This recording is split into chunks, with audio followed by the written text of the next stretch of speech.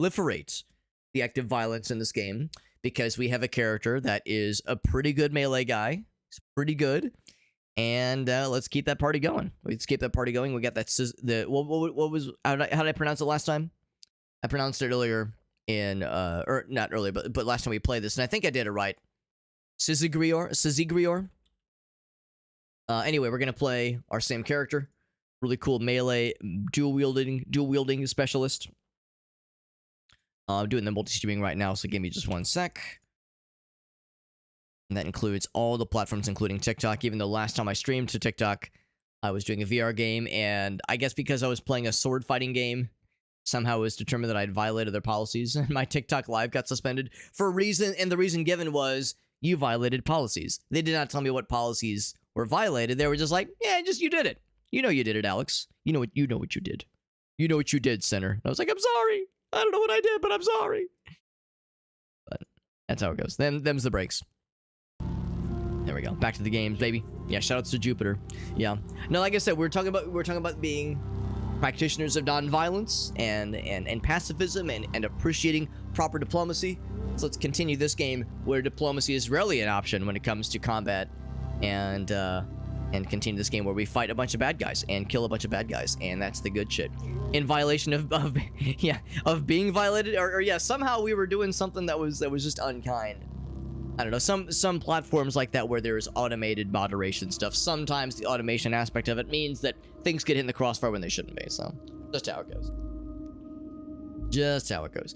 Doing a nice caffeinated beverage, as it's a Saturday night, and we can get nice and turned. You feel a sense of holiness here, by the way. This is the liminal floor of the Shana Library. We have our kitty cat whose name is Shana, so I want to pronounce it as the Shana Library, but I'm assuming it's pronounced differently just with the 2 N's. 3 strata deep. I'm pretty sure strata refers to the layers, like 3 levels deep. So we've descended down thrice. And if it's liminal, I'm kind of curious, actually, if I go back up. Okay, it always says liminal floor, then. That's not special, then. I think about liminal spaces. Liminal floor, Shana Library. Got a bunch of these kudzus around us. The Amaspian folk, whomst I have murdered a bajillion times of. So we will continue to do what we're good at doing. In fact, hold on, can I coerce with them? Want to chat? They refuse to speak with me. Well, we tried. We tried to be a good boy. My Dirk of the espoused cook got their asses. The great thing about that name is that it is, in 2 instances, 1 letter away from being a penicular sounding phrase, which makes me happy. Liminal spaces. I think about the one time Gracie and I went to Florida back in April of this past year, and it was like Fort Myers and Sanibel, like that area. And the seed spitter is gonna keep spitting at me. But yeah, we went to Fort Myers and Sanibel, like that general area, just because that was one of Gracie's favorite places. Run capacitor back in the day, and she has lots of really nice, like, positive memories and nostalgia for being there back in the day. And one of the places was a really cool shell museum. Really cool shell museum. I think it was on Sanibel Island, actually, specifically. And it had previously gotten leveled pretty bad by the hurricane. There was that Hurricane Ian that came through, I want to say in 2023. Maybe it was 2022. Yeah, maybe it's 2022. And it was rough. It was a really, really awful hurricane. It really hit Fort Myers and Sanibel really hard. And one of the places that got hit really bad was this seashell museum that they've built up way better. It looks great now. They've kind of used it as an opportunity to renovate, and it was like 90% rebuilt, but there was like a few rooms that were still in renovation. And one of the rooms I walked into, what I should have done, I should have taken a picture. It was a really cool kind of liminal space because it was a museum. Obviously it was a very large and very, like, I don't know, pristine and kind of mildly uncanny room where you can see stuff will eventually be here, but it was very empty but very well lit, and the walls are very clean and very clear, lots of sunlight coming through the windows. It was like it felt like a vaporwave like a vaporwave album cover, bro. It's kind of cool. Anyway, we have another shrine to Reshaf. We've seen many shrines to this person. A significant event. The event is in 99 BR. Appointed Rebecca, administrator of Garrison Precinct Dulitum. Dulitum. She tendered alms for the sick in his name. So now we learned more about Reshef. Offer a little prayer to him. That sounds nice.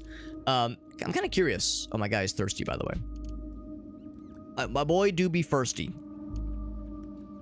I'll take a little sippy of our waters. Grams of fresh water. Fresh water. Yeah, let's continue to sip from my water canteen. It's not owned by you. I promise. I promise it's fine. It's kind of annoying how it kicks you out of the menu after you consume something like that. What if I want to do multiple sippies? Quenched. I feel so quenched. But anyway, what I was also wondering is our journal about historic sites. Gossip and lore. Histories of... So we know enough about these people. Yeah, so here's the one for Chef.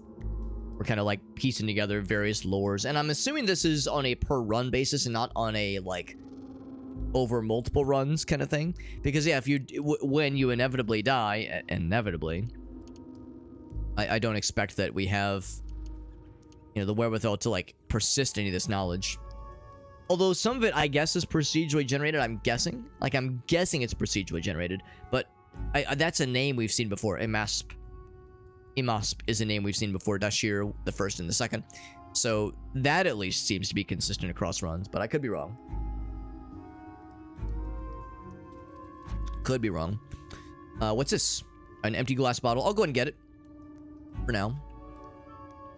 Kudzu up top. Nothing too scary. Another jilted lover. Now he is jilted and replaced by rubble, apparently. A kudzu, which of course those are stationary, so not exactly a tremendous threat. But they are annoying. Are annoying, no doubt. Oh, and this is not a bad guy, if I remember correctly.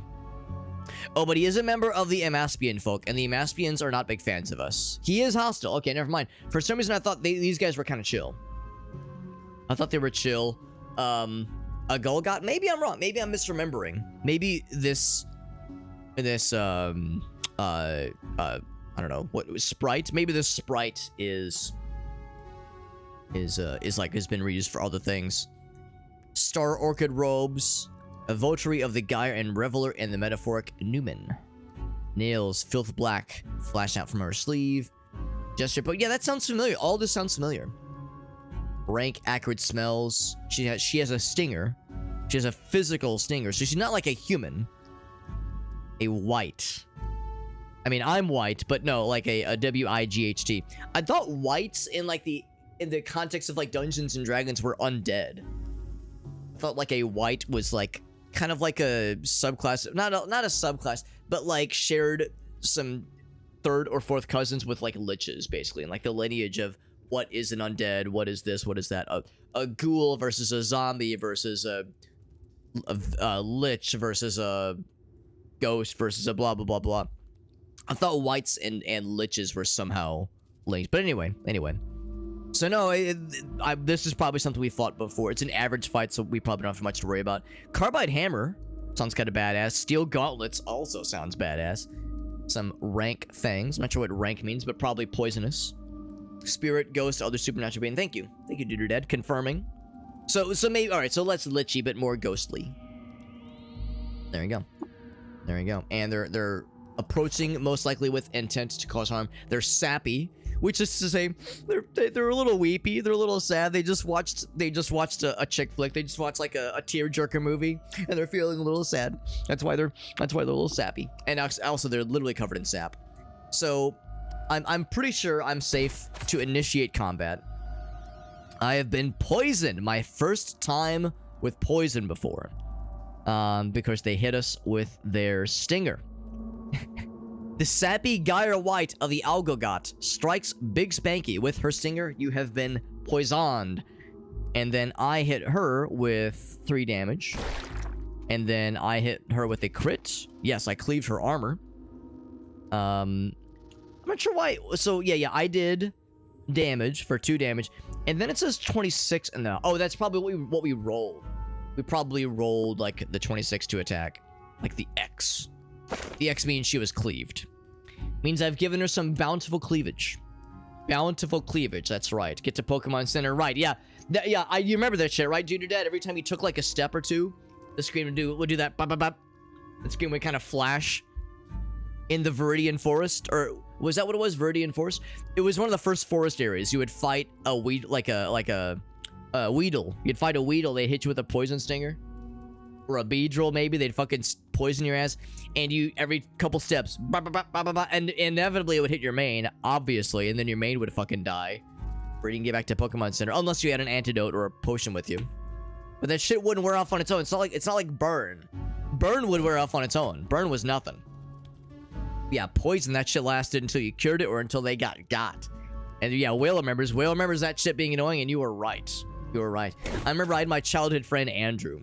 He said the first time he got poisoned like that, he was like, damn, bro, I thought my guy was evolving and I was excited. He's the screen flashing. He was like, oh, hell yeah. My guy's about to evolve. Hell yeah. And then got the message, so-and-so has fainted. He was like, what?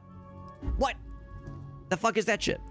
So this is getting a little bit dire. They're poisoning us and we're taking damage by the venom. Except we resisted the effects. Never mind. So that's good. We're still poisoned, but we're resisting the effects of the venom. But then they hit us with 6 damage with the stinger and 5 damage with a hammer. 11 damage in one go, and then another 2 damage from the poison. So at some point then, let's see how bad they're looking. They are injured, but they're not like on death's door. Let's go a little bit further, because if we can, oh, never mind. I was gonna say if we can take them out. Wow, they went from injured to dead. It's because we did 10 damage. That's why. 10 damage in a single turn. That is exactly why. As I was gonna say, like, damn, bro, like, that's all it took. Because I'm thinking, yeah, like, as long as we're, keeping at it, it'll be fine. Because the big damage dealer, of course, was the weapons. It's a 2-handed carbide hammer. Oh, and she dropped fangs? Oh, I mean, it said she had fangs. I just assumed that meant, like, oh, yeah, that's, like a thing she has as an attack vector. I didn't realize it was, like, a thing that she had equipped. Alright, so this poison thing is still an issue. How to deal with being poisoned. Doesn't regenerate hit points. Healing effects only are half as effective. Will become ill once the poison runs its course. So it'll eventually run its course. I think I have maybe means to deal with poison. So we have Salve, which of course is great for healing. And then we have this thing which hulks you out. Good for kicking the shit out of things for a bit. Good for healing and regaining appendages. Hulk Honey, same kind of shit there. Yeah, it's a melee weapon. That's crazy. Good to see you, Will. It's good to see you, Justin. Justin, by the way, you inspired me. That's right. I like your music. Yeah. No, I love Opeth. I've been a fan of Opeth for years. Ever since Heritage. When Heritage came out in like 20... Oh gosh. Actually, I think I picked up Heritage kind of late. But anyway, I first heard Heritage in like 2009? I think that's when I first heard Heritage, and I fucking loved it. So yeah, that was like my gateway drug to Opeth. Was it 2012? Okay, maybe you're right. Maybe it was later. I thought I first heard. Maybe I heard something else. I probably heard something else by Opeth in 2009. Because I remember they were touring with Dream Theater, and I was like, yo, this shit's fire. But anyway, yeah, big fan of Opeth. And yeah, we listened to some Encada Venenum earlier. Love that shit. Shopping for a mattress? That is no fun. That is no fun. I'm with you there. Here, my guy is poisoned. Can I just put bandages on my wounds to block the venom? Is that how it works? If I just jam a bandage into my veins, that block the poison, the venom from running to my veins? I think this would cure toxins, but I'm not sure if this is like a dire enough situation. I would only use something that cured poison if I had a lot of it. I'm not sure if like this is really necessary. I know these are a very rare find. Opeth, more like Dopeth. Got him. Says Whale. The Garrett's, that's a cool one. Yeah, I like that album. I'm more of a fan of Heritage. Like, Encounter Venenum is not my least favorite Opeth album. I don't know if I have a least favorite, but I'm just not a big fan of their first several. Because I didn't really like the growly vocals. I'm not saying it's bad, it's just not my favorite, not my thing.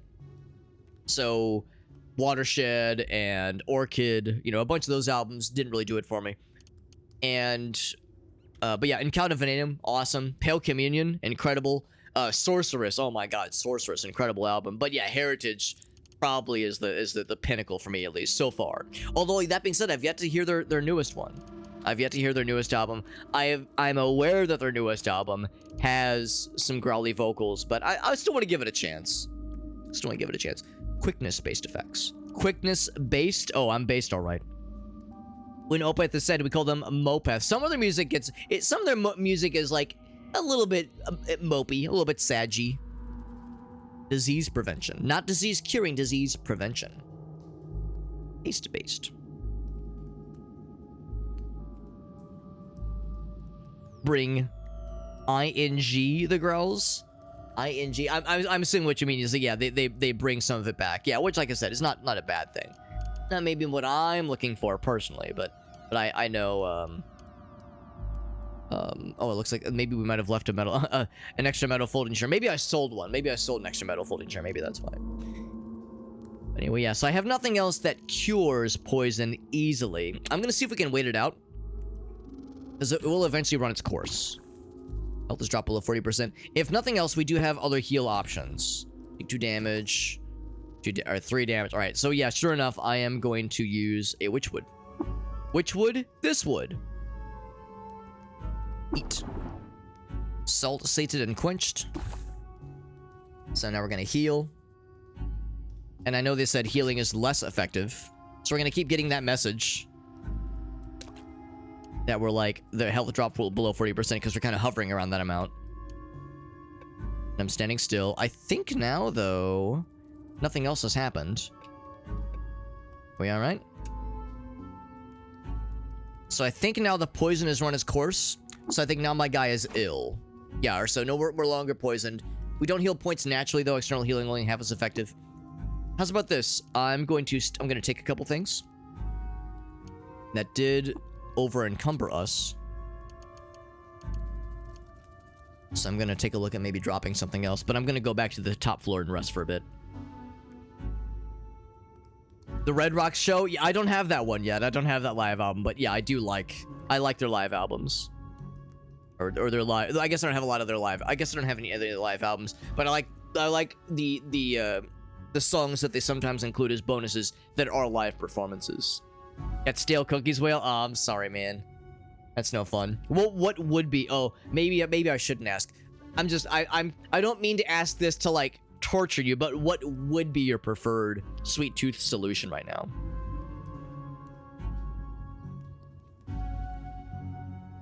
Want some Steak and Shake? Yo, solid choice, Whale. Solid choice. I mean, Steak and Shake, obviously, like you know, some kind of milkshake is always a great choice. But that's a lot, though. That's, like, really heavy, so I wouldn't blame you if you were like, not so sure about that one. Slime-stained boarskin gloves. That's me, all right.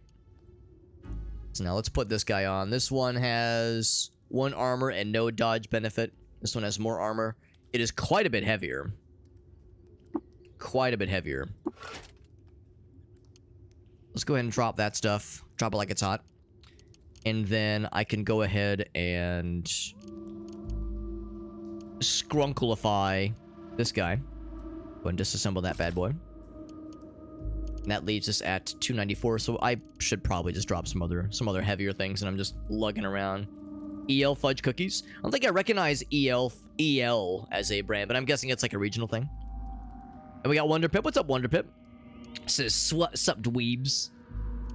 Dweebs. I mean, you know me too well.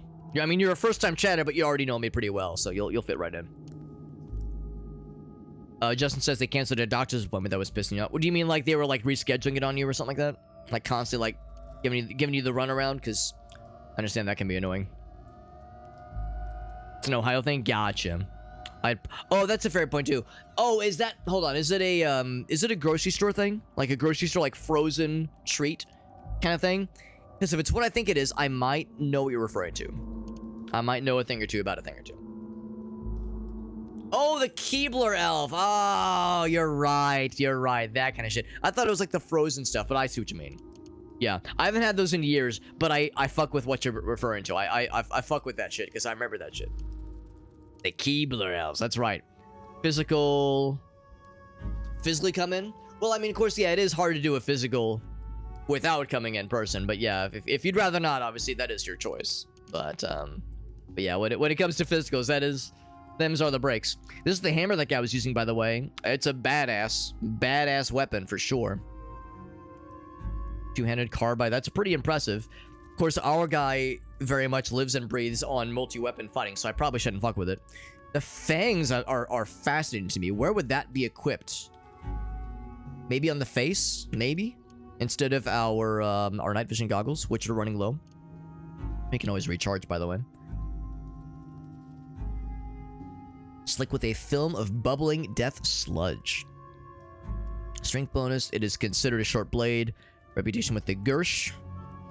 It was a 5%. Wow, that was unlucky. That person hit me once with the fangs, and I got immediate poisoned. Just insta-poisoned by that guy. So it was a very unlucky 5% chance. Oh, you've already had a bunch? Oh, okay. Yeah, if you've already had a bunch of shit. But he says I'm still doing all right. Yeah, which is impressive. That is good. Some people are lucky. Some people are, can handle that kind of shit, and their bodies are fine. It's good to see you, Pip. No, we're doing well. We're doing well. This is my first, run that is like done something. You can probably tell I'm kind of a new person at this game, kind of a new player. And yeah, this particular fella, I'll go and show you what we're rocking here. This particular, did I de-equip something? No.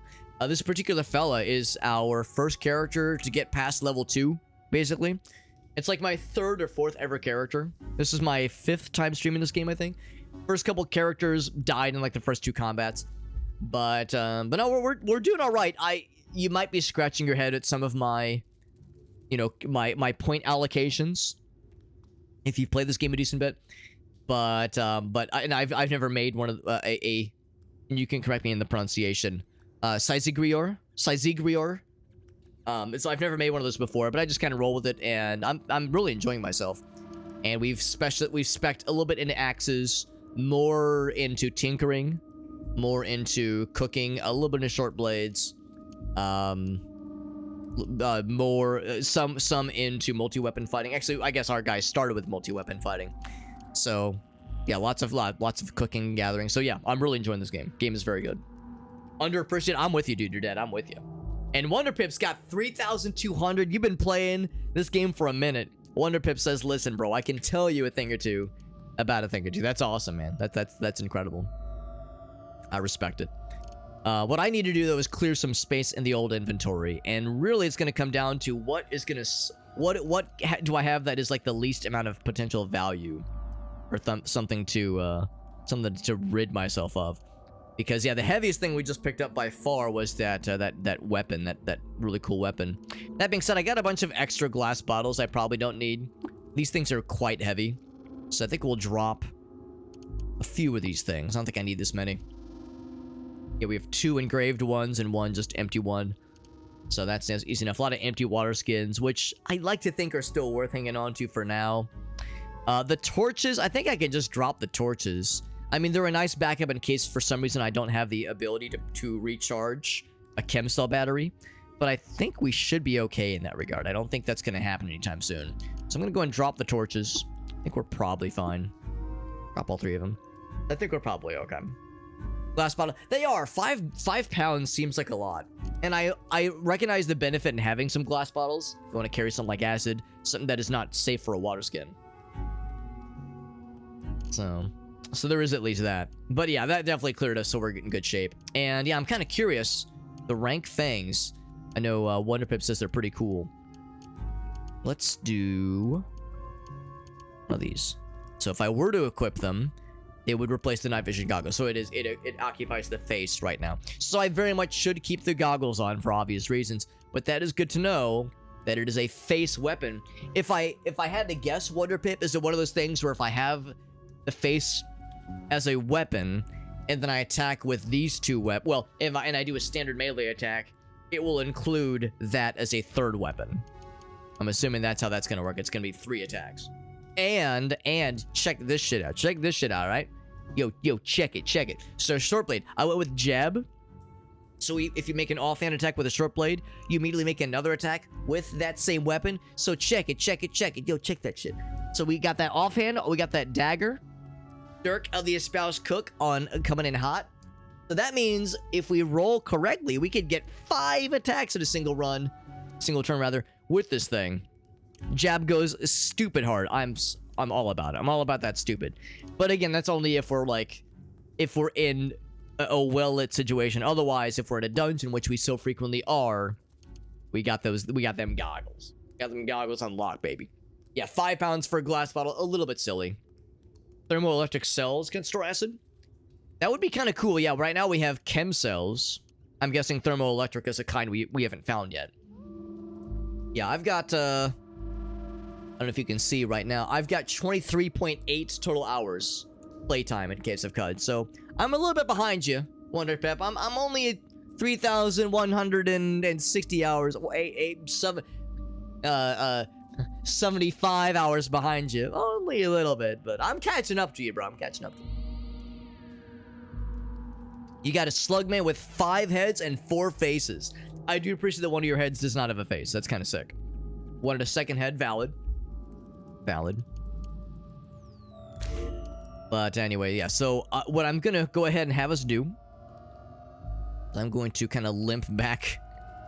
I kind of got my ass kicked there. I mean, we won the fight, obviously, but we kind of got our butts kicked. I'm going to go back upstairs and just do one of these. Boop. Just rest until we no longer feel ill. And then we're going to jump right back into it. Because, yeah, that was... You probably actually recognize where we are, Wonder Pip, and you might recognize what just happened. Where we won a fairly tough fight against a... Oh, it was a human corpse. It was a...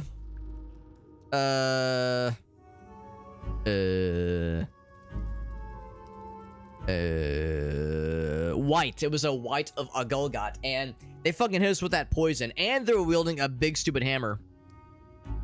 That was pretty fucking brutal. This 2-handed carbide hammer. It was kind of shitting in my mouth a little bit, in a surprisingly non-pleasurable way. Can you believe that shit?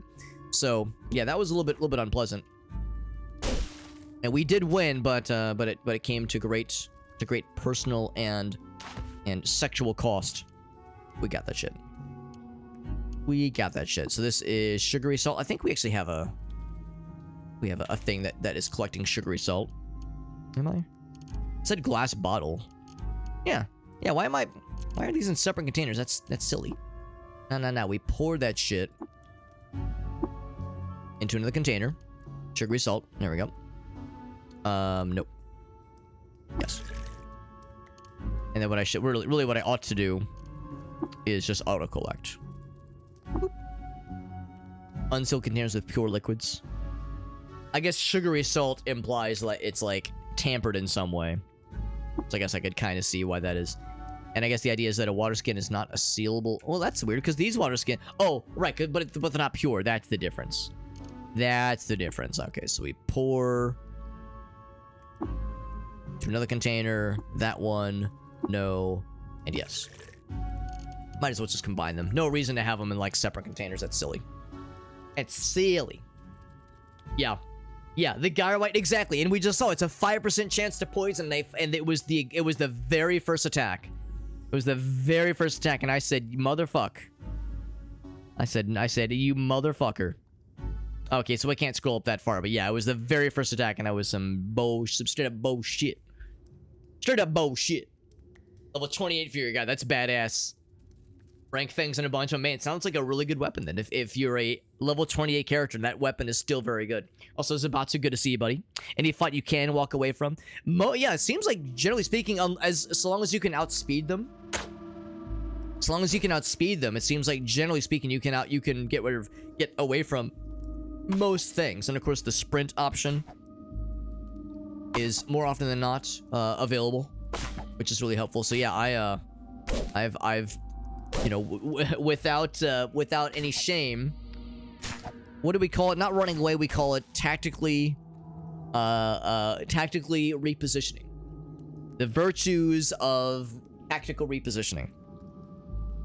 But usually it was to heal, so we could then come back and fight again. And obviously, if you get poisoned, you can run away, but you have to deal with the whole poison situation. Yeah, Gory, what's up, Gory? Sugar and salt are two different things? I mean, I use them interchangeably when I'm cooking.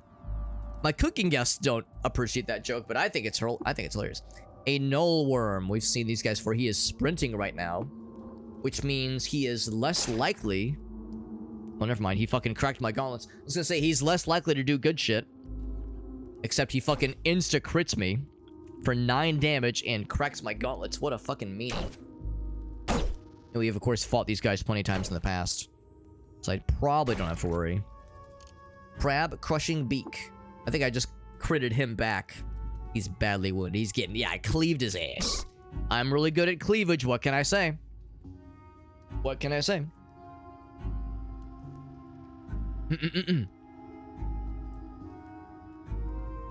5% on top of the 15% base offhand. Oh, for like a crit, that is?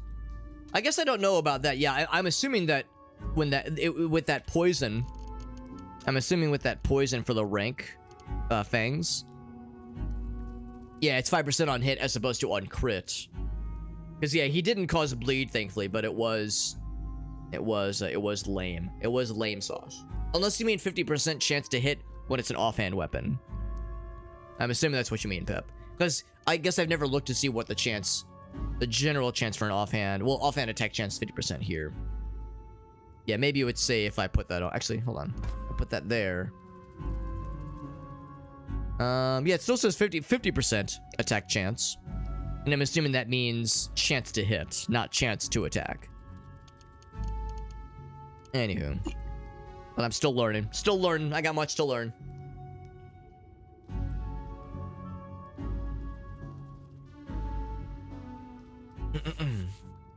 Yo, by the way, 69 wooden arrows? Hell yeah.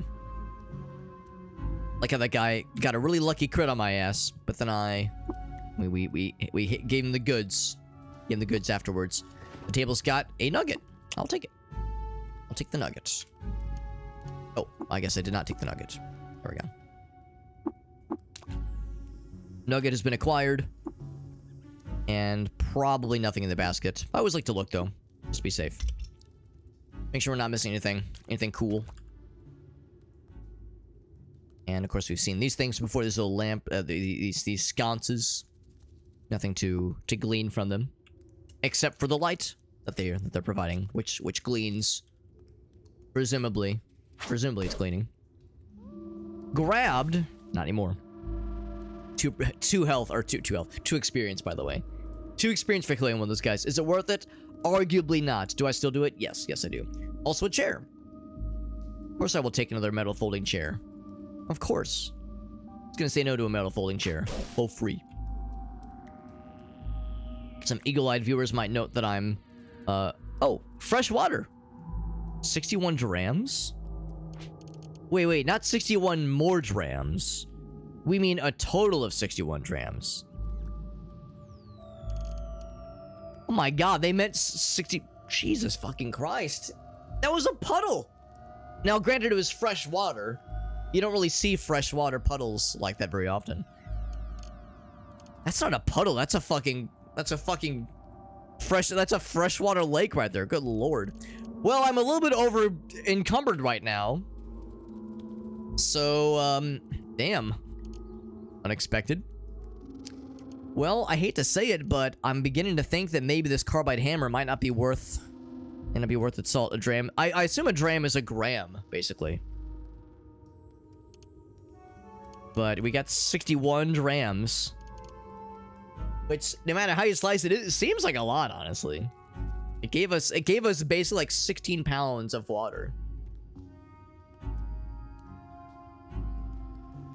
It is redonk. It is redonk. It's about to... Oh, there we go. It's a water skin cap full. Okay. Yeah, like it's like a sip, right? It's like a sip's worth. Sounds like Zebatu knows the exact amount, which is really impressive, actually. Oh, but it's a real term. Oh, I didn't realize like drams were like a real measurement. Just trade stuff. That honestly, Wonder Pip. I'm sorry, that was Justin. Honestly, Justin, that is something I would like to do. The problem though is that there's no one to trade with in the immediate future, in the immediate vicinity. Now, granted, I could just recoil back. I could just use the power cell to just teleport back, but I wouldn't be able to like immediately come back here as well. So I think what I'm gonna do is I'm gonna consider what are things that like have the greatest sell value, or rather the worst sell value per heaviness. And I think it's gonna be this guy. I think this thing is too heavy to be worth selling. Or I mean, the leather armor, the fact that it's woolly is nice. The fact that it's woolly is nice. Or a controversial opinion, maybe I should abandon the chainmail. Maybe I should abandon the chainmail because it's 35 pounds. Look at that shit. 35 pounds. It provides 1 additional armor, which is great.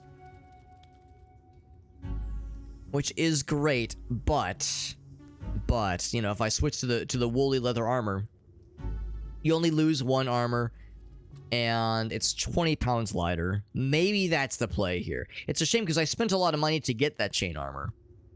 Or that chainmail, rather. But maybe, yeah, maybe that's the way. Sell the mines. You're probably not wrong, honestly. I should probably sell the mines at some point, or disassemble them so I can get their bits. Because you probably see what happened. Yeah, I disabled them so I could or disarmed them so I could pick them up. I know from experience and also from what Karma was telling us. Karma was saying that armor generally does not sell as well in this game compared to weapons. Weapons sell decently okay. Armor usually not so much. Armor usually is like very heavy and it's not worth it. The Nullworm Skull is nice for the ego boost. This mask, we started with it and I feel like I should probably hang on to it. But yeah, if nothing else, just hanging on to this woolly leather armor and also this chainmail, maybe it's just time to switch these out and just drop the chainmail. It's a shame because it's probably not you know, useless or not valueless, and we could always come back to pick it back up. In fact, let's do this. Don't do that. Let's do this. Let's crack this open. Get a weird artifact. Let's get some stuff out of this. Star apple. Another short bow. I'm probably gonna avoid the short bow. That's not gonna sell for much, obviously. But let's pick this guy up and put this in the chest. And if nothing else, we could always put it back, or we could always retrieve it. That is. So let's store an item. And probably up here. You can always come back for it. Oh, there we go. 1. There we go. Let's do that. Assassin's Creed. Yeah, because it got delayed, right? It wasn't. I wasn't surprised when it got delayed, but yeah, I know what you mean though.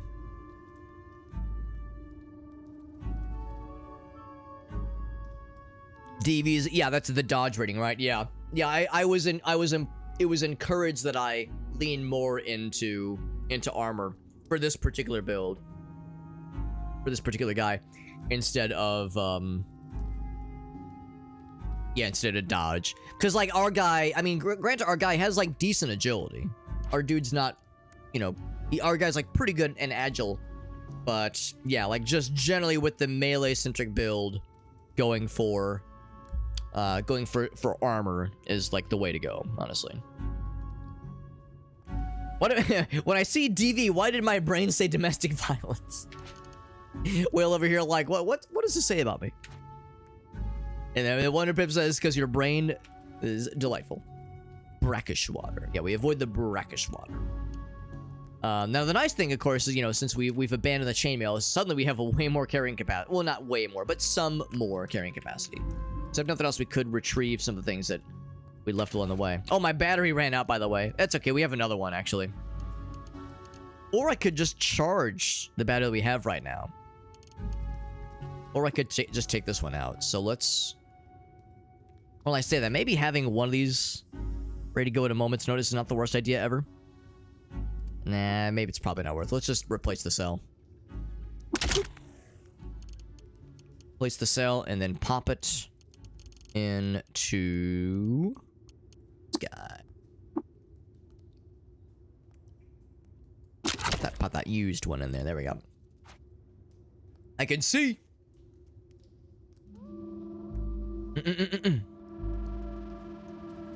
Your first ever mid-game build, you were a dodge tank. There was a spark tick. Oh, right. 4 turns, yeah. I don't think I've seen a spark tick before. I have seen, what are they called? Electrofuges? The little spark spider fellas. Where, yeah, they have like... Now, granted, with those guys, it's not quite as scary because it takes them a while to recharge. That's 3 pounds. It's probably not going to sell for much. I'll take one of the glass bottles for now. Take one of the glass bottles for now. I'm not going to bother with the cloth robe. I'm going to explore the rest of the floor, by the way, before we venture down. Venture down to the next floor. Because we found the next floor, but I want to fully commit to it. Also, I can squeak by this way, and squeak by this way, and there's nothing here. I got excited. But yeah, those electrofuges, we fought them once before. The first time I ever found one, my character then died. Although my character then was not a particularly strong or otherwise interesting character. Nothing else there. Was not a particularly strong or interesting character, so it wasn't surprising that they died. But yeah, it's like I stumbled upon one by accident, and it fucking hit me once for like 14 damage and just fucking liquefied one of my guys. It was embarrassing. And since then I've seen what they're capable of. So yeah, I've seen those guys, but I've never seen the tick fellas, because that's the thing, they hit you once, or they swing once rather, and then they, from what I understand, it takes them a while to recharge. So yeah, it was like if you survive that one hit, then you're probably okay. At least that's what we've seen, at least. But yeah, if it's a tick, they hit for every attack, right? So this is the cat. Yeah, you were the Syzygyrior. Syzygyrior. Because that's what I'm playing right now. Boop, there we go. Yeah, this guy, Truekin Syzygyrior. So that's the cast. So, and that's the thing. Yeah, I built very much into agility because my original assumption was that my guy was going to be a range guy. Yeah. How to say it or spell it. I've been advised on how to pronounce it a few times, and I think it's Syzygyrior. I think. Anyway, you know what I'm referring to, though. Look at my dodge, how it's like red and sad.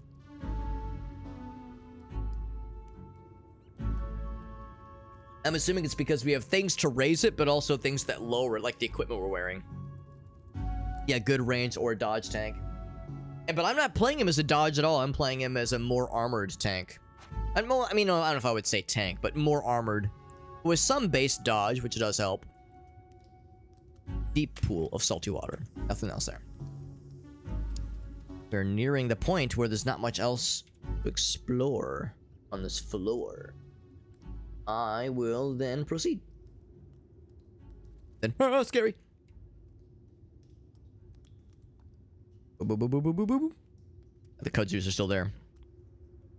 Now, granted, we do have, you know, we have some ranged abilities. We have a decent masterwork short bow, not the most amazingest, but not the worstest. We have a revolver, I believe, a revolver and a revolver. So we got that going for us too. Descend even further into madness. We fought that one white earlier, which was kind of scary. I'm sure there's going to be more where that came from. A sconce that is rusted. I could repair it, but there's hostile creatures nearby.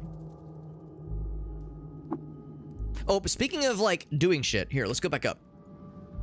Because... Here, I'm going to take a contemplative sit on my chair.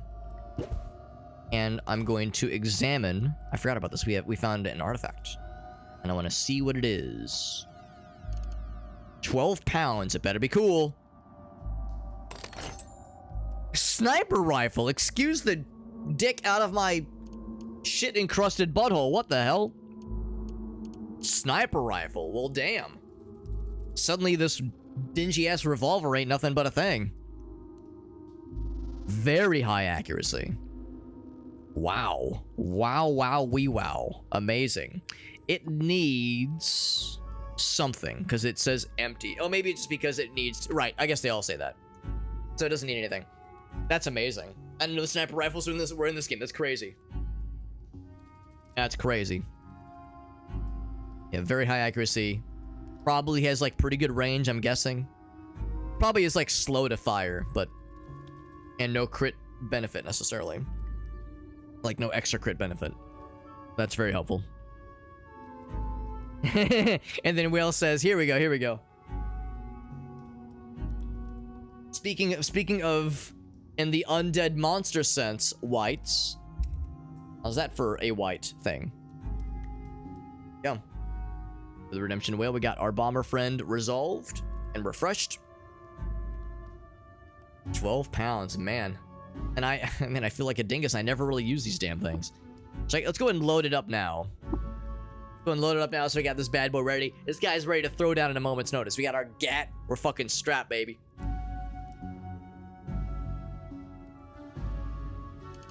I'm guessing the 11 means... So what does that 11 mean? I'm guessing it's like a maybe the range. It's range, like the number of squares in which it can reach. Awesome. A sniper rifle. That's fucking sick. Oh, let's take our chair with us. That was our thinking chair, our examination chair. What's up, Elgal? So good to see you, buddy. There are hostiles nearby, but these are not exactly scary hostiles.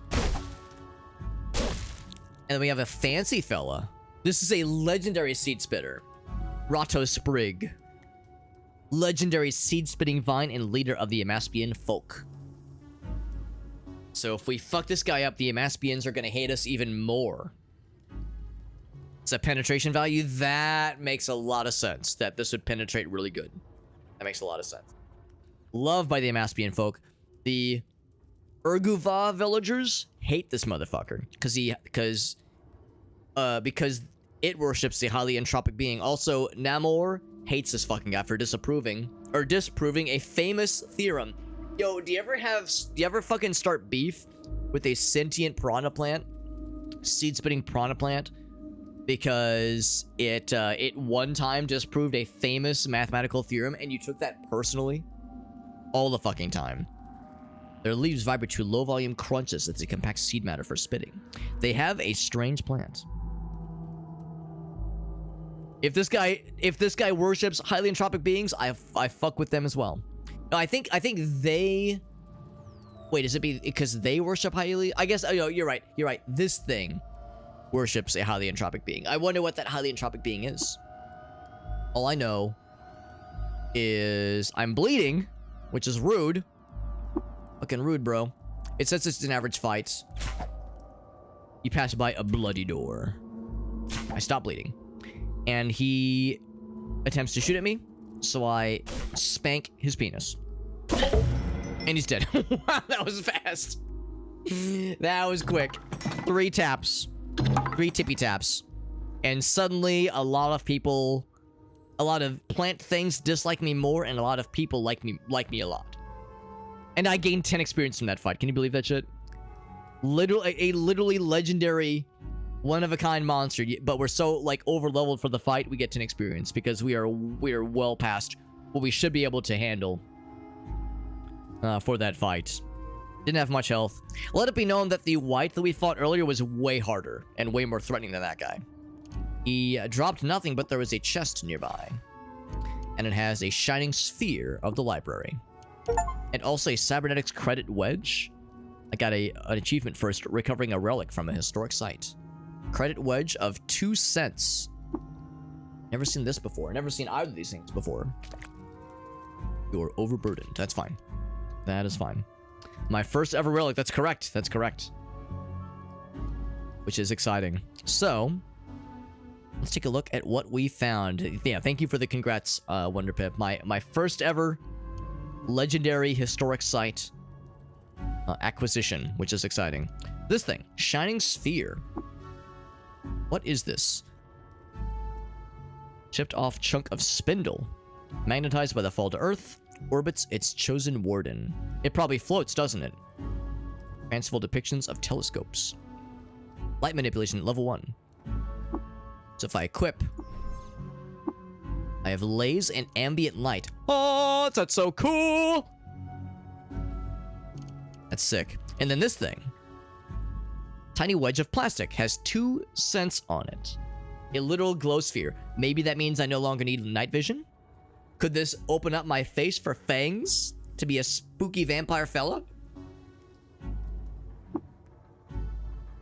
So I'm guessing you would use this to, I guess, purchase cybernetics, perhaps?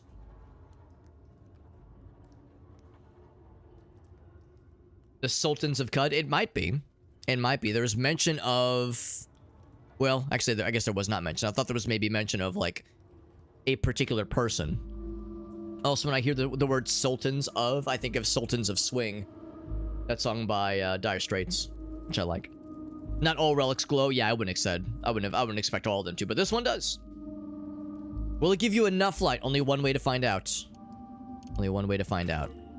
So let me de-equip this guy. Dude, actually, hold on. What'd that say? Treat these as scrap. Oh, never treat it as scrap. You kidding me?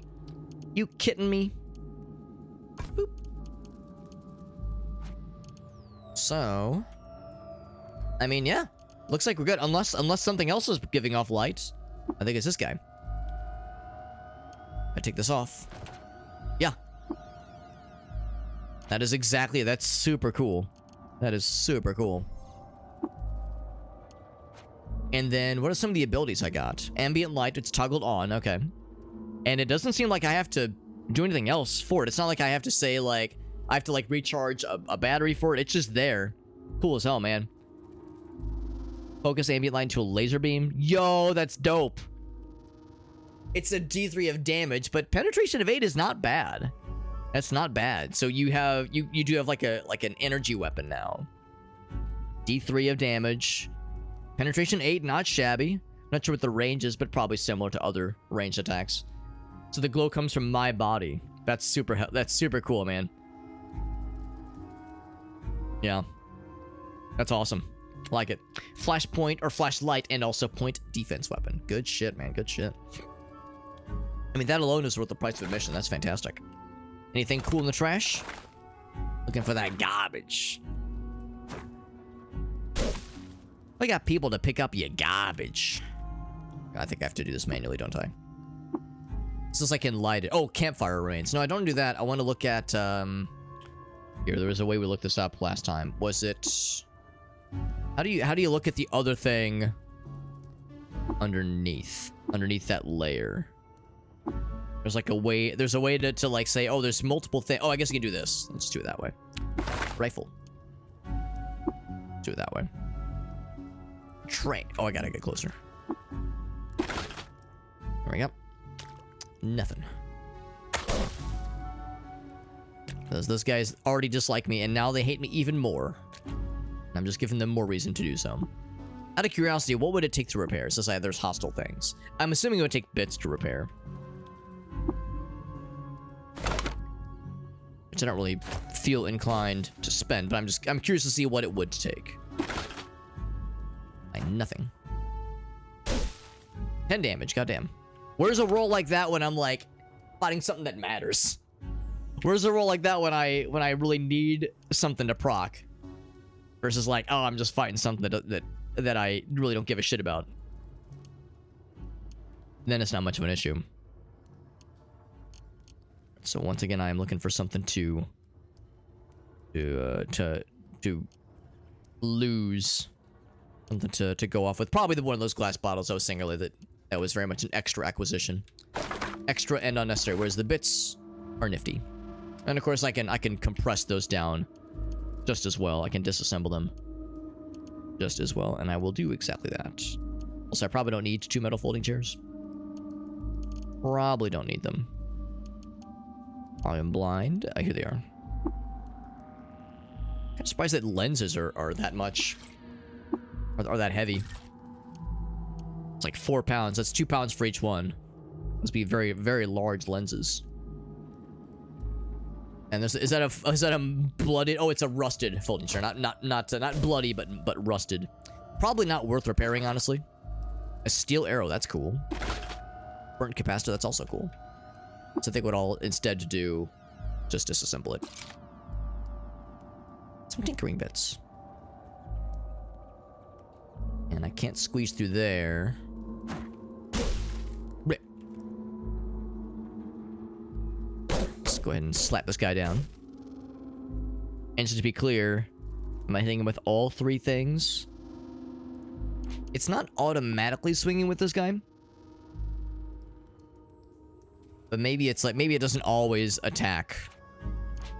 Since I have a weapon on my face, offhand attack chance. Yeah, I'm assuming there's nothing else I have to do to make sure that I am including this with my full round attack. Because I do see that, yeah, I'm attacking with my axe and with my offhand dagger. And Alias, yo, that's so fun, buddy. That's awesome, because I was playing games last night and I saw your name pop up. Alias Bot is playing Caves of Cud, and I was like, my man, playing some Caves of Cud, because I'm loving the shit out of this game. I love this game. This is my like 6th time streaming it. I've got lots more in my future. Is this hardcore mode? You know it. You know it. Or the standard mode, I guess. Because yeah, I do recognize there is like the role-playing mode. There's like an exploration mode. There's a number of ways to play the game, and I'm not gonna like gatekeep and be like, it's the only way to play, but I am enjoying the game a lot. Now, granted, I did have to have a number of failed runs that failed quickly before I found this build, which has been my first one that actually has some juice to it. But I'm having a good time. Another rusted metal floating chair. I will just go ahead and disassemble it. Yeah, I think I saw that you were playing this game, and I think I saw on Steam you had some achievements, which I'm assuming you probably have a run that's going pretty well too. Whereas it took me like 4 runs to land on a build that I felt good about. Now, granted, a lot of my selections for character building were randomized before I kind of found something that I felt good about. And even then, if you've played the game a decent bit, even then you might like scratch your head at some of my attribute choices, given that we are a Truekin Syzygyrior. Better handle on it so far. Fire Chaos Mage died on a tech fella. Yeah, I think this is a tech fella. The Truekins are tech guys. Now, granted, and if you've streamed it, Alias, or if you've had like YouTube videos you've made of it, you've probably had people pop in and offer some, you know, suggestions and some tidbits of info. Krath has played this game hundreds of hours, so I know Krath is one other person who can very much advise. But yeah, the only reason I've like gotten some familiarities because other people have helped me out, which has been very helpful. Because you've probably realized the same thing I have. This game has quite a bit of depth for sure. Quite a bit of depth, but it's not like impossible. It's not nearly as intimidating as Dwarf Fortress. Not nearly as intimidating as Cataclysm. Cataclysm: Dark Days Ahead, which is probably like the closest parallel that I have is Cataclysm, because I never played Dwarf Fortress back in the day. I mean, I've watched people play it, and I know there's the adventurer mode as opposed to the standard Dwarf Fortress mode, so to speak. But yeah, the adventure mode is kind of similar in that sense. That game's intimidating. This game, you know, the systems are complex, but playing it is, I think, a lot easier than I was expecting. Cataclysm, so much of the struggle with that game is the control scheme is just so fucking archaic. It's for somebody like me who is very much not a command prompt user. I am a Windows graphical user interface child, so of course I'm spoiled in that sense. Cataclysm is like many steps back for me. It's just a little bit, it's a bit too much for me personally. And after like 8 hours in that game, I still felt like I just didn't quite grasp what I was doing. In this game, after like an hour or two, you go, okay, yeah, I know like at least how to control things and how to like move my guy and how to attack. Just the basic stuff was not hard to figure out, which is very helpful. And also Pip knows Krath, which is delightful. That's really fun that you know Krath, because he's awesome. And in fact, Alias and I are going to be gaming with Krath, potentially tomorrow. I think, I know I posted to the group chat that I should be available tomorrow in the evening. Well, for you guys, afternoon. For me, evening. So yeah, we're going to be gaming with Krath and Alias tomorrow, most likely. 3 arms. Want to get a second head? Yeah, because Pip has a character that has, what, 6 heads? And 6 of those heads have 5. Of the 6 heads, 5 of them have faces. So yeah, Pip has been playing the game a whole bunch. Wolverine, but with extra limbs. Learning blind, though, Alias, which is a valid way to do it. A valid way to do it. I mean, of course, there are wikis for learning certain significant not even features, but what certain keywords mean. And I know some people like to go in wiki blind, which is to say not consulting the wiki, not consulting help. I'm somewhere in the middle. You know, I usually tend to like stick somewhere in the middle as far as like no help versus all help. I try to be like somewhere in the some help variety. Yeah, streams with Kraft. There you go. Do a challenge runs of Dins. Yeah, that's fair. Yeah. Yeah. That's totally fine. Yeah. Yeah, if you're feeling a little bit winded, then yeah, we can definitely do like a shorter thing. Some kind of challenge run. Definitely down to just switch it up a little bit. Or we could play something else. Yeah, I'm not at all picky. Cudwiki is pretty spoiler. Yeah, I've never ventured into it. I'm too afraid. I'm too afraid to venture into it. Should I attempt to say this guy out loud? Artaxerduct. Market precinct of Kapur. Artaxerduct stumbled upon a clan of newly sentient beings performing a secret ritual. Because of his reputation for murdering somebody by trapping him in a block of ice, they furiously rebuked him and declared him a villain to their kind. Alright, that's how that goes. Very good. And sure, I'll offer a prayer to the shrine. Whether or not it does the damn thing, it's hard to say. But there you go. Top 100 worldwide, full-blinded Nova Drift. That's impressive. Top 100. That's awesome. I do like Nova Drift. That's a very fun game. I've only streamed it that one time. Only played it that one time, but very much enjoyed it. Would be down to play more of it. That's awesome. You got to the top hundo, though. That's sick. There was stuff that I couldn't quite reach. I bet there's another way around. But there was another way around. Augusta says, but I want to get good, though. I want to get good. A noble goal, to be honest. Might have to, like, break down these fences to get across because we're kind of reaching a bit of a dead end here. Unless there's something in that corner, but I'm not going to hold out hope. If I just... Oh. It's scary. It's scary knowing that there's bad guys. Like, oh god, it's so scary. And nothing else there. So we got to break down these fences to get to these fools. Primorialis. No, I saw the YouTube video upload a little bit earlier.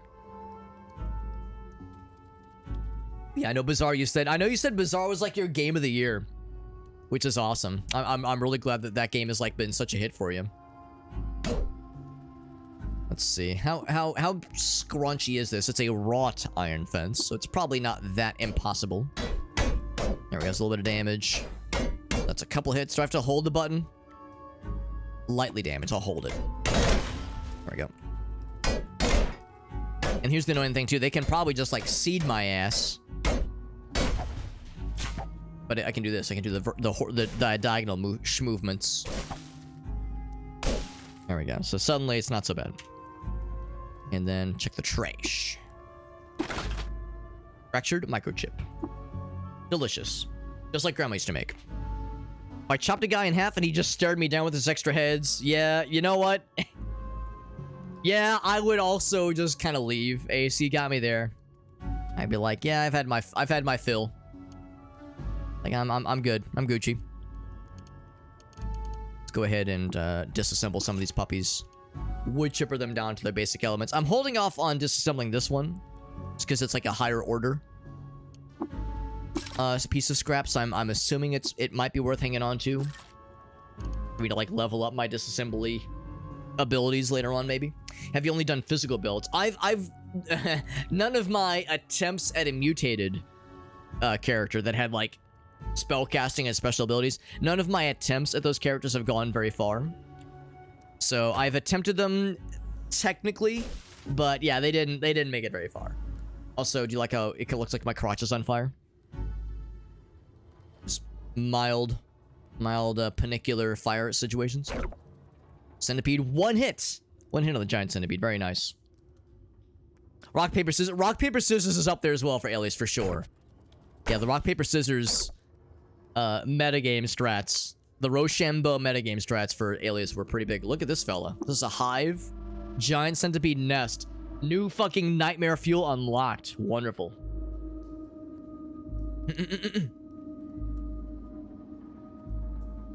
Espers. I've heard espers are great. How do you multi-attack? I didn't know this either. Somebody had to look it up for me. So, it is like really if you're facing down a single opponent, like assume this, let's just assume this wall was a bad guy, you can just hold. And in this case, like you can see there's like a bunch of attempts of me like running into the wall. So, but if this was a bad guy, each of those ticks would be an attack. But if you're doing a situation like this, if you're like, oh shit, I need to, like right here when I was breaking down this fence, and yeah, if I'm like, well, I want to attack, but this will take forever because this thing has a lot of hit points and doing the menu thing is annoying. If you have to break down a wall, you can hold control and then the direction. And you'll just do that. Or just hold down the arrow. Oh, did I explode? Oh, the centipede is here. Oh no. I was worried like, oh god, did I like... Oh, he's kind of fucking me up. I was like, oh god, did I like bang my face against the fence like a dumbass? Now, surely I don't have to worry about this guy. We fought so many other giant centipedes. Or maybe this one, for some reason, is special. Why am I doing so badly against this one, where I one-shot the other ones earlier? He hits me for one. Oh, it's just because I keep missing. Is it because I'm winded from... I'm just bloody. I can probably just kill him. If I push it to the limit, 2 damage. He's dead. All right, well, time to limp over here. I'm over here just fucking wailing on the fence, and that guy's just chewing on my ass. I'll just go up here and just boop, heal up.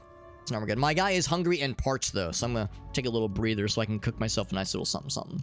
And also drink some water because my guy is thirsty. I'll drink from this guy. So we'll do a drinky. Now you're just thirsty. And then another one. And now you're quenched. And then I will make a camp. You want to go to this? Yeah, sure. Let's do those instead. So let's light the campfire and then make ourselves a nice little meal. Hey, at least this, please don't die here. That would have been hilarious, honestly.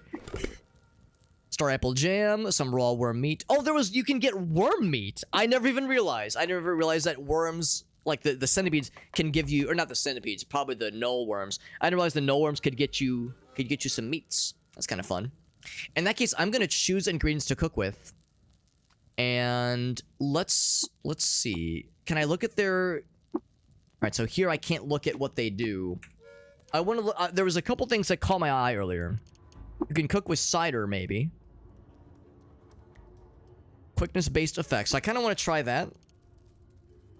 And then, of the other things, they can sometimes tell you, gives you a quickness-based effect, or a more HP-based effect, or sometimes it's for taste, which is fine too.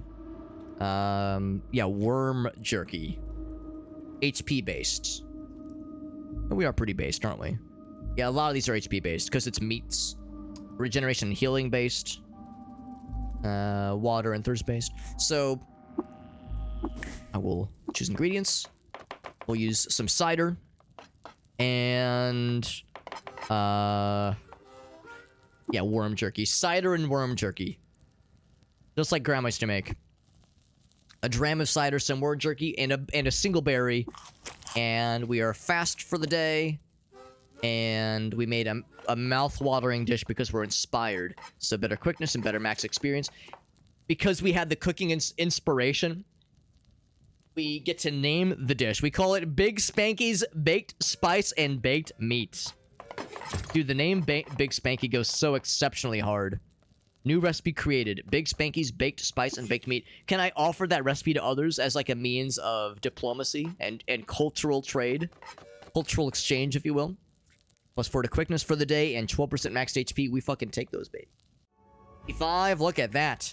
Look at that. Big Spanky living at large, baby. Doing it big. Doing it big the Big Spanky way. The way that only Big Spanky knows how to do. The Big Spanky way. Something we take very seriously here. Get that glass bottle back. Yes, it's not owned by me. It's probably fine. That's right. Girl dinner defined. That's right. That's right. Oh, and the hydrate from whale. It says, speaking of your guy being thirsty, Alex. Look a little thirsty yourself, Alex. There we go. Shoutouts to Arctic who redeemed the hot dog water label for my water bottle. It's missing a chocolate starfish, though, for the real Limp Bizkit experience. Suspect we're probably nearly done exploring this particular region. And I don't think we've seen another floor down, so this might be the last floor here. Bloodstained wrought iron fence. Arc sconce doused in blood. Probably my own blood, because that one giant centipede kind of fucked my shit up a little bit there. And they're back! I guess you could just keep farming if you really wanted to, but it's not a particularly interesting fight. They don't give you a ton of experience. Probably not really worth your while. Yeah, there's the whoops, wrong button. Oh, they fucking double critted me, didn't they? Well, maybe not double crit, but I definitely got some kind of crit. Probably down to 39. They hit me with 8 just now, didn't they? I might have to... No, I hit them with 8. Okay, that's not so bad. I might need to get the fuck out of dodge. Because... for one thing, I am bleeding, which is... Well, not no longer. I've stopped bleeding. I definitely want to take this thing out, but... That was 25 damage in just a few turns. So even though we've dealt with these giant centipedes plenty of times, they're still dangerous enough as it is. Nest skin, swelling and contracting as if it was breathing. Darkling cavities glint with larvae, burning to be born. Let's not give them the chance if we can help it. It has been deleted from existence. And there's a bloody treasure chest. Again, it's probably my own blood. No, it's not bloody. No, it's rusted. We still open it even though it's rusted. We can get an odd trinket. And a buckler. I mean, I'll get it for now. Except it does overburden us. Is it worth it? It probably isn't. For one thing, we're a multi-weapon fighting kind of guy. So that would kind of go against how we're supposed to be doing this. So I'm not going to fuck with that shit. I'm going to go and drop it. But the trinket, though, is curious to me. And it is probably up here. Here we go. Odd trinket. Here, let's sit down for this one. And also, you can't... Yeah, so the centipede corpse, you don't get centipede meat, but the null worms are the ones that can give you worm meat. Which is good to know. Oh, there's some trash up here. Find nothing interesting. All right, so I'm going to be in my little corner here. I'm going to, for anybody curious why I'm doing this, it is a fun, delightful little benefit. If you find a molding chair. You know, you ever just find a chair you have to mold or mold upon? No, a folding chair. If you find a folding chair, you can sit on it. And if you sit on a folding chair, then your guy is sitting on a chair, a bloody wet chair no less. You dodge worse, but you improve healing rate and you improve your chance to disassemble and examine things. So I don't think we're gonna mess this up because our guy is pretty intelligent. I think we're like in pretty good shape, but I do like to kind of play it safe. So we're about to try to identify something. We sit down first and then examine. It is a grit gate recoiler, which would teleport us back to the grit gate, which is not where we are right now. It's got a full chem cell. That's awesome. That's pretty cool. So this would teleport us back to the grit gate, which I think we've been to. No, it's where we're going next. That is awfully convenient. So if we wanted to skip the bullshit, we could just teleport right there. That's dope. That is dope. That is very useful. Let's retrieve our chair. You pick up the chair and you fall over. Probably because there's like sloppy stuff here. I just fell over. Yeah, just water everywhere. Just a mess. A sexy hot mess. Early grit gate recoiler. Yeah, I'm guessing that is not always there, obviously. But it's kind of worked in my favor. And with that, I do believe we are done with this zone, unless there's something here. Maybe. Whoops, wrong button. That was something on the TikTok app that I'm using to multi-stream to. I tried to do Control 9 on the number pad to move diagonally and attack diagonally, but made the little happy noise. So unless there was anything up top here, alright, just move by that guy manually. Unless there's anything up top here. Nope, that's it. We've fully explored this whole area. I figured since we got that legendary chest, that we were probably in good shape. Yeah, it's the dopamine noise. That's right. That's the brain go happy. Brain happy noise go burr. Can you wash your chair? We probably could. Maybe that's why my guy fell over. Is it generally considered worthwhile to wash things so they're no longer stained in case it matters? Like if it makes them rust, like more prone to rusting, for instance? Oh, because I didn't. Because my ass was sitting down, but I just went yoink. Ah! It's very funny. I'm tempted to do that every single time because that's extremely funny to me. Because yeah, we have the Joppa recoiler, and it's slender, so it weighs less than normal, which is to say 0 instead of 2. Although it's probably 1, and the chem cell is 1. Pip says it's just gross, Alex. But what if I want to be a fucking grunge, crust punk idiot? Maybe that's my guy. Maybe it's just it feels right. It feels right to be a scrunge McScrungerson. You're probably right though. It probably makes more sense to do it legit. Here's where we fought this one dude. Is there anything of these that I want to take with me? Now, there was that treasure chest, I think, over here that has my... What was it? 35-pound heavy... What's it called? Chainmail that I spent a lot of money on early game, and I'm kind of regretting. We'll leave it for now. I'll take, I guess, the 3 torches with me, I suppose. Probably, like, resell those if nothing else. We definitely have no need for torches. Or the night vision goggles. It's funny because we found the night vision goggles in this same dungeon. And then we found the light source also in the same dungeon. We found something great and then found a means to... like an even better solution. Even better solution to light revelations.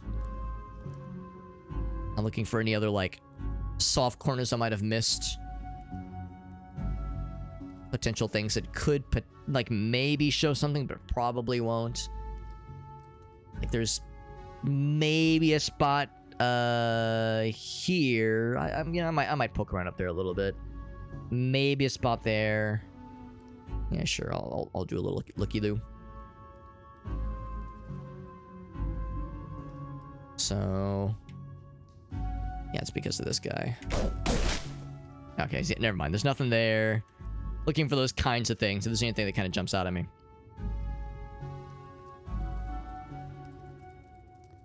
The chair yoink move on your... Yeah, I did it on myself, right. Yeah, when you pull your chair out for somebody, then yoink it at the last minute. The Charlie Brown-esque kind of rug pull. Instead of a football pull, it's a chair pull. Right, I'll bite. I'll check over there, see if there's anything else, but I'm pretty sure I have nothing to worry about here. Stepped on something. Oh, the Arcanaut is here. Yo, I didn't realize you were still here. What have you found? Of course, I've sold a bajillion things to him. Oh, he found one of my chairs. He found one of my chairs. He found a lot of these are things I've sold to him. A steel hand axe is worth a lot, apparently, to him. Lacquered staff. Yeah, a lot of these are things I sold to him. Nothing that I'm... Well, actually, that studded leather kind of goes hard. Although I probably sold that to him in all fairness. Because yeah, that would be competitive with the chainmail. It is 5 pounds heavier than the armor that I have right now. It's actually not worth that much. I could probably barter for that, yeah. Yeah, that studded leather might be kind of nifty actually. Because that would be like 1 step up from the armor I'm wearing right now. So there's probably some stuff I can sell to him. If anything, do I still have that big ass hammer? That big ass hammer. Because I would like to sell that. Yes, I do. And it's not worth much. I mean, well, that's not true. It is. That's a decent bit for a weapon, but just for a weapon. The whip, I mean, it's cool, but... yeah, we're just gonna sell it. It's really not worth it. The 2 axes I'll continue to hang on to. The freezing and electrified iron axes, those are pretty cool. Gonna hang on to these books. The moccasins are nice because they are fast moccasins. I'm actually tempted to get rid of the goggles because I guess I don't need them anymore. Yeah, the night vision goggles. I don't really know. I can't think of a situation where night vision goggles would be more effective than the little glowy light fellow that I've got. Maybe there is one, but I do not know of one. So let's do this. I'm going to I'll at least remove the chem cell. I'm not gonna sell it with the chem cell intact, because those things have some very good utility, like general utility purposes to them. One thing, deactivate, yes. Should have done that sooner, honestly. Deactivate and then replace cell. Just remove it. So I could sell that. The engraved goggles. I mean, it's cool. It's cool, and of course we already read we've read the stuff from it previously, where it gives you like information about this other place. It's engraved, so that's kind of cool. I could disassemble it. Maybe that'd be more valuable. Disassembling it versus selling it. And honestly, same with the night vision goggles. It gives you a lot of very good bits for crafting things. So maybe that'd be more worth my while versus selling it. And then we were also talking about these thingies. Also these flowers. Nobody wants the flowers. I thought for sure we could find something with the flowers. Nobody wants them. They're weightless, at least for now. It's the same thing. You could disassemble them into bees. How many bees do I have? I have 10 bees. I probably don't need those. I could probably just sell. I'll sell at least one. So we chat into trade. So kind of start from the bottom here. I think I will sell these 2 engraved glass bottles. So we'll keep these 2 standard ones. And of course the third one already has some acid in them. I think I will sell one of my chairs. Here. Yeah, just one.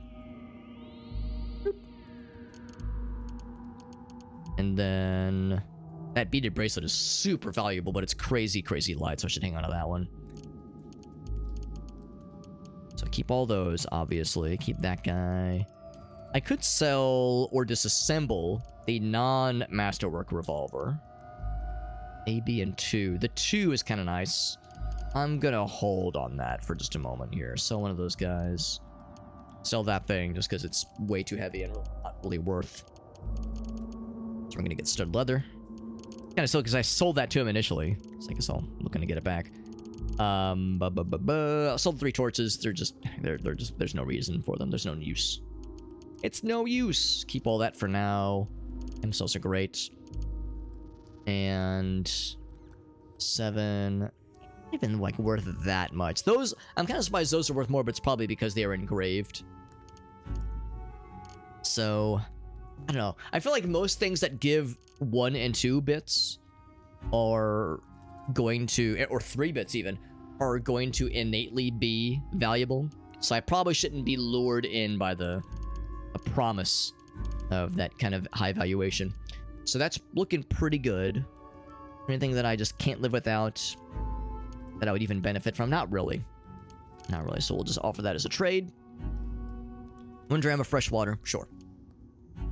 Very good. So now, I can say, yeah, this is, it does have that heat and cold resistance, which is nice, and it might be worth still hang on to that at least for now.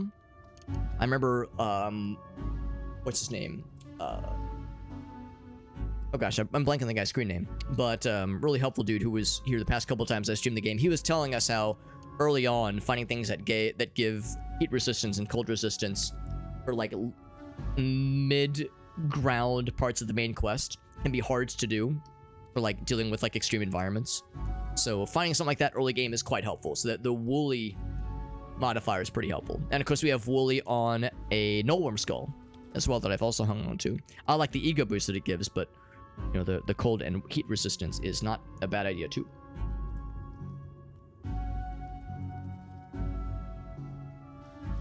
So yeah, that was nice to kind of offload some stuff that I was very much looking to get rid of anyway. And now we're feeling good. We're feeling really good. If I really wanted to, I could like run back, sell to this guy my chainmail. We also have this thing. I'm not sure how much Oh, right, that actually has a benefit. Average across all body parts of the same. That's kind of cool. So we do have that guy. I think we'll hang on to that because that actually has a benefit. It has like a purpose. A porpoise, if you will. I'm feeling pretty good about that. We're still making the that's what I... Right, yes, I've heard about that as well, Whale. Yeah. They're on version... They're like in the triple digits now, aren't they? Something ridiculous. They're on triple digits, which is pretty impressive, no matter how you slice it. I mean, I think it's impressive. Some people might think it's ridiculous. Like, unnecessary even, but... Yeah, there it is. That is truly it. What's this over here? I just noticed this guy. It's a nullworm skull that has not been claimed. I'll get it for now. With that, let us ascend back to the surface. Kind of curious, is that fresh water? It is salty water. And then we swing back this way, and suddenly we are back on the surface. That is a long sword. Just iron, nothing fancy. Nothing fancy schmancy. And up we go. And just like that, we're back at the surface. Been a minute since we've been up here. 119, that's amazing. Good lord. That's wild. How's about this, guys? I gotta use the restroom. So I'm gonna take a quick BRB. Use the restroom. I'm gonna run upstairs for something as well. So give me just a few minutes. Gonna run upstairs. Check. I might let the doggy out just because it's been a bit since I've done so.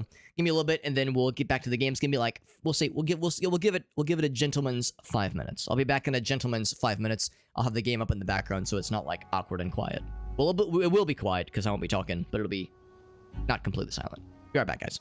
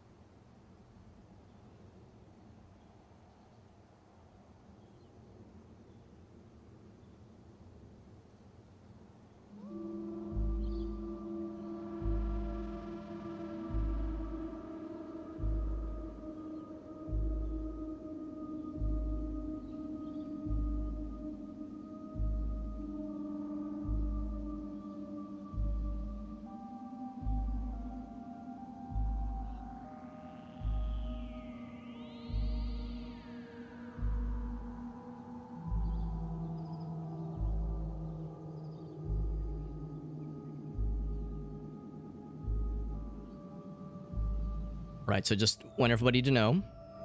Want everyone to know that Bonnie is a good doggy. I know. I apologize if that's alarming to you. Oh, is she coming over? Bonnie. Oh, she's coming over. Doggy girl, look at this dog. I know you can only see her little like corner of her head. Look at this dog. Look at this dog. Can I pet that dog? Can I pet? Actually, I'm already petting that dog. I'm already petting that dog. Hello, that dog. Hello. She's a good girl. Look at that buddy. Look at that little face. You frying chicken in there? Man, it's not as much of a thing as it used to be. Because at my old place, the bathroom that was next to my office was, well, it was right next to my office. It was adjacent to my office at the old place. Nowadays, the bathroom that is closest to where I'm sitting right now is 15 feet away from me. 15 feet away, and the toilet an additional couple feet from there. So like it's a little bit further up. But at my old place, like you would take, I don't know, 8 paces to get from where I was standing to the toilet. Like it was really close, and I was frequently fearful that one of those days I was gonna forget to mute my microphone, and you were gonna hear.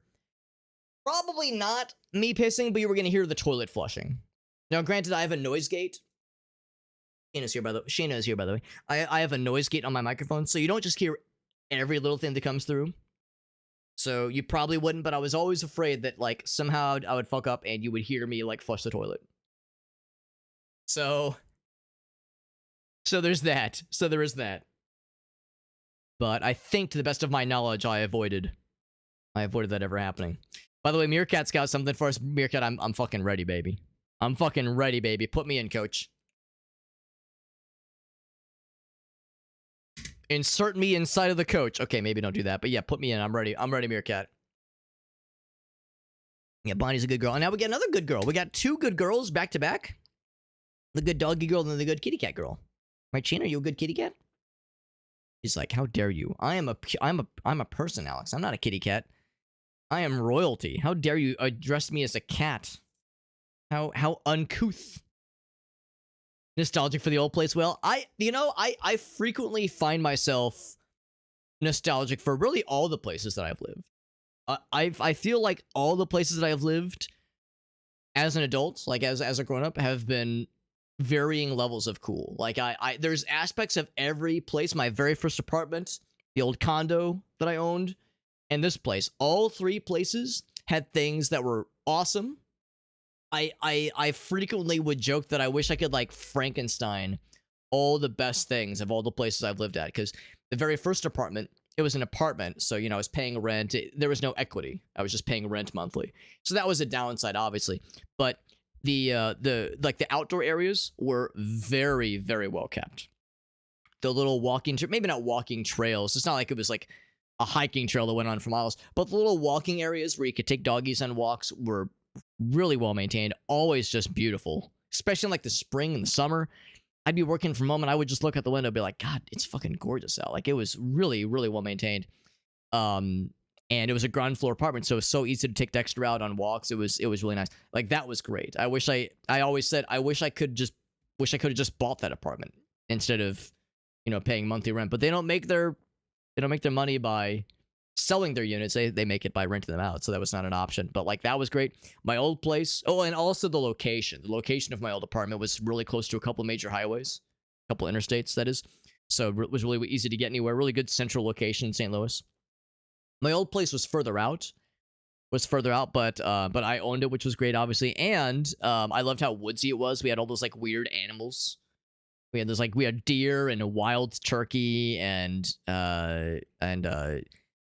possums, and you get frogs on the windows sometimes when it rained. Like it was just, you just get lots of weird wildlife, which was fun. Mostly.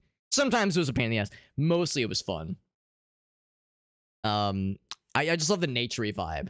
There were so many gigantic trees. It just felt kind of naturey, but also fairly close to a lot of enough of the major city stuff. It was a little bit further out though. It was like a 20-minute drive from here to my old place. This place though, I mean, for one thing, the obvious benefit is that I'm married and my wife lives with me. That's a pretty huge benefit that you really can't replicate. So this is my favorite for that reason alone. But it's a house, whereas the other places were, were rented or like shared spaces, like a condo. I owned the condo, but I didn't own the building, obviously. So I shared walls with neighbors, floors and walls with neighbors, which had some benefits and some cons to it. But this is a house, which is great. It's an old house that has like a lot of cool charms to it. The location is like extremely central St. Louis, so like we're close to a lot of great shit, which is amazing. And it's a really cozy neighborhood, honestly. It's a really we're in a really good spot.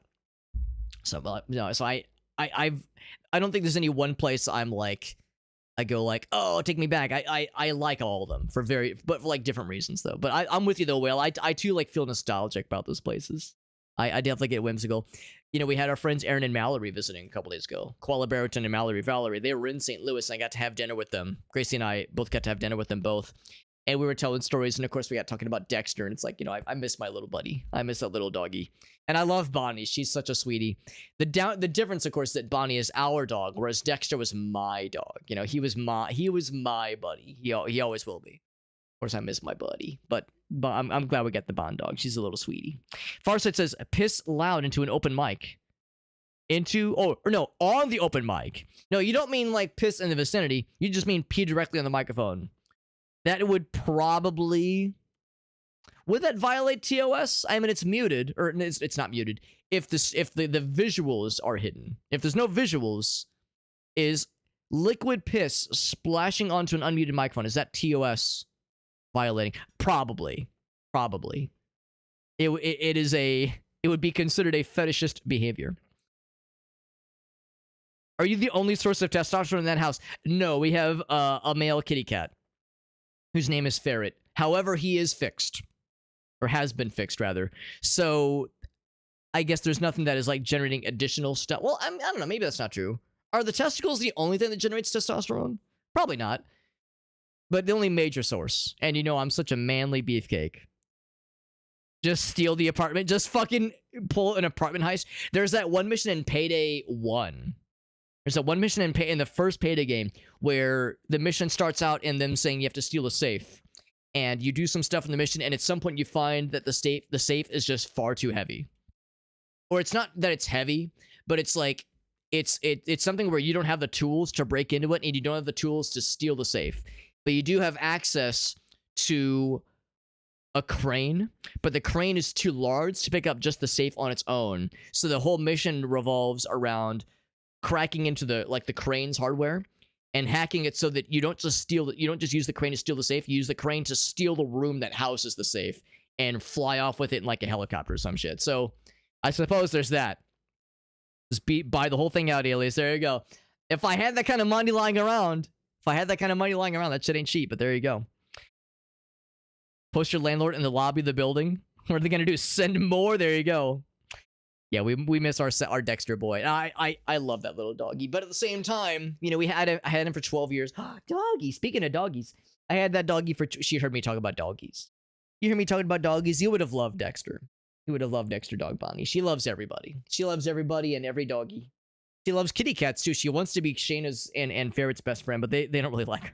They don't really like doggies. So every time she tries to give them smooches, they're like, ugh, ugh, ugh. They kind of hide away. You would have loved Dexter though. He was a good boy. He was a small and very harmless little creature. Very unassuming little creature, but he was a good boy. I love that little buddy. But we got our Bond dog. Life is good. So I can't be too selfish. He lived for 15 years. That's a good run. So it was sad when he passed, but not at all tragic. That's just how it goes. Yeah, safe room mission. Yeah, Zabatsu knows what's up. Yeah, Zabatsu knows what I'm getting at. Zabatsu's like, I remember that shit. Anyway, Meerkat says, Alex, check your OnlyFans DMs, aka your Discord DMs. He says, I got one for you, Alex. All right, here we go. MS Paint challenge time, baby. Here we go. If it's a fucking Meerkat redemption, it's gonna be some creative stuff. Yes, we're calling it creative, artistic creativity. All right, so what's this gonna be? Here we go. It is that image. Okay. It is that image. Oh, joy. Meerkat says, "Are you fucking ready, Alex?" I thought I think I'm ready. I think I'm ready. Are others ready for this thing? Are others ready for this thing? I guess we're about to find out. We're about to find out. Here we go. Hold my beer. Hold my beer. So, this is the base image we are faced with, and we must recreate it in all of its splendor in MS Paint. Farset says, "Oh, for fuck's sake." A valid reaction. A valid reaction. What kind of doggy is Bonnie? We don't actually know. We do not know. We suspect just by her behavior and by her her face and her color pattern. The face is very corgi. The ears, the face, the body shape is very corgi. And the color pattern and some of the behaviorisms are very collie, like border collie. So some kind of border collie corgi. We call her a Borgie. Right, Bun Buns? You a Borgie. He's sniffing in the other side of the room there. So we suspect, yeah, border collie corgi, maybe like a pinch of dachshund, because she's a lot more slender and elongated compared to other corgis. Usually corgis are a little bit more stocky. She's definitely got the stubby legs. Stubby legs, absolutely on point though. She's got the little corgi booty. But she has the full tail, no tucked tail, obviously. But yeah, so maybe like some bit of dachshund. But yeah, we think border collie corgi. But that's the thing, because she is a rescue. You know, we'll never know. She was, and not even that, she was not microchipped. She was not microchipped when she was picked up. She was not. Right, sweet girl. She wasn't microchipped. She wasn't neutered. She was not fixed, or not neutered. Spayed. So, but clearly she didn't come from like an abusive background, because she's obviously very like sociable. Like she's very, very social to humans already. So it's not like she came from, I don't think, a puppy mill or some abusive situation. Most likely, at least. If she did, then she did not take to the abuse very well, because she loves people. And not from us doing anything. She just dropped out of the sky like that. She was just very naturally just sociable already. So it's not like we had to like train her out of any, you know, negative situations. So she's a good old doggy. Good old girl. Good old girl. There is and we've actually thought about that, Will. We might do that as like a treat for ourselves. Maybe like for our anniversary, because it's not cheap, obviously. Maybe that'll be like a treat for ourselves for maybe our anniversary, or maybe her gotcha day. And maybe as a celebration for her gotcha day, maybe one of these years we'll do a little doggy test, a little doggy DNA test. And of course I recognize those things are not 100% accurate, but it's a better guesstimate than just kind of, you know, freeballing it like we've been doing. So anyway, let's delay no longer. I'm sure this is now my Twitch thumbnail, for better or for worse. So this is MS Paint Challenge, one of my favorite one of my favorite channel point redemptions. MS Paint Challenge, a cursed image indeed. The goal is simple. I am to recreate this image right here, this delightful image, in MS Paint using only the pencil tool, fill tool, and erase tool. And of course, reminder that I am no artist. I am no artiste. I do not have any sort of artistic background to speak of. I am just a dingus who has too much fun when I do stupid stuff like this. And fun this is, though it may be irresponsible, it is still fun. So yeah, I have no artistic background, no training, and it's gonna look like shit because it's MS Paint. And I'm trying to do this within 3 minutes. That's why we have the clock here. I'm trying to go fast. And going fast is very much on theme here. So let's do this thing. Recreate this image in MS Paint. Pencil tool, fill tool, and erase tool. Let's fucking do this thing. Coming in hot in 3, 2, 1. Let's go. And when I say coming in hot, I really do mean coming. ... in hot. That's me, all right. So I'm just gonna do like the general shape of the head. It's kind of like kind of comes down like that. It's, well, maybe not. Maybe I'm wrong. Maybe it's, well, you know, no. Let's roll with it. It's fine. This kind of like comes up and around. He's kind of got those hither eyes. Actually, I think what I'll just do is I'll just do one of these. Zoop. Because this comes up and around. Yes, he's hitting us with those. Are those cheeks? Are these guys? He's showing us some cheeks as well. Feet and cheeks for free, Sonic. You're too good to us, man. You were too generous, too kind. The something deities, whomsoever they are being too kind to us on this day. For free, Sonic, for free? And that's the kind of thing you save for the premium subscribers. to your platform of choice. There you go. Alex, you're so good at drawing feet. Are you sure you're not you're sure you're not a professional hentai artist, Alex? Is what some of you are probably thinking. To which I can assure you, I am not. But maybe it's not too late to change. To change my my line of work. Maybe it's not too late to change my what's it called? My career. Late life, or maybe not late life, but late relatively later in career change. You know, mid-30s. That's not like late life, but it's definitely not early life career change. So anyway, there we go. He's kind of got that. Hitting you with one of those. Hitting you with one of those bedroom eyes, as we call them at the industry. And he's got the hands. Sonic's arms, as we all know, are not blue, famously. They're flesh-colored. There we go. There we go. And then this kind of comes up underneath. And then, like, there's a little bit more here. There we go. There we go. What else? There's the shoes. I'm not sure if I want to fuck with the shoes necessarily. There's kind of, like, additional flesh back here. The I don't know, dimensions of this Sonic interpretation are questionable. You know, maybe not the most authentic. I'll be the first to admit. Maybe not the most authentic, but that's okay. That's okay. Here, we'll do one of these. So there's like an implied quill in the background there. Let's go ahead and start filling things in and see what kind of trouble this can get us into. Probably the darker blue. Yeah, darker blue for sure. Quill there. Whoops. I'm gonna get that little piece. There we go. And then we're gonna do the lighter blue here to imply that his oh jeez, to imply that his cheeks, I missed one pixel there, don't get as much sunlight. His cheeks are a little bit, you know, where the sun don't shine, as they say. There we go. And we're gonna say a lot of this is gonna be kind of light gray.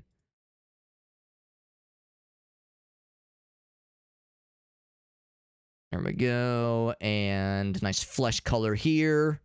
And here. That is the darker blue as well. Shazam, Shazam.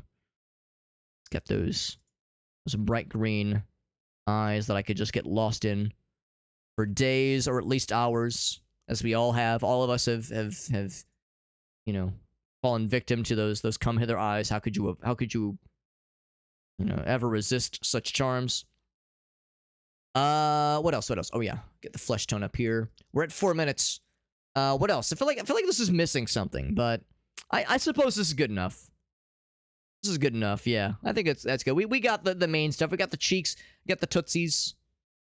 I guess if I was to do any, I don't know. Even then, oh, you know what? Well, I don't know. I'm not sure what else would I add to this. What else would I add to this? Maybe like, whoops. One of these to kind of imply that there's that. Yeah, I don't know. I feel like this is good enough. I think this is good enough. Yeah, I'm rolling to roll with this one. So once we complete an MS Paint challenge, we crop it down, Shazam, and then I save this off to my personal collection. Wink, wink, nudge, nudge. Don't forget about the Sonic lumps, Alex. Farsight says, Alex, there's a lot of effort. It's because I take pride in my work, Farsight. I take pride in my Sonic fetish art. I mean masterpieces. I mean high art that I absolutely will auction off at Sotheby's and make dozens of dollars, probably, maybe.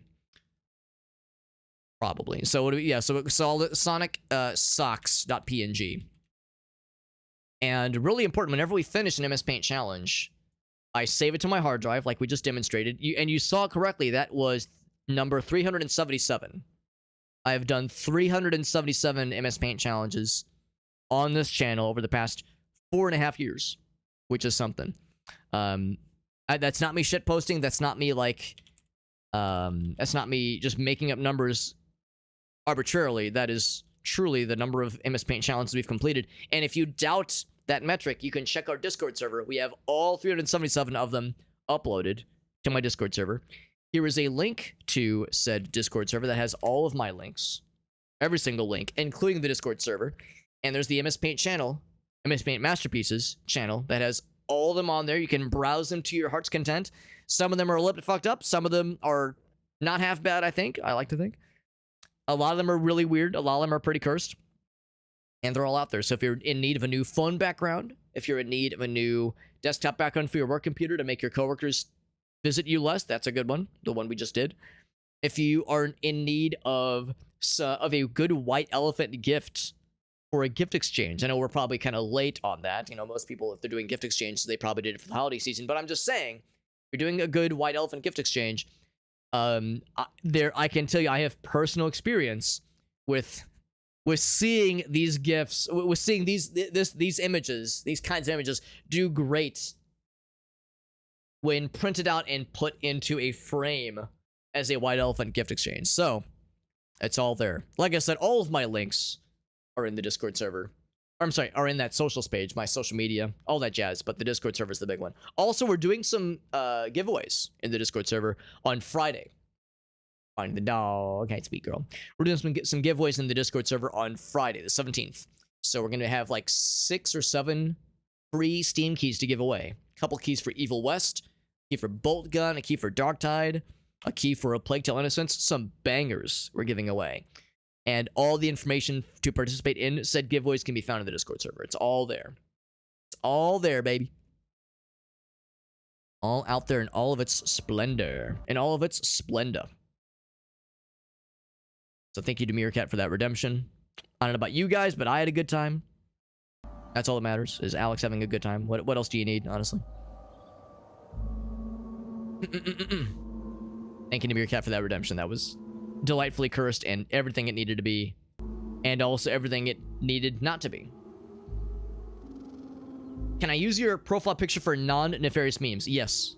Well, actually, let's be real, Farsight. If I were to say no, what could I do to stop you? I can't do shit to stop you if you wanted to do something funny with my profile picture, so... I mean, you have my implicit consent for such a thing, but, like, what am I gonna do to stop you? I can't do shit. Meerkat says, please more feet detail for my artistic integrity. That's right, yeah, Alias the art gallery, that's right. Farsight says, Alex, look at this. Oh. That is very good. That is very good. All right, well, you know what? You know what, Farsight? You know what I say to this? This goes to a special folder. This goes to a special folder. I will show you what that special folder is. Assuming I can find it. Where is it? Give me one sec. I think I can find it. This goes to a special place in my collection.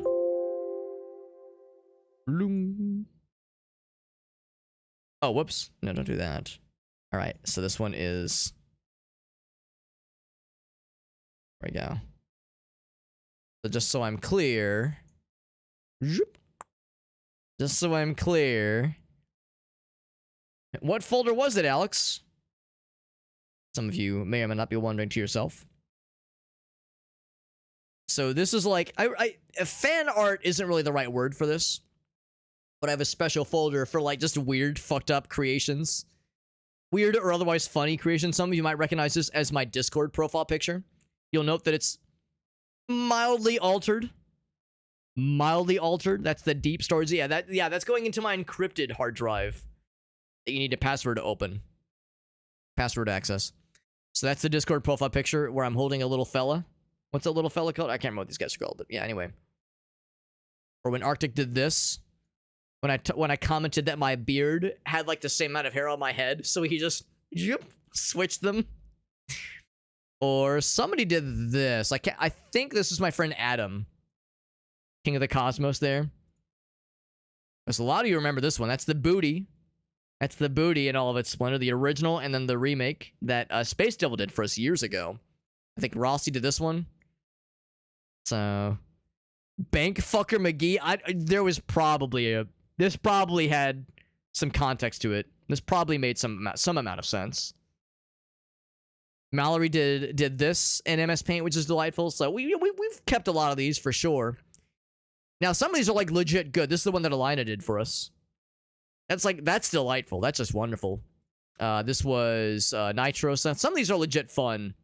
Like legit really good. And honestly, the one by Space Devil, he put a lot of work in this one. That one took a lot of time for sure. Dedication, man. Some dedication. So that gets saved in the special folder, Meerkat. Whenever somebody, or no, that was Farsight. Whenever somebody creates something like that, I have to save that shit. We gotta save that just for posterity. Yeah, I'll nodders to that. I'll nodders to that. Yeah, nodders. Adeptus Mechanicus will discover these images and ponder its artistic merits. They'll wonder, like, what were they getting at? What cultural significance did this have? The dark age of technology. I mean, it's pretty dark, all right. But thank you again to Meerkat for the redemption. Thank you to Farsight for the contributions to the world of art as well. Truly delightful and truly weird, as it absolutely should be. There's some moccasins, a couple of the nifty little things, but probably nothing all that valuable. A couple, yeah, short bows, hand axes, nothing that's all that interesting, I don't think. We've plundered this area pretty gosh darn well, I think. Looks like there was maybe an area up here I haven't fully explored. So I'll kind of poke around up here a little bit, but... Except maybe I'm wrong. Maybe I have been up here. Oh, what's this? Is that a turret? It's a mining turret. Gonna create more stasis mines. So we need to be on our guard because there could be some mines to potentially disable. Potentially.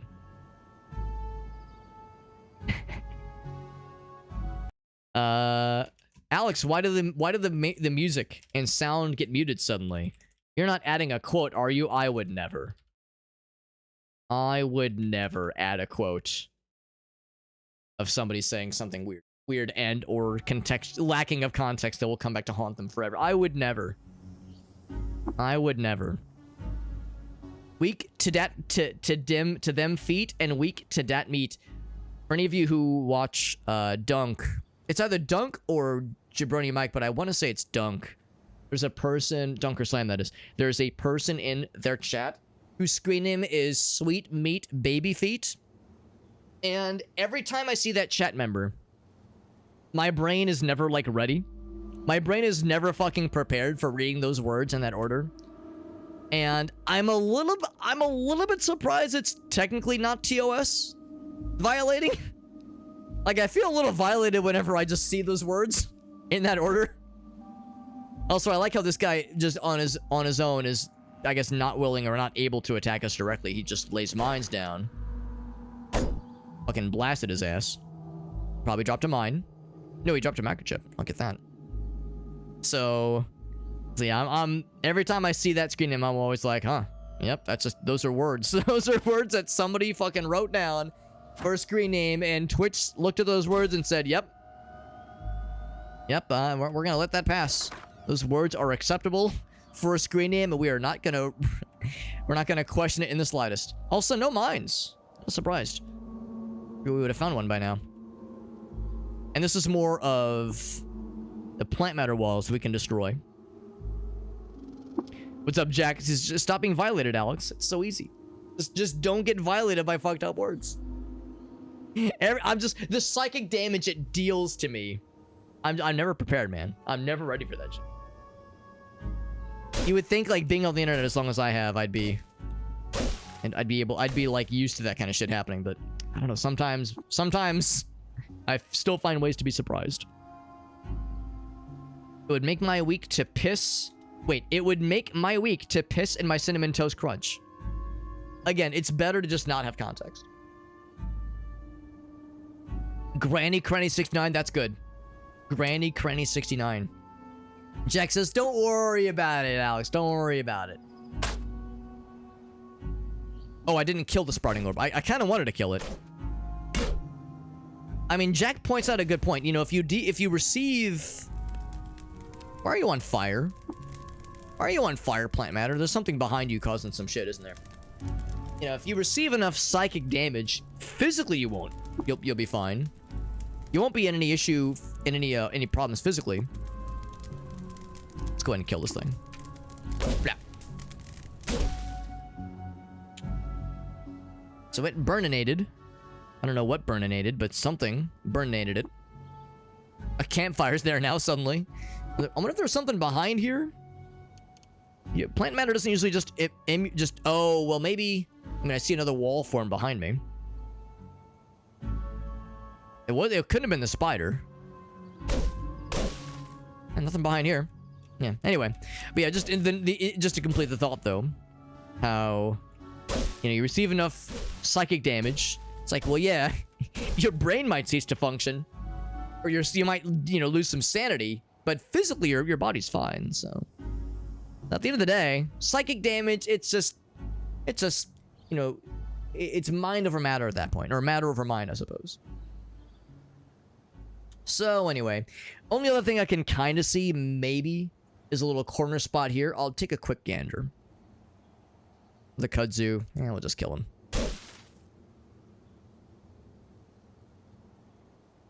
Got plenty of those guys. I'm looking for other things I could potentially consider or investigate, but I think we've cleared this place pretty darn thoroughly. Here, look how fast we are. Oh, there was one of the fellas. Those guys are still alive. Good to know. Oh, okay, never mind. Yeah, the those ranger fellas, the guys that were fighting a bunch of the snapjaws with us.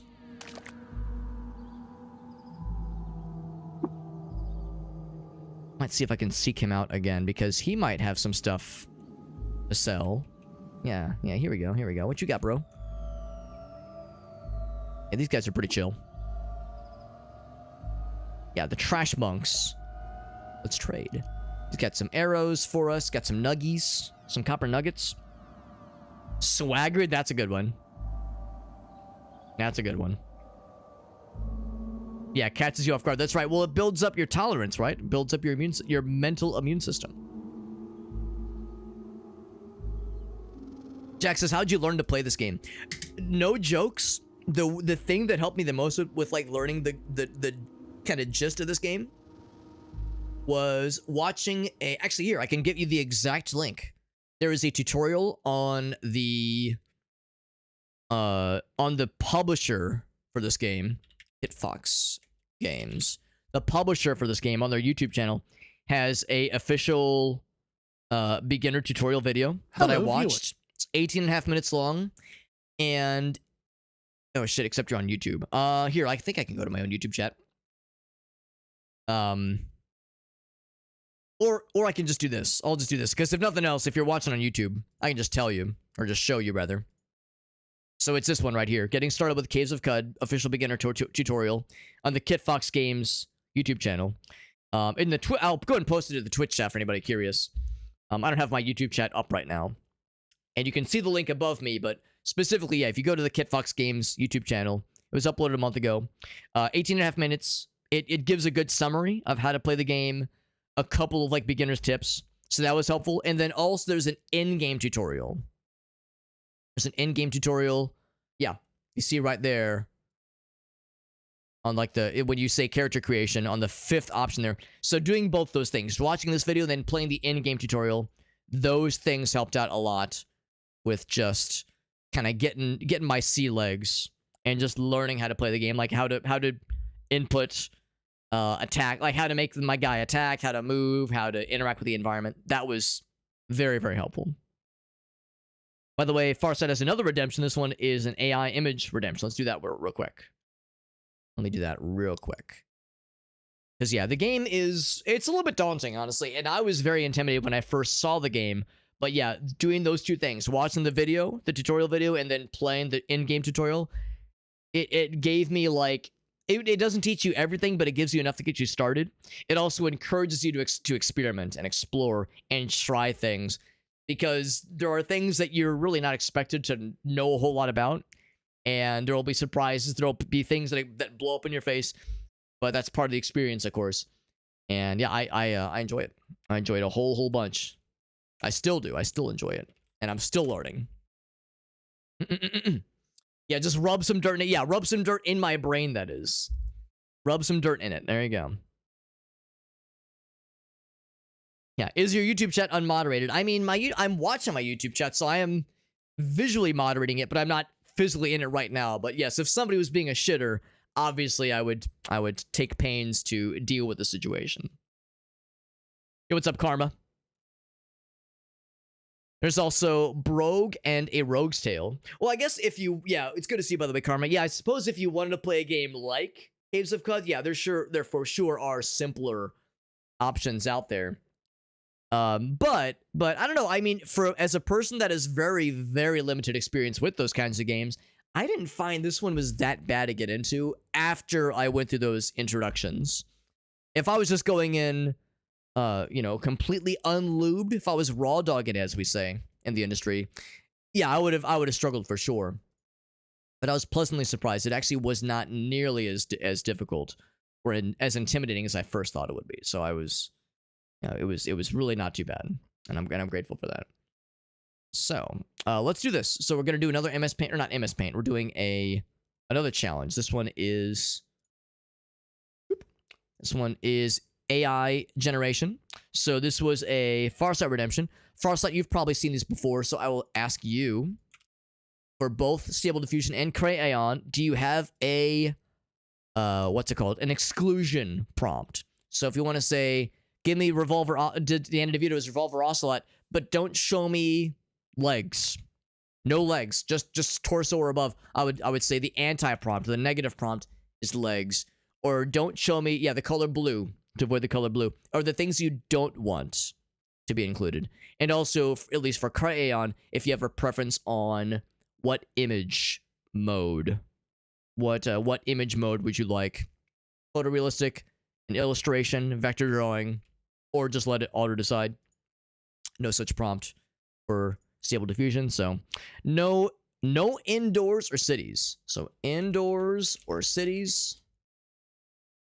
Indoors or cities. We generate the image. Any preference on these guys? Rest our dealer's choice. All right. Fuck it, we draw. Fuck it, we ball. Fuck it, we draw. Let's see what it comes up with. Stable Diffusion, it's usually a little bit faster. In fact, I'm gonna check those last. The Stable Diffusion ones are usually a lot more detailed. So let's see what it comes up with Cray-Aeon first. Kunoichi is pretty good too. Or Kunoichi. Kunoichi. Never heard of that one. You trying to climb a tower? Yeah, I'll confess, I've never heard of any of those. A Rogue's Tale, Brogue, and Kunoichi. But I do not doubt that they are quite good. If Karma recommends them, they're probably quite good. Trying to climb a tower is just, they're dead simple. So yeah, so if you wanted an exposure to it, more to a traditional roguelike, those are decent approaches to get your feet wet.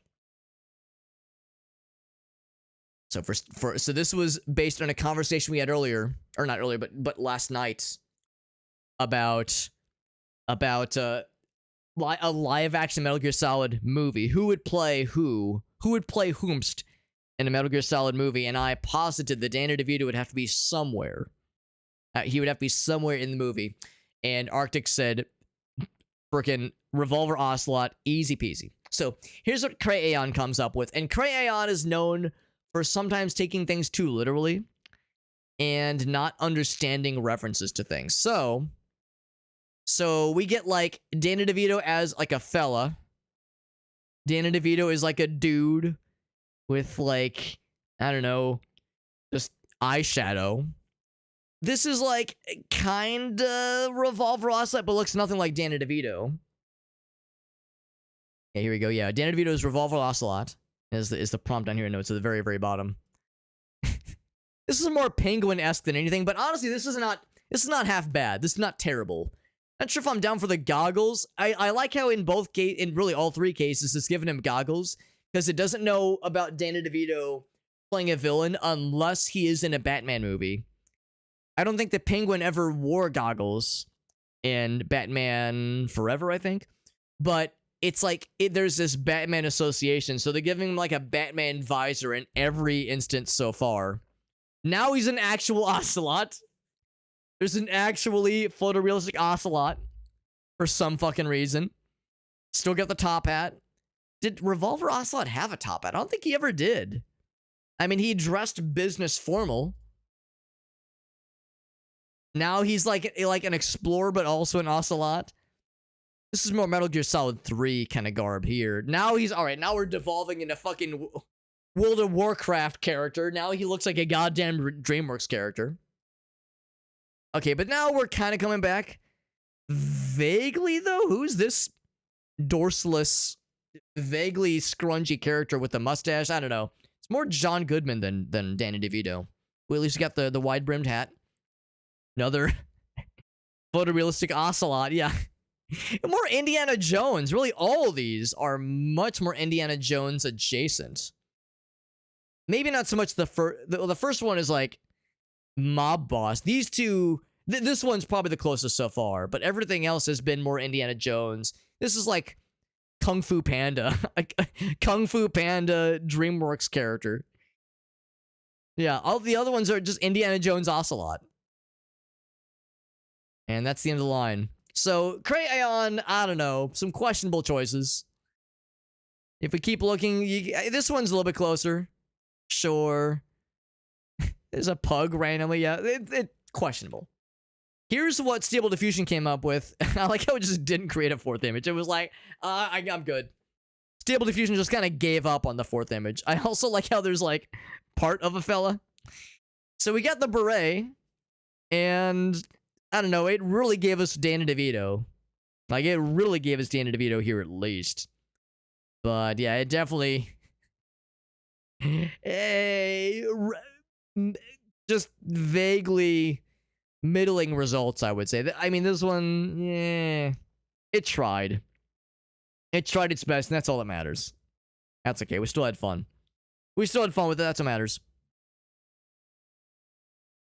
Very good. I've talked before about how it's like me in soccer back in the day. Back when I played soccer when I was a kid, I was never any good at it. I was never any good. Never scored a single goddamn goal in my life. I'm not at all a natural athlete. And my dad would always say, like, whenever I would I would participate in a soccer game, I tried really good. I was never any good at it, but I tried really good. And my dad would always say, Alex, you didn't score any goals. That's okay. You did a lot of good tries. That's how this was. Image Generation did a lot of good tries, and that's what matters. Looks like Skullface, another Metal Gear Solid character. There's Door in the Woods, very stylish one. There's also, yeah. So Door in the Woods is a recommendation. Gotcha. Visually easy to parse, pretty simple mechanically. Surrounded by zombies, that's it. Just deal with it. Yeah, you're gonna get got eventually. But you're so close to the ground, Alex. The problem, and this will surprise you, I don't have those long dancer's legs that I always claimed to have had.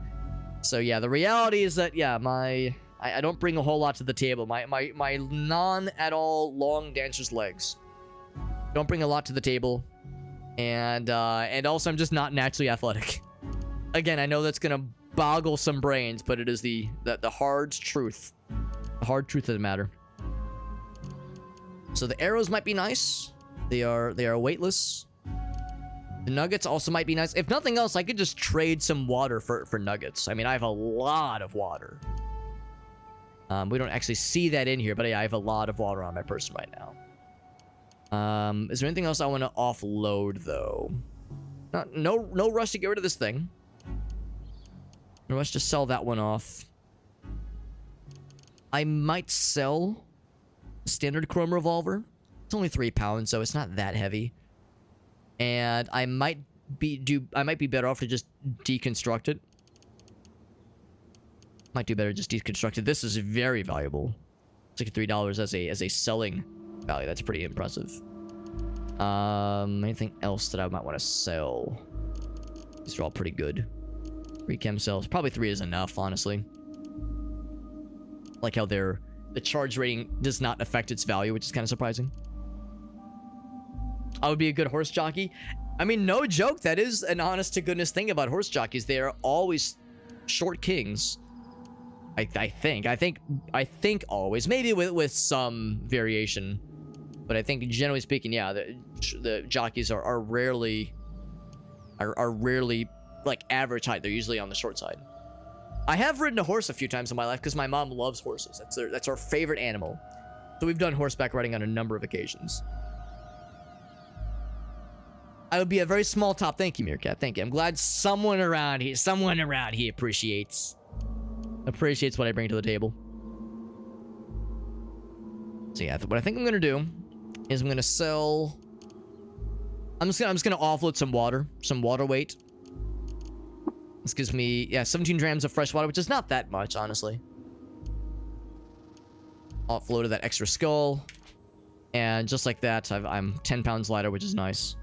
And I still have 64 grams, 7 grams, 60. I still have so much fucking water. So I've still got plenty to roll with here. Got some extra silver nuggies, which is great. Which are more weight effective when it comes to like a bartering option, which is nice. Go ahead and disassemble that guy. Just tinkering bits. And yeah, I'm wondering... Yeah, I might as well just go ahead and disassemble this one. I'll go and sit down for this because I know if I'm sitting down, there's a better chance of getting extra things because I have... this thing. The basic toolkit, which gives me a slight chance to recover additional bits when you disassemble an artifact. And I think a revolver is considered an artifact for the purposes of decommissioning things, of disassembling things, that is. So I'm gonna keep the masterwork one, but I think like seeing its sell value, I'd like to think, considering its sell value and how hard it is to find 2 bits for tinkering, which is to say I only have 2 of them anyway. This is an opportunity. So I will take it as such. We'll keep the masterwork one. Disassemble this one though. Chrome revolver. Get it out of here. We got a B and a 2. There we go. Played at the YMCA. I think we always played outdoors. I don't know if I ever played indoors. Didn't last very long though. Well, I played for like a year or 2, and I was, like I said, I was always dog shit. But it was good exercise if nothing else. And that's the thing, like, you know, the whole point of playing sports as a kid is not necessarily to be good. Obviously, I wasn't gonna go pro, but it was good exercise and just good like socializing. And like, you know, the whole thing, like, you know, you face off against the enemy team, the opposing team. You try to best them, you try to outplay them, you try to get good. But at the end of the game, everyone always lines up. They do like the high fives at the end, kind of go like kind of standing in a line and walking parallel to each other, and you like high five each person and say good game. So it's, you know, it builds good camaraderie and also good sportsmanship. So it was a nice thing to do. I don't regret that my dad had me do. Well, not just my dad. My parents had me do, you know, soccer when I was a kid, but I wasn't any good. And I was not sad to no longer do it when I was like, I think I'm not really feeling it. Engraved goggles, yeah. I mean, I like the idea of increasing my reputation with insects and the cult of Nadokt, but probably not worth. And we get some nice bits. Just the 2 bits on that one. The night vision goggles. I'm not sure if I want to disassemble this one, because we got this floating fella, which gives me great energyless light, which is great. A great energyless light source. It gives you a 3 though. I've never found a 3-bit ever. It'd be my first pure alloy 3-bit. That's exciting. And then Hylix, yes, I've never played it, but I've watched people play it. The game looks fucking crazy. Yeah, it looks wild. I want to play them both. I've heard Hylix 2 is a legit very good game. Heard it's a very, very good game. Yeah, oh my god, Alias knows about Space Funeral. Holy shit. I can count on one hand the number of people that I know that are aware of Space Funeral's existence. Of course Alias would know about Space Funeral. He's into that weird shit. Of course he would. Bowling? Oh man, I love bowling just for fun, but I can never like do it legit. And that's right, Alias was in a bowling league. I remember you telling me about that. That's right.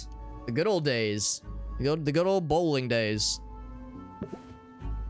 I was never any good, and I'm still not any good, but I can break 100 pretty reliably. So I mean, I can bowl fairly reliably down the center. That's the extent of my bowling know-how. I can get 100, I can break 100, and I can usually go down the center. Now, the pros will tell you you don't want to go down the center. You want to come at an angle. So I can go straight down the center. That's the extent of my of what I can bring to the table. If I want to go back to Joppa, I could warp back to Joppa if nothing else. Is there anything I want to deposit? Maybe there's some things I would deposit, and I can just go right to Gritgate. We have a quest to go to Gritgate for something, for some reason. Recover this thingy at this place. That's another quest. That's another. These are all quests I got from like learning about stuff, as opposed to a quest that a human person gave me. Right, the barothermites at Gritgate, yes. And Gritgate is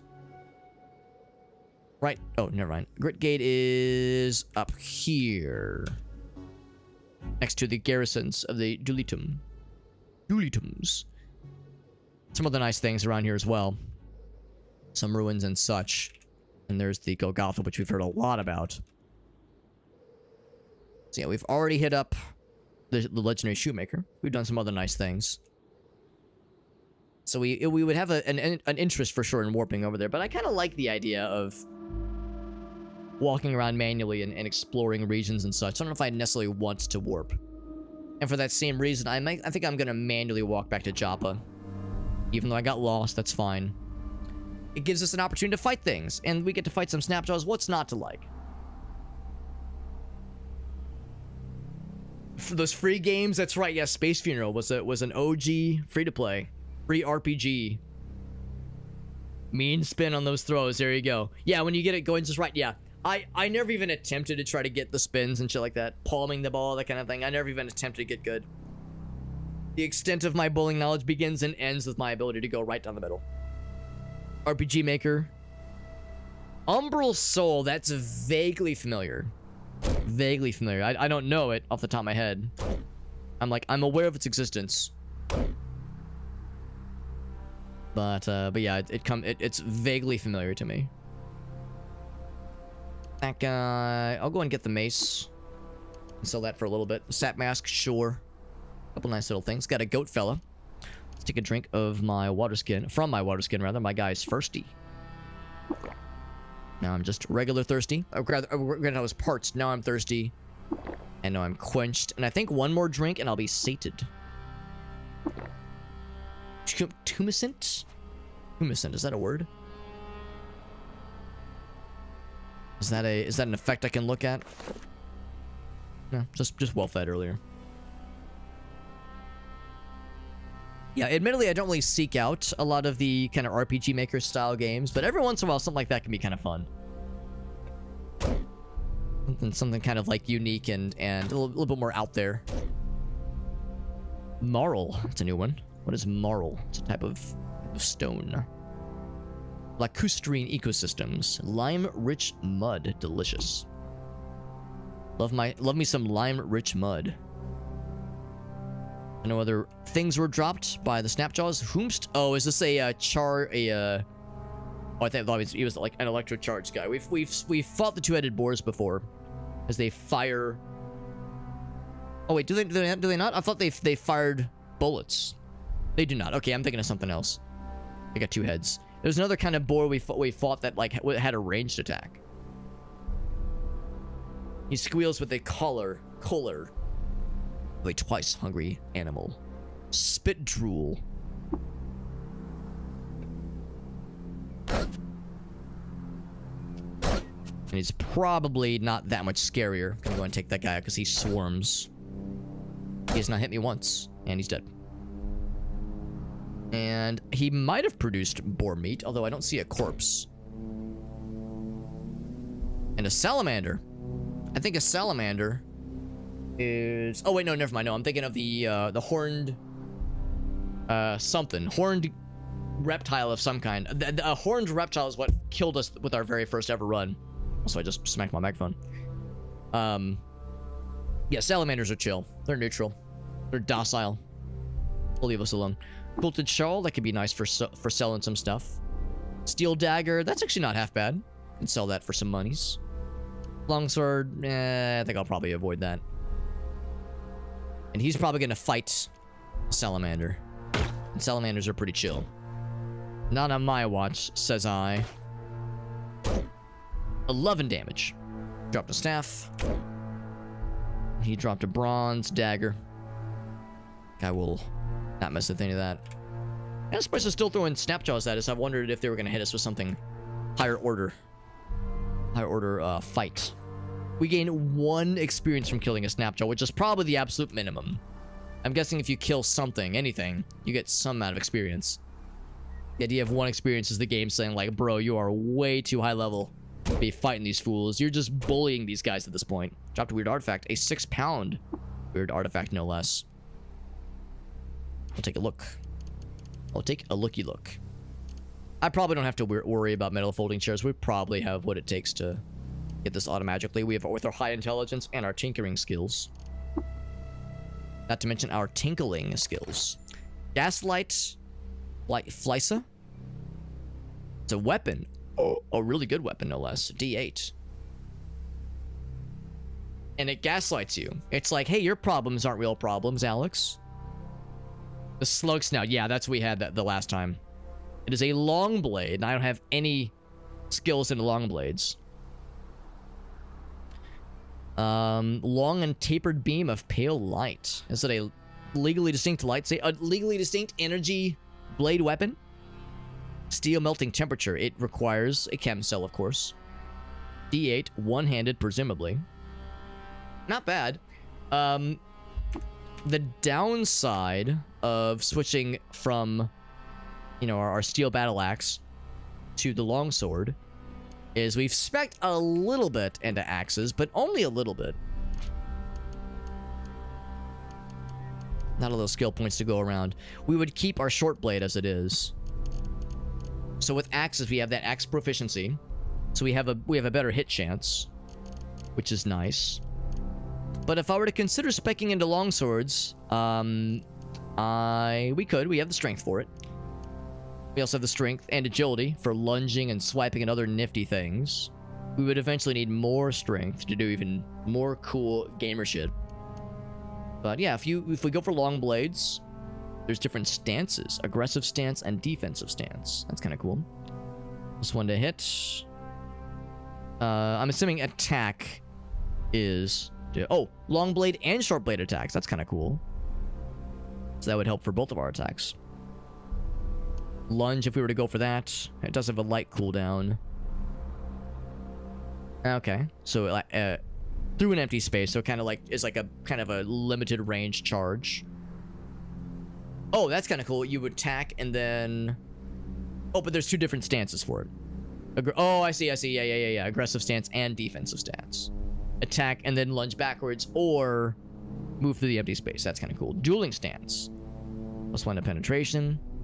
Guaranteed to hit and penetrate at least once. Wow, that's cool. Man, I like all these things. Long blades kick ass. Yeah, what's up, Ninja Zombie? You know what I mean. Legally distinct. It's like, no, it's not a lightsaber. We are not getting sued. It is a legally distinct, energy-based sword weapon that emits energy and light, probably. Totally different. So that's not half bad.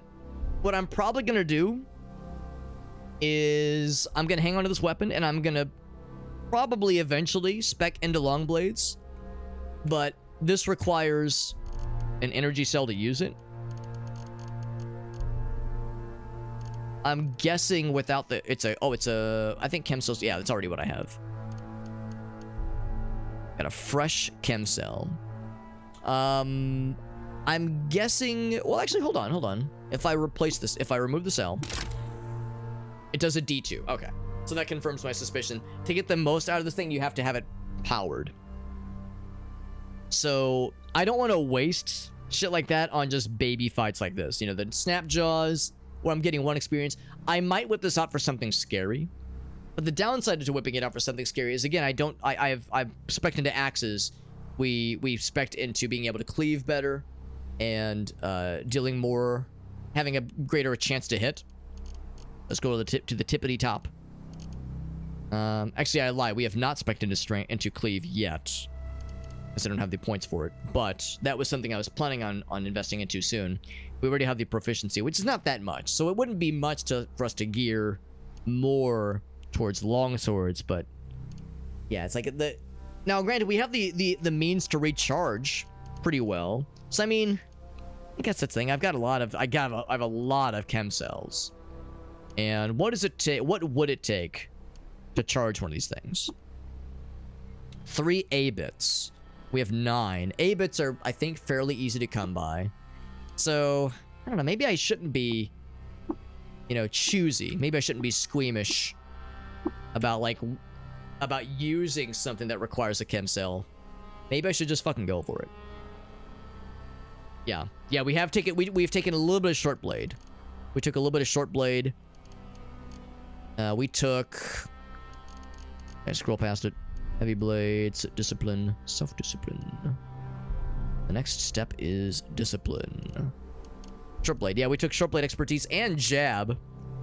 Because, which is so cool. Jab is so nice. Because, of course, we got that right hand, that offhand stabby boy. The dick of the espoused cock. Dirk of the espoused cook. We got that bad boy, so... Jab is just such a nice little benefit there. That is... Assuming I'm doing this correctly. I'm assuming that the right hand is the offhand. I'm assuming that's the case. I mean, it's... To me, that is weird. But in the times when I have, like, de-equipped things, and I've said, alright, time to equip something primarily, my guy defaults to, where is it? This one. My guy defaults to the left hand, which I find a little bit strange. Even has the asterisk there. So I'm assuming that that is the offhand. Okay, so then the asterisk probably is the primary. You can change, okay, you can change it at any time you want. I mean, to me, it's weird that lefty is the default, but anyway.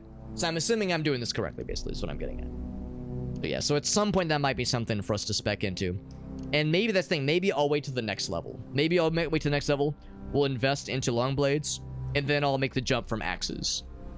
And I'll probably sell these two off, or disassemble them. Actually, I don't think I can disassemble them. They're not artifacts, they're just weapons.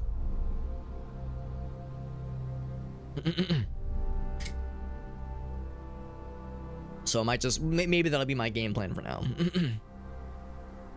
People in Caves of Cud, or maybe they're just based. Maybe they're just based and they're lefty, says Alias. Alias, are you a southpaw? Are you a lefty?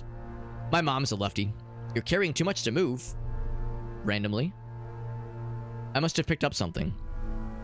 Oh. Yeah, because I moved to the left suddenly. I must have done something suddenly. But anyway, yeah, I did pick up that really heavy weapon. So, actually, hold on. Yeah, there's a bunch of shit that I definitely don't want. Iron Mace, get it out of here. Drop that shit like it's hot. That thing could be worth a decent bit, so we'll hang on to that guy. But the mace, get it out of here. Cloth robe, everything else, I sleep. I sleep. There's another snap jaw. And I snap his jaw, clean off his body. Remove him from existence. Remove the burden of existence from his being. This is a shrine. A random ass shrine. We got lots of lefty gang, baby. Yeah, my mom's a lefty. And my mom is she's 75 years young. 75 years young. She grew up in the time period in which it was not unusual for teachers, if they noticed a student was naturally like writing with their left hand, to force them to learn how to write with their right hand. Because back in those days, it was like in some circles considered uncouth, in others like a maybe not quite sinful, but was like an affront. It was considered like disrespectful or just I don't know, undisciplined to be left-handed. Like it was very much there was like this institutional emphasis and you have to be right-handed. So for people of her age, it's not unusual for them to be left-handed but write with their right-handed. Thankfully, her teachers and shit like that, they weren't being weird about it. So she was not subjected to that. But she knows of people that were like a little bit older than her that did go through that kind of thing, which is ridiculous. There's also non-grasping limbs as primary. That's kind of cool. For if you have a third limb, that kind of shit. Yeah, at least you probably know about that too, right? Force you to write. That's bullshit, man. Yeah, it's some bullshit, man. It was a field trip thing. I'm sorry you had to go through that, man. That's some nonsense. Some straight up nonsense. By the way, one thing, in fact, I might ask others who know this game decently well. One thing I'm kind of curious about. We found some fangs earlier, which makes me very excited. But I guess I haven't really been paying too much attention. We hit with our battle axe, or we'll swing with our battle axe. We'll swing with our cool little stabby boy. Here we go. We're swinging with our stabby boy. Oh, here we go. Okay, I've answered my own question. We are swinging with our fangs. I was nervous that we weren't always swinging with those, because it doesn't always show up. But that's my answer. We are doing it right. It is indeed included when we go for a full attack, but not always. And I think that's the idea, is that it's not an always guaranteed thing. So then I've answered my question. I was worried that I was doing something wrong because I wasn't seeing it always show up. But now that I've seen it show up once, I'm like, all right, that's the confirmation I needed. This is a hermit. They're pretty chill. As long as I don't attack him, he will not attack me. Can I chat with him? I'm no longer lost, thank you. Can we trade? He has an iron buckler for sale. Well, I have some things that he might be interested in, although I would just get water out of it. Is there anything that I want to offload? Maybe one glass bottle, which I probably don't need. Well, and now we'll keep that one. I guess it's fine. Is there anything I want to get rid of? Anything taking up extra space that I do not need? Steel dagger. Actually, not bad. 1 pound for 420 values. Not horrible. Maybe not. I don't know. This thing is pretty. I mean, the cold resistance is nice. It's not nothing to be excited about. I'll get rid of one of those, but just one. And to trade. Oh no. Boop. Rid of one of those guys. Got that guy. Yeah. I don't want the iron buckler, although it's nice. It is nice. So there we go. Take one of those things. And of course, we did lighten our load overall, generally speaking. We got Jim. What's up, Jim? Shake's been playing it? Yeah. Shake was the first person that like I ever saw play the game, and it was because I've seen him play the game, stream the game even. That's how I first became aware of its existence, and I saw it, and I was like, this game looks detailed and intimidating, but it looks cool as hell. So yeah, he was very much the inspiration behind me wanting to play it. Yeah, I'm a big fan of Shake. He's a cool dude and plays like some really cool shit. There's been many games I've like picked up on, or at least were interested in, because I first saw him playing it. So yeah, he's been my source of many things. So is Alias. So too has Alias played an interesting thing that made me go, dude, I want that. That looks awesome. Also, we fought so many of these things. We're so high level. Cannibals used to be a normal fight for us. Now they are. We hit him twice and he fucking topples over. Hell yeah. Good shit. Jim says you're gonna crave the cut. All right, Alex. It's a very fun game. This is session number 6 or 5 or 6. We've seen this game a decent bit. I've got about 24 hours total in the game, not in one sitting, obviously. Obviously not in one sitting. Is he fighting the fella? He is, and he's losing. And he's dead. He lost that fight real fast. Motherfucker lost that fight real fast. How you going, bro? Let's trade. Nothing to trade? Okay, that's fine. Live and drink. And prosper. It's a fixed chance. Right, yeah. It's something like 20%. I think you're exactly right, Karma. Yeah, that explains it then. It looks, yeah, 100% with Alias. It looks way more intimidating. Because that's how I felt when I first saw the game. I was like, oh, fuck, this looks like some Dwarf Fortress shit. And Dwarf Fortress-like games are not known for being easy to get into. But yeah, the complexity of the controls and just the general systems were way more forgiving than I was concerned they would be. So very pleasantly surprised that after watching one YouTube video tutorial, like an 18-minute long video that gets you the bare basic minimum general like tidbits of the game, control tidbits of the game, and then playing the in-game tutorial, like that's all I needed to feel, dangerous enough. Enough to be dangerous, as we say. Anything else in this little nook and neck of the woods? I'm gonna go back here because this little path catches my eye. We're no longer lost. I don't have to go up this way, but I'm just kind of curious. Such a deliberate formation of these walls. Is it gonna lead somewhere cool? It does not. It leads nowhere cool at all. So we're no longer lost. Head back to Joppa and descend. Like Dwarf Fortress Adventure Mode. Right. Adventure Mode adjacent. But unlike Dwarf Fortress, at least in my opinion, pretty darn easy to get into. So I'm vibing. Human Corpse, I remember when that shit happened. I had nothing to do with this fight.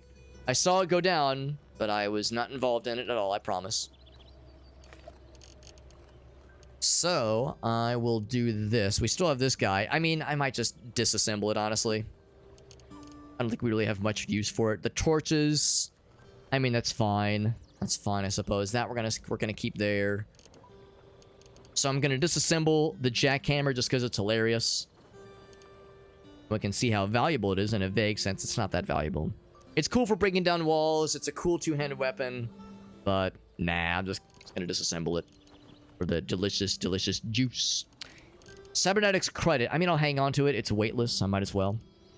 The neutron flux. Yeah, that was very lucky. You recognize that shit. Look at the value for that thing. Good lord. By an enormous country mile, that is the most valuable thing we've ever found. In 24 hours of playing this game, that was the most valuable thing we've ever found. It was in level 2 of Red Rock. The credit wedge, that was at the end of the library, the Chanel library. It was in a legendary chest as it was in the same chest as a legendary chest that held a historic artifact. The other thing we found was the glowing orb I have equipped. The glowing orb, I think, was a historic artifact. I'm gonna put all the books into here because I think the books are only gonna come in handy at the 6-day silt. Silt or stilt, whatever it's called. I think that's the place where we were indicated that there's like a person there that loves books. I'm just gonna deposit those in this little place here. Quilted shawl, probably just sell. Keep those for going fast. I probably don't need this many chem cells. I guess I'll hang on to them for now. I suppose. What else? It's looking like I might eventually want to sell these cool battle axes. Like, they're great, but I'm not sure it's quite worth it anymore. So I'll probably sell those. The fly cell we're hanging on to for sure. Anything else I want to store? I'm probably going to store the revolver. Because we have a sniper rifle instead. I probably don't need 2 guns. We could assemble it. I'll store it for now. Keep that for the main quest. We got the Grit Gate Recoiler at the Chanel Library as well. Hold on to it. Yeah, for sure. For sure I'm hanging on to it. Cybernetic upgrades. Yeah, I'm assuming, like, it's valuable, obviously, and I'm assuming there will be an instance in the future where that's going to come in handy. Like, I don't understand its relevance right now, but I'm sure I will soon. You will soon understand, Alex. We have 2 beaded bracelets, which are both pretty valuable. Well, together, they're pretty valuable. Anything else I want to store for future reference? Probably not. Like I said, we're just going to disassemble this thing. Keep the grenades for now. I do like how one of them got rusted. I might just disassemble that one. It's probably not worth repairing. It's a fungicide. We already have another fungicide grenade. Oh, I'm not sure it's really worth hanging on to, for now at least. And I guess I mean, I don't know if this has much value. It only has or much utility, but it is only 1 pound, so I guess it's fine. And I keep going back and forth on whether or not I want to just disassemble these night vision goggles since we have the floating orb, which gives off light. Overburden. So I'm thinking we're just going to disassemble this thing. What's up, Fuzzy? Good to see you, bud. Playing some more CUD. That's right, buddy. That's right. You're still going the main quest? Nice, man. Yeah, I'll confess, I don't think I know what the main quest is, although I could talk to the Elder. Maybe he has more stuff for us.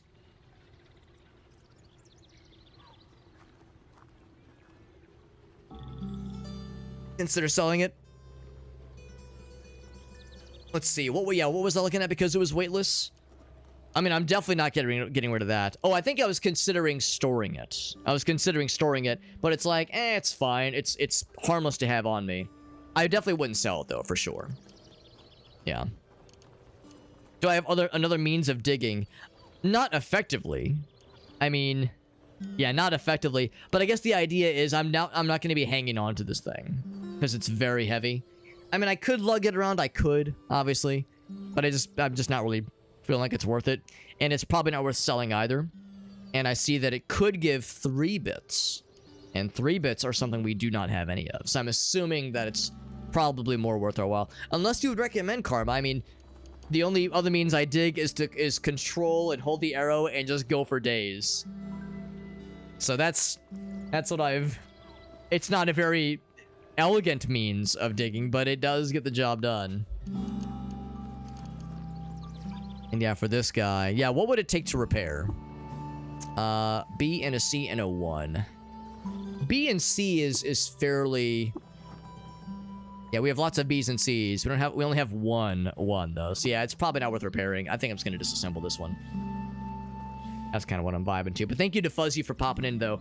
And yeah, I what I'm doing right now, quest-wise, is I'm heading towards Gritgate to do more quests for Argive, but I don't know if he's the main quest.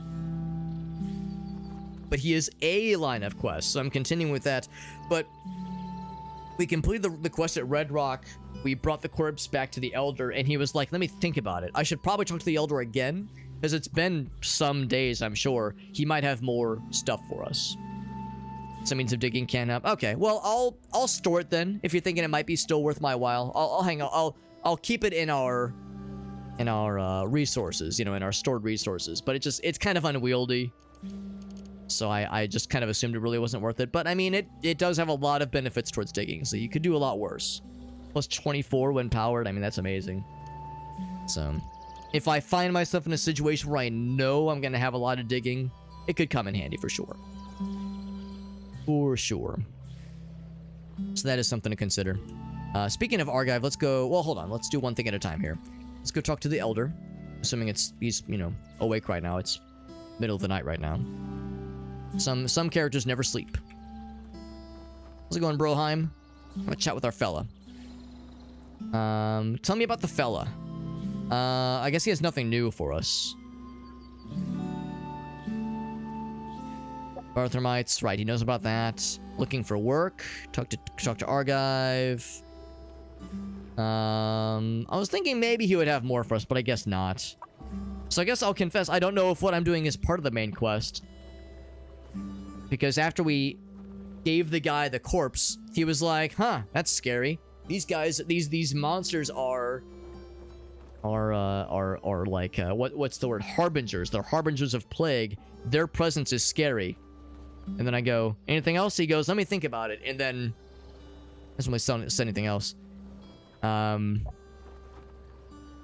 So yeah, Gersling's not good. Not good. But it doesn't really offer anything else. 6-day stilts. So anyway, do you sell wares? For the trade? Yes, nothing to trade. Yeah. So nothing new for him. And she probably has not much else to trade for either. Let's trade. Bandages, water skins. I'm fine. So if nothing else, back to Argive. Argive.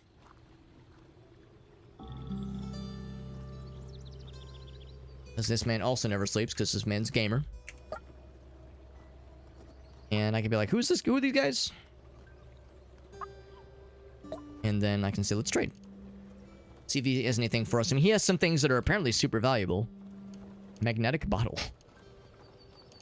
Fungicide grenade. Data disk. Overloaded modification. Yes, he has some valuable mystery things. I guess just the one valuable mystery thing. I don't think that I would want to sell him. Anything that he would just love. Just shit his pants with joy. Probably not, honestly. That sniper rifle's worth 70, which is pretty impressive. I was thinking I would eventually sell these things. But only like if there was something that I wanted. I mean, I guess some 3s would be cool, but that's pretty expensive, honestly. Pickaxes are pretty nice, though. They weigh less. They dig slower, sure, but nice. Better than nothing. Yeah, better than carving with axes, which is what I would be doing otherwise.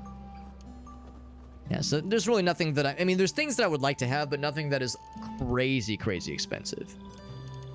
I mean, the reality is if I offered to sell everything that I was kind of wanting to get rid of anyway, the goggles, the shawl, maybe we'll just say 2 cells.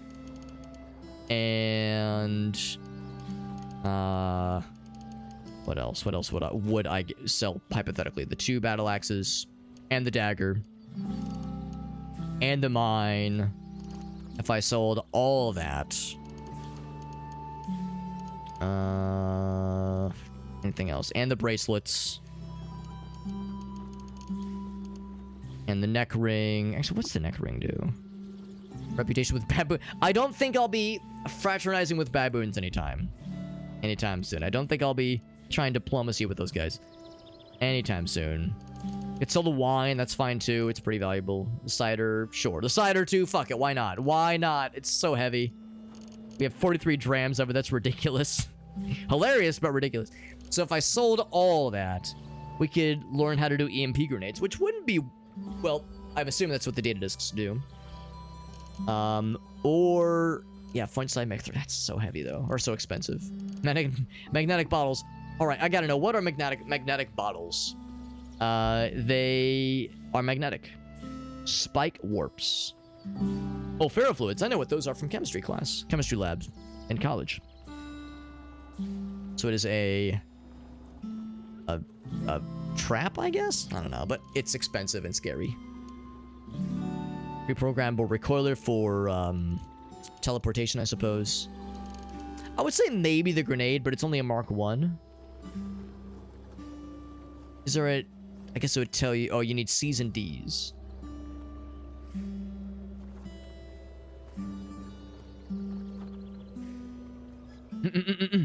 Right, I have 2 recoilers. Right, I have the Joppa one with no energy cylinder right now, and a Grit Gate recoiler. So I got 2 recoilers, so I have multiple ways to escape the fuck. Get the fuck out of Dodge at a moment's notice. This odd trinket is quite valuable. The mystery of it is tempting. It is tempting. But yeah, that is a good get out of Dodge. Get the fuck out of Dodge kind of thing, if nothing else. I don't know. I feel like none of this is really worth it. Like volatile liquids. Ah, interesting. Good to know. So yeah, so we kind of know what to expect a little bit, but one thing I will do is see if the Dromad fella's got anything for us. He's got any cool gamer shit. Sometimes this guy can come in hot. Got some boom rose arrows now, which is kind of fun. Feathered leather boots, that's kind of fun. What do I have right now on my booties? On my feetsies? 1. Just nice with birds, that's it. Backpack wouldn't be a bad idea. Better carrying capacity, that's not a bad idea. Steel boots. Heavy as fuck, but better armor. Spectacles, which are just nice. Some artifacts. Some of which are not half bad. Wow. Warhammer, this guy's like upped his game for sure. These are definitely not things I sold to him previously. Box of crayons. Yeah. Yeah, definitely not sold. Oh, he's got a jar of pickles? That's fun. A jar of pickles. That's fun.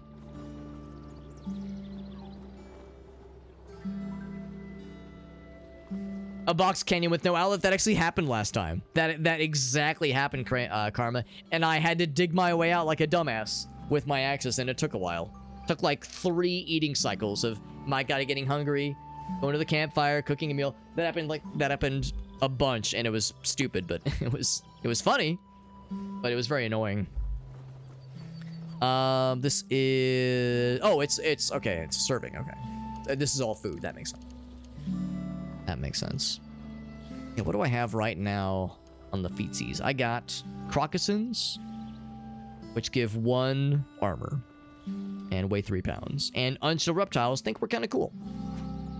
You would think they would be put off by us wearing something made from the corpse of one of their friends, but they seem to, think highly of us.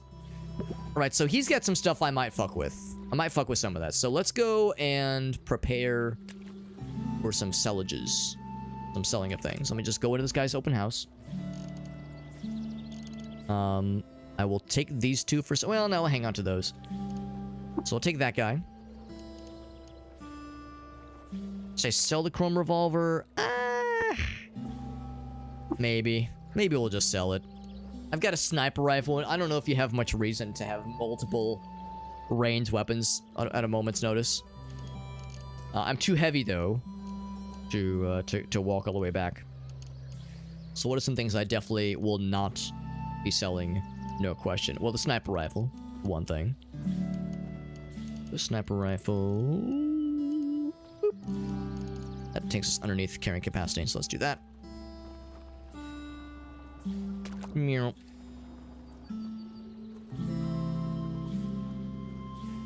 So now I'm willing to have a little chit chat. A chit chat, but not a shit chat. So let's kind of go down the line here and determine what I want to get rid of. I wish I could sell some of the drams of cider, because I definitely don't want or need 43, but I kind of don't want... Actually, I guess I could pour some of it into... Yeah, let's do that, actually. Let's pour some of it into a water skin. I don't need 43, but I want to keep like 10, maybe. Let's say pour into another container. This one. We'll say 33. We'll sell one water skin. We'll sell the wine. Keep the honey. Honey's nice. Sap is also nice. What does wine do? Wine is probably has some kind of use, right? Maybe not, actually. I mean, it's valuable, I suppose. I was assuming it would tell us. Yeah, maybe it's just nice to... Because if I do this, it'll say, yeah, it adds a quickness-based effect. So wine is just... it's just wine. NBD. So now... let us trade. Keep 2 empty glass bottles. We'll sell the big one. 27 bing bongs, not bad. Keep the sap. And then sell these puppies. Keep the chopper recoiler just because that is nice. I'm tempted to sell the gate recoiler, but that might actually just come in handy. That's a nifty way to get to the scary place quickly and easily. Just sell the disarmed stasis mine. It's probably fine. Sell these two guys. We've kind of leveled past their point of being useful. Steel daggers, well, I'll get it out of here. And sell this thing. I think we're to that point where it's probably fine. Because like Karma said, we've got multiple means of escaping, so we're probably fine. Could sell the bandages, but they're weightless. It's fine. It's not harming anything. Weightless in Seattle. Let's just get it out of here. We'll sell one chem cell. Sell one. Fuck. We'll sell two. Well, okay. We'll keep 3. We'll keep 3. Gets you drunk and has a high sale value, but not really. Okay, yeah. And being ingredient, the random ones, right? Yeah. So I should have selected that from the get-go anyway. So get rid of that guy. The shawl. It's probably fine. Get it out of here. We see those quilted shawls all the time. Nothing new. And leather armor hanging on. Well, yeah, we're hanging on to this stuff. But yeah, do I want to? It's worth 7. Am I seeing that right? It's worth 7. That's not much. I think I'd rather just disassemble that one. It's just to 121. So what do I want for 121? I could get all of these, and they're all, I guess, weightless, which is a little bit surprising to me. If I got all of these, it would cost me 14 drams. And a lot of that is from this guy, obviously.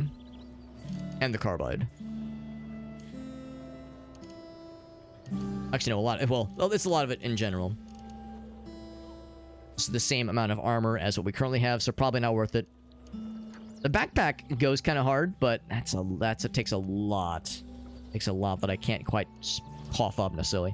Steel boots, better armor. It's quite a bit heavier, obviously. Weird artifact could be anything. Who knows what that entails? Who the heck knows? I could get 2 of these things, whatever they are, but they're not that valuable. There's 2 of them. Croc jerky. That's all. That's kind of funny. It's fun. Musket, cracked lens. The nuggets, of course, are nice and well, that's a good point too. I guess if I did need to cough up a lot of dollars, I have quite a few of these guys. I got a silver nuggie. I got 13 of these bad boys. Suddenly we're bringing the heat. Oh, I should also say we're including this in the cell as well. We'll go for that. And that is Skulls with the raid. Thank you, buddy. That's so nice. We got to hang out with Skulls in his stream last night. It was last night. Yeah, we were playing some VR games. Dude, I'm playing a weird fucking nerdy ass shit right now, man. We were hanging out with Skulls. He was playing some For Honor. He was playing Space Marine 2. He's been playing some action-packed, badass games. What am I playing? I'm playing some nerd shit. I'm playing some fucking basement-dwelling nerd shit. And yes, I am literally in a basement. No, I'm not in my mom's basement. Come on, what do you take me for? I'm not in my mom's basement. I'm in my wife's basement. It's totally different. It's totally different, okay? Now, this game is called Caves of Cut. If you've ever heard of Dwarf Fortress, or like traditional, when you hear people talk about roguelikes, this is a traditional rogue. Real old school, some real nerd shit. It's a very fun game, though. It's very fun. We're attempting diplomacy. I'm trying to like sell some shit to this guy, and he's got some stuff I'm kind of eyeing, some expensive stuff. I'm kind of being like, ooh, I want that shit. So I'm considering some purchases. But thank you though to Skulls, very generous with that raid, and thank you, buddy. And how we doing? We're doing good. We're doing good. You guys were playing some more Space Marine, of course. Same thing as last time. Whenever somebody raids, you know the deal, man. Whenever somebody raids, I'm always excited to ask you if you have any clips to share, because you know I love getting to see what you've been up to. The clips you shared last time were hilarious and incredible. So if there's anything you want to share, I would love to show it. We're playing, like I said, some Caves of Cut. We do lots of variety stuff here, but yeah, more often than not, we tend to play. I enjoy weird shit. I'm a very much a weird shit kind of dude. I'm a weird shit enjoyer. What can I say? For those who have heard of this game, if you play this game, we're playing as a melee fella that dual wields, but not so much cudgels and hammers and that kind of thing. More axes and swords. None of this really interests me too much. I was thinking maybe the steel boots, but they're really heavy, so I'm not sure if it's worth it. Not sure if it's quite worth it. And again, I keep looking at, like, I mean, look at that backpack. That thing would be so nice. It'd be so nice. It would occupy the back slot. Our guy does have wings, so maybe that's not worth it necessarily. But yeah, I mean, if I coughed up all of this shit, we could get pretty close. So we're only losing a decent bit of water. But I don't know. I'm not sure if it's quite to that level. That's like the kind of thing where if you see something that is just amazing, just can't live without, then we go for it. What I might do is maybe go for this weird artifact. Maybe go for that weird artifact. What did our guy have had that I was looking at? He had a couple artifacts, maybe. Maybe a couple artifacts. Does my wife make you Hot Pockets, though? Only if I've been on my best behavior, Twisted. Actually, all jokes aside, no, we made a really good lamb stew earlier tonight. We went to the grocery store, got some lamb meat, got some taters, got some onions, some carrots, made a really banging lamb stew earlier, and we've got leftovers for days, which is good because we're doing a medium depth kitchen renovation starting in like 2 weeks, which means we're gonna be without a kitchen for like, you know, like a month or two at least. So we're like stocking up on things. Well, maybe not stocking up because obviously that's not gonna last for a month. But like we're trying to like get ready. We're trying to prepare for being without a functioning kitchen for a while because that's gonna be a big one. Gonna be a big one. I should have taken pictures, honestly. Should have taken pictures because it looked pretty sweet, and it tasted sweet. It tasted amazing. I'm very lucky. My wife's a really good cook. She's a really good cook. So I'm sitting pretty. If you ever wonder why I've got a smile on my face, it is frequently because of my wife doing some really cool shit. Some cool, badass shit. But anyway, yeah, thinking about the steel boots, again, I like the defense. Not a big fan of how heavy they are, but the better defense is nice. I'm a little bit sad about, like, constantly losing benefits to dodge ability. That makes me a little bit sad. But that's probably, like, the nicest thing I could go for. Or maybe just one of these. Could I say just give me one? Just give me one of these weird artifact things. No, never mind. It's 9. I see it now. It's 95 per. Yeah, I see now. I thought it was 95 for two of them. So yeah, that would still be decent though. And this is just a nice opportunity to kind of offload a bunch of our stuff because we're lugging around a lot of heavy stuff. This is a good opportunity to just kind of offload a bunch of that shit. 55 bucks of Domino's food. You probably got quite a bit though, right? I mean, you say that's like excessive, but I'm over here like that's being efficient. That's being cost efficient, man. You end up with like, you probably got like 2 pizzas, probably like some wings or like some bread or something like that, some breadsticks. You probably made out like a bandit, man. People shit on Domino's as being like low quality, low this, low that. I'm over here like, bro, that's just being efficient. I would say out of all the pizza chains, I'm a Domino's guy, and controversial opinion, I'm a Little Caesars guy. We stand Little Caesars here. Is it not good quality? Yes, but that's not the point. All about that quantity. All about that quantity life with Little Caesars, which you really can't, you know, you can't go wrong with that at least. So yeah, I love the fact you can get like a $5 or $6 for a 1-topping medium pizza. You can't beat that shit anywhere else. Never ate Domino's. That's right. Yeah, that's right. I know you worked there for a bit there, Will, for sure. Now, I would say Domino's is my go-to for like the chains. Of course, I got mom and pop shops near me. If push comes to shove, I'm going to the mom and pop shops, obviously. But yeah, I love me some the, you know, just the normal, just the chill, cheap stuff. I'm no snob, man. Give me that cheap shit any day of the week. Any day of the week, I am down. Yeah. I don't know. Maybe what I should do... Steel boots. We could probably find those anywhere. Weird artifact, though. Who knows what this could be? I'm going to get one of these. And if I like it, I'll buy the other one. How's that sound? If I like it, I'll full commit to the other one. And I don't want more water, so I'm going to keep a couple of things. I'm gonna take backseats on a couple of things to so that I'm still getting rid of some water. So something like this. That way. Actually, no. I need to go down even further. Oh, easy one to offload these guys.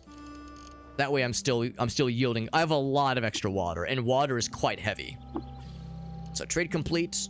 There we go. So again, this is Caves of Cud. This is one of those kinds of like tile-based games. If you've seen Dwarf Fortress, this is more. I guess Dwarf Fortress isn't maybe the best parallel, but it's if you've ever heard of Dwarf Fortress Adventure Mode, this is like Dwarf Fortress Adventure Mode, where typically in Dwarf Fortress you're controlling a like you're managing a colony, a fortress, if you will, full of dwarfs. My guy's getting thirsty, by the way. You're controlling a fortress full of dwarves. You're quenched. I'll do one more drink. And you're more of like an administrator or an overseer, you know, managing the colony. But there's the adventure mode where you control a single dwarf, a single adventurer going on an adventure. This game is like that. You're controlling a single guy. You're going on adventures. You're learning about the world. You are learning about like, you're getting side quests. You're learning about lore, about the historical significance of certain artifacts and certain holy sites. It's a good game. It's a very good game.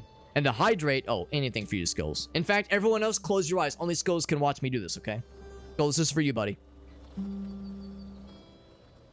Delicious. Delicious. Thespio says, whiny dwarves need water, man. Good to see it, Thespio. Yeah, the cheesy bread is goated for sure. I haven't had it in a long time, but I have fond memories for sure. Fond memories. Is there anything I want to go back and store? Oh, I do want to explore this artifact. So let me tell you about how stupid and nerdy this game is, all right? Here's the kind of shit you do in this nerdy-ass game.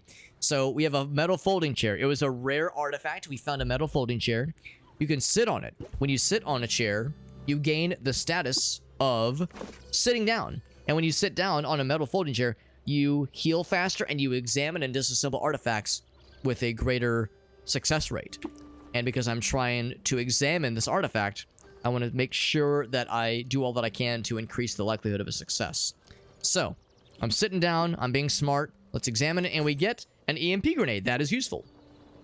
That is nice. That is nice. If I wanted another one, we have the means to buy a second one. hang on to one for now at least.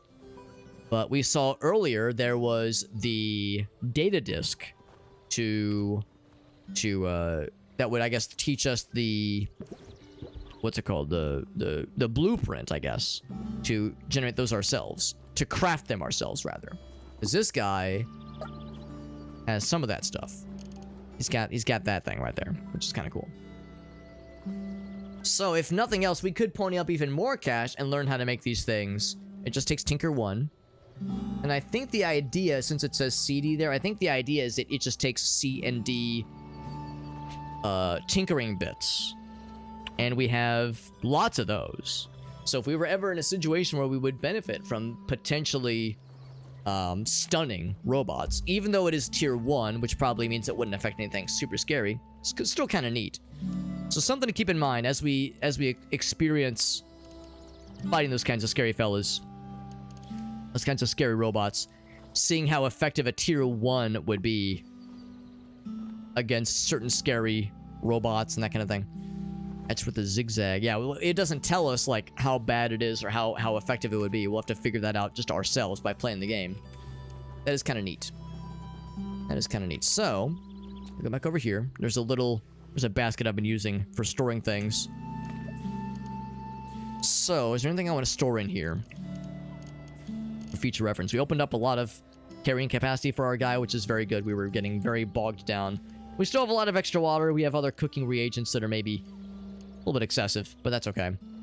Anything heavy or unnecessary that I want to store for now. We're going to hang on to this guy. That weapon is very good when it's charged up. Keep the grenades for now. They're pretty light. Keep the chem cells. The going fast moccasins are still nice. I think what I'm going to do, though, I keep kind of revisiting this, and I think I'm going to stick with this. I am going to disassemble my night vision goggles because we don't need them anymore. We have this as a light source. We don't need the night vision goggles. This is an unpowered artifact. This gives us all that we need. So I'm going to say, night vision goggles, you were great for a hot minute, but your services are no longer required. Same thing, though. I'm going to sit down. Actually, hold on. If I sit down on this guy, on the floor cushion, does that give me the sitting down effect? Show effects. It does not. The metal folding chairs are magic. Metal folding chairs are special. Oh, speaking of the goddamn devil, I just walked off without my chair like an idiot. I'm just gonna sit back on my chair then. Walk over that dead guy. Walk over that bloody corpse of a dead guy. Sit back in my chair. I need to pick this up next time.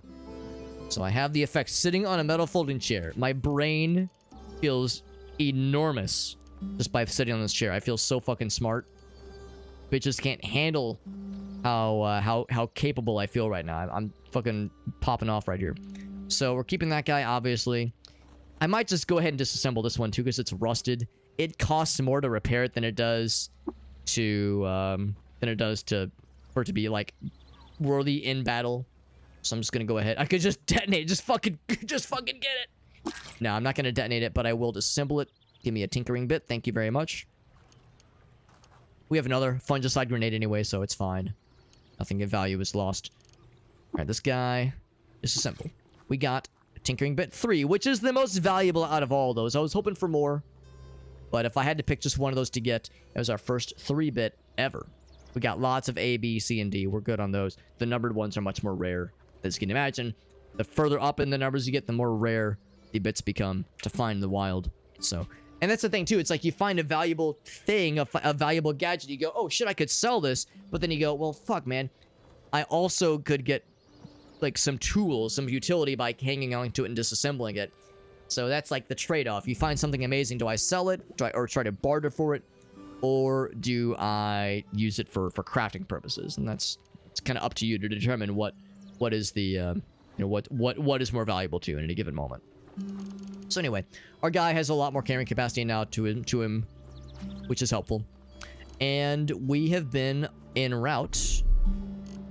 My guy's getting hungry, by the way. And we are tumescent. Here, my guy's getting hungry. I'm gonna go out into the wild for just a brief moment. So I can make camp. Boop. Cook myself a meal because my guy's getting hungry. I'm going to cook. And I'm going to preserve some fresh foods. We have some boar meat. I'm going to choose some ingredients. Let's do something else weird. Let's do... I see what Starble Jam does. I can't on this menu, which is a little bit annoying. This does regeneration healing. Okay. These do max HP because it's meat. All meat does that kind of thing. Acid is for just acid-based effects. Not sure what acid-based effect means, but it's there. Cider is good for quickness, I think. Quickness-based effects. Salty sap is for taste. Regular sap is for... we don't know. Doesn't tell me. Honey is for disease prevention. Sugary salt, I think, also for taste. Yeah, so a lot of these are just kind of so-so. So I'm just gonna say, let's cook something. I mean, we could choose a recipe. We have a number of things we already know about. Better thirsting rate, natural healing, max HP, max HP. I mean, max HP is always a solid choice. Let's go for Big Spanky's dried soup over wafers. How's that sound? I could really go for a generous heaping. A generous serving of Big Spanky's dried soup over wafers. Give me those vine wafer sheaves, those bear jerkies. Do I have bear jerky? I guess I do. You eat the meal. Better max HP. I thirsted half the rate. Yo. No being thirsty tonight, boys. Boys and girls. No thirsty Thursdays here. Thirsty Saturday or Sundays, I guess. So anyway, we've been slowly twerking towards the Grit Gate. There's also the garrisons of the Dulitum. We have a quest to go there as a side quest, that is. We could just warp there, though, is the thing. We could skip all that shit. That is the Rusted Archway. I don't think we have any reason to go there. We have a kitty cat. Hi, Shayna. Thanks, Shayna. Shayna, we were in your library earlier. It's spelled differently, but we were in the... it's either Shayna Library or the Shana Library, but spelled very similarly. We were in your library, Shayna. Isn't that exciting? So, I mean, I enjoy just the intrinsic joy of exploration, even though might be kind of a waste of time. It'd be quicker for us to just teleport directly to that place, because we have the means to do so. But I'm feeling... ooh, do I want to explore some ruins? Sure. The thrill of the exploration. Iron posterior Termish. Tell me about your cold metal posterior, please. Tell me all about your cold, glimmering posterior. Salamander, although he is a red, although the text is red and scary, he's actually chill. He's neutral. In fact, he's docile, so he's gonna be vibing. He's just vibing. He's just chilling. Uh-oh. What is a Quillipede? Aggressive stance, average combat, Kiliad chitter totters, bug crawl, the S-shaped life thing across the ground. What? Look at that writing. That goddamn writing. Are you kidding me? Chitin discs sharpened to quill points and tufts along its back. It says it's an average fight. Now, we've had instances in the past where a average fight is actually a little bit scary. Also, our guy's hungry again. Ain't that some shit? Well, he is here. I ding off of him. He hits me for 4 damage. So I failed to penetrate with 2 hits, and I missed with a third. And then I hit him for 2, and he hits me for 3. I hit him for 3, hits me for 2. It's not great. Not great what's happening right now. Getting my booty kicked a little bit. He is fine. We can always run away. Uh-oh. Oh, he critted me for 10, and blood is everywhere. No, I critted him. Or did we crit each other? You critically hit. Okay, we critted each other. He crits me twice for 10 damage. And then I crit him for 3 damage. No. Yeah, 3 damage. And then another 3. So he's bloody, but he's cleaved and he's fine. Don't love that. I don't love that for us. I don't think I'm allowed... wait, am I allowed to exit the square? I think I'm allowed to exit the square on foot. Man, some average fight. Some average fight. You kidding me? You kidding me on that shit? Yeah, it's a little scary. By the way, this game is a permadeath kind of game. If my guy dies, that's GG's.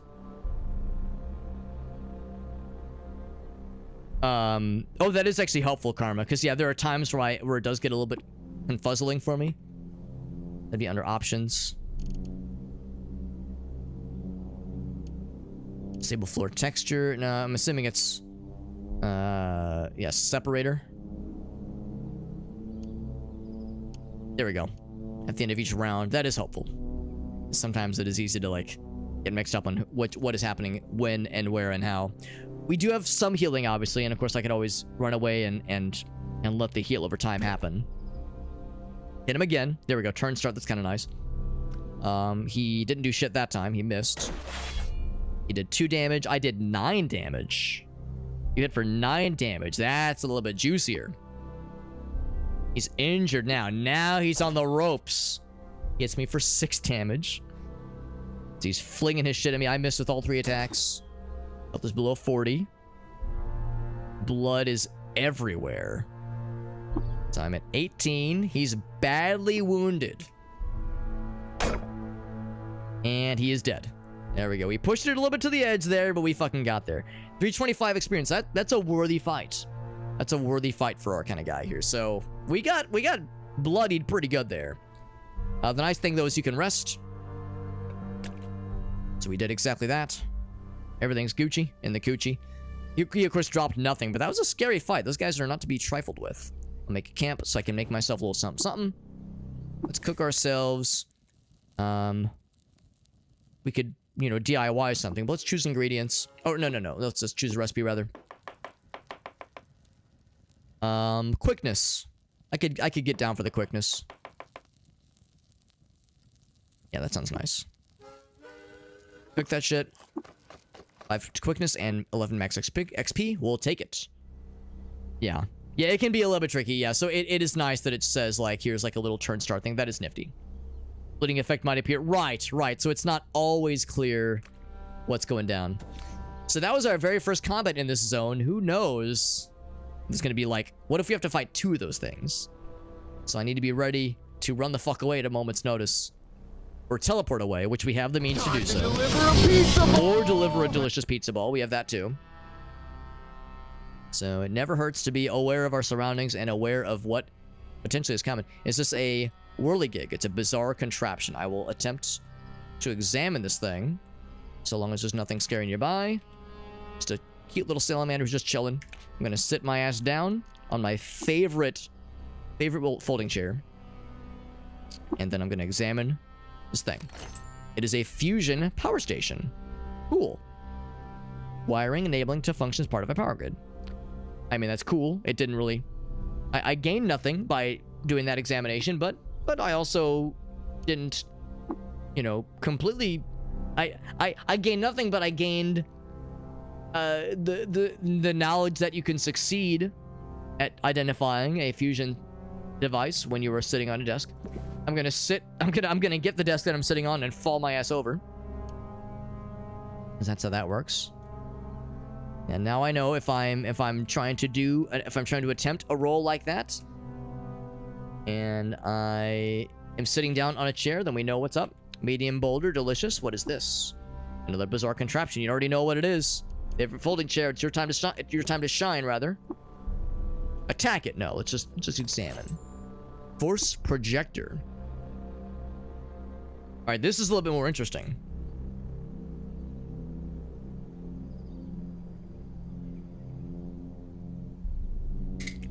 See a force fluid churns in turbulence. Pulverized into solid matter. Projected on a space as a field. Cool. Actually, I guess in all fairness, I didn't consider this earlier. Can I activate this thing? You can deactivate it, which would, I guess, power down things in the facility. Which could be good, it could be horrible. Could be disastrous. I think I can... Oh, hold on, what's that? Bizarre contraption. Well, it's not launching shit at me, so it's probably fine. This is probably the same thing. Fusion power station, yep. Yep. There's that. Oh no, I'm sorry, Meerkat. Yeah, that's a sign. Yeah, that's a sign. Not a bad point.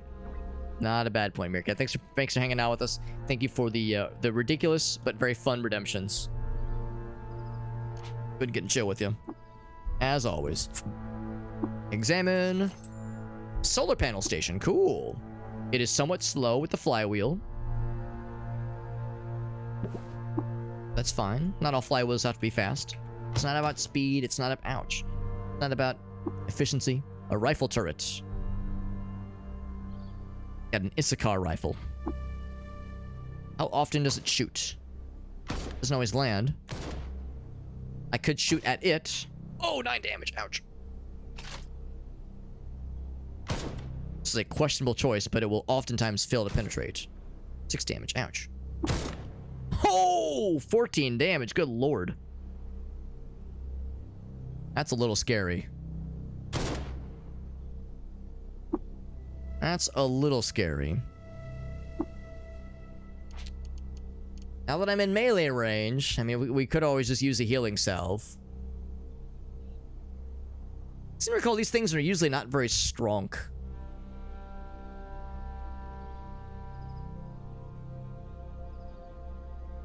This is mine, yeah. I mean, we do have an EMP. It's tier 1, though. Dual kit. Yeah. 14 damage, man. That was spicy. And I don't think I can deactivate it. I think if I try to deactivate it, it will just be like, you can't. It'll just be like, you can't. So I'm gonna attack it. And it dies, yeah. So that's usually how it goes. Not always, but frequently how it goes. Microchip. Oof. Much like the previous thing, that fight kicked the shit out of me. I'm gonna go over here, just back out for a bit. Boop. Heal up for a bit, and a snapjaw. Of course, a snapjaw. I think the salamander killed him anyway. I think the idea is if you... Ooh, a jewel-encrusted club, oh boy. It might not even be worth it. I mean, I'll grab it, but it's probably not valuable. We've learned that a jewel-encrusted Garbo thing is still worth Garbo. It's like a multiplier. So if it's worth like $0.001, then it's, you know, you multiply 0.0001 times 100, it's still Garbo. But yeah, what I might be more inclined to do is to attempt, in situations that are less dire, I'd be more inclined to attempt Rebuke Robot, which can try to like force the robot to following your commands, or I could try that deactivate option. But I've never had deactivate work, and Rebuke I never roll high enough because it's, I think, ego based, and our guy's ego is one of his worst stats. Yeah, level and ego based. Now my level is decent, I think, but also, yeah, also not the bestest.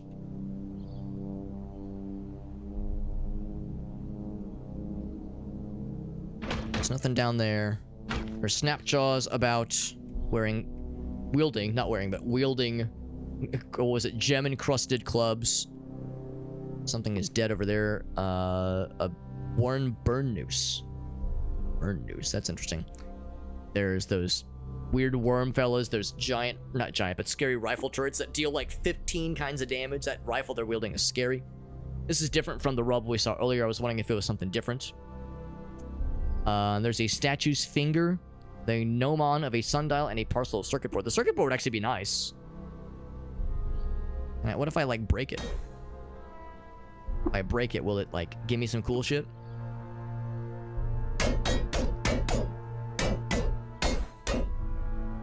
If I break it, will it give me some nice things? I don't like be here forever. Okay, we might be here forever. Let's continue fighting stuff. I don't want something sneaking up on me while I'm fucking around with this thing. While I'm humping this thing into submission. This guy, he's harmless. I'm gonna still chat. Let's trade. Nothing to trade. Oh, okay. Best of luck to you. What is this? Another bizarre contraption. Two-handed iron longsword. That's cool. It's kind of heavy. We have the capacity for it. A worn burn noose. Goat wool. It's probably not very valuable. I don't think I'm gonna bother with it. Yeah. We know that those kinds of things don't sell for very much, typically. Before I examine that guy, I can explore... Oh, what's this? Snapjaw Brute. It's an easy fight. He has a leather whip. So normally this would be like an elevated Snapjaw fight, but they're still real easy. He gives us 2 experience. Ain't nothing but a thing. Gives me a leather whip, which is fairly valuable. Leather armor is not very exciting. Very heavy and not really worth hanging on to for its for the value it provides. So let's go ahead and examine. It is a broadcast power station, so something is being broadcast. Well, maybe not actively, but something. There's technology here that allows for broadcasting, but these are ruins, so it's probably not actively doing stuff now, at least. Wired Fulcrete, which is, I guess, the idea is has electrical wiring. It's damaged though, right? Because it's ruined, right? Ruins, etc. So if we wanted to, we could maybe dig through the walls and try to get artifacts. I might try that in a moment, but I will only do so after we've cleared this area. Make sure there's no monsters around here, because we've already had some tough encounters. There could be plenty more where that came from. Is that a water basin up top, actually? Could be. Another Snapjaw. Kill him in one hit. Bronze Battle Axe. I sleep. We've seen plenty of those. Snapjaw is kind of weird to see Snapjaw as such a low-level encounter along some fairly scary things like those turrets and those worm creatures. Worm-like creatures. This is a kiln. Don't have to examine it. We know exactly what this is. Or it is broken. If it's broken, I could attempt to repair it. It would take 1D. I've got 15 of them. I don't really think there's much benefit. I mean, I guess if we knew how to craft things in a kiln, but I don't know if I really do.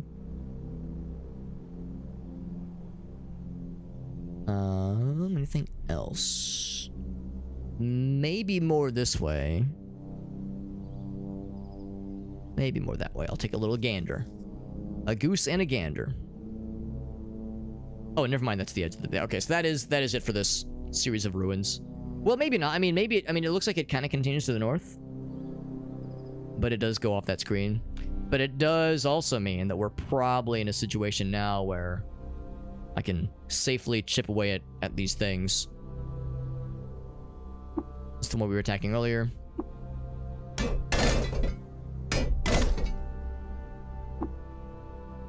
Still fine. My guy's getting thirsty, though. Take a drink. And probably out of this one, specifically. So now we're just thirsty. Now we're quenched, and then one more. I don't really know what this word means. I could probably look it up at tumescent. I guess it means, like, really good. Like, really, really good. This thing is still fine. Yeah, I think attacking rubble is not worth it, because we would have taken a wall down by now. So the rubble's probably nothing, but the wired Fulcrete. I'm curious about this. Actually, I don't think I'm doing any damage. 0 damage at all. I think Fulcrete's just too powerful. Swollen with fluid. So maybe that's a bit much. It does say it's badly damaged. But I'm not doing any damage. Look at that. No numbers. Oh, wait, well... Okay, there's a little bit. Just a little bit. Okay, there we go. Oh, but I broke something. I broke something else. Okay, maybe not. Yeah, so it didn't give me anything else. I was thinking maybe there'd be, like, wired stuff. What's up, Master Commander? Yeah, pickaxe would be nice. It'd make that a lot faster for sure. Otherwise, we're gonna be here all night. I would lose my metabolizing benefit. My metabolizing boon. Dare I activate or deactivate some of these things we found? So we found a... over here. I could deactivate that. It's going nearly full speed, which is cool. I could deactivate this. There was something I saw. One of the first things we found. Was it this guy over here? This thing sounds interesting. Oh, the capacitor is drained. I would have to like charge it up. And it would take a single A bit. I don't know. I read the description. Sea of force fluid churns in turbulence, pulverized into solid matter by the dynamo, projected into space as a field.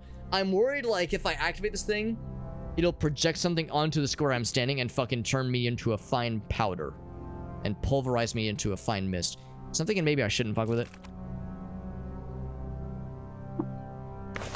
Okay, so yeah, so drinking too much water doesn't necessarily do a bad thing, but I probably shouldn't overindulge.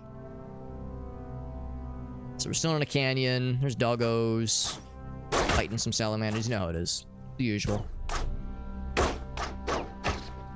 Doggos to be fighting salamanders. That is what they do.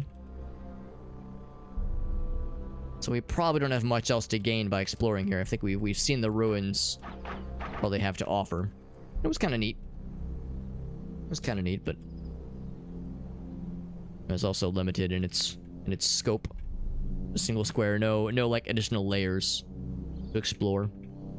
So I'm gonna go back up and continue towards this cool little place. We swell with inspiration to cook a mouth-watering meal. Man, I'm swelling so big and swollen like. Alex, just stick your penis in the device. What's the worst that could happen? Are we a Trukin or a mutant? We are indeed a Trukin. We are a Syzygyrior. Syzygyrior, I believe is how you pronounce it. And that's the build we've gotten right now. And yeah, we have a couple of nice things. We're level 10, so we're doing all right. Yo, what's up, Infinite Mess over on YouTube says the random ruins can be disappointing. Yeah, I mean, we found some cool stuff. What we really found was some really hard encounters. We found some really, really hard encounters that there was a rifle turret that did like 40 damage to us before we could approach him with melee. It was a little scary. They weren't even crits. He just did like 15 damage to us in a single hit a couple times. It was terrifying. And then we also fought some kind of...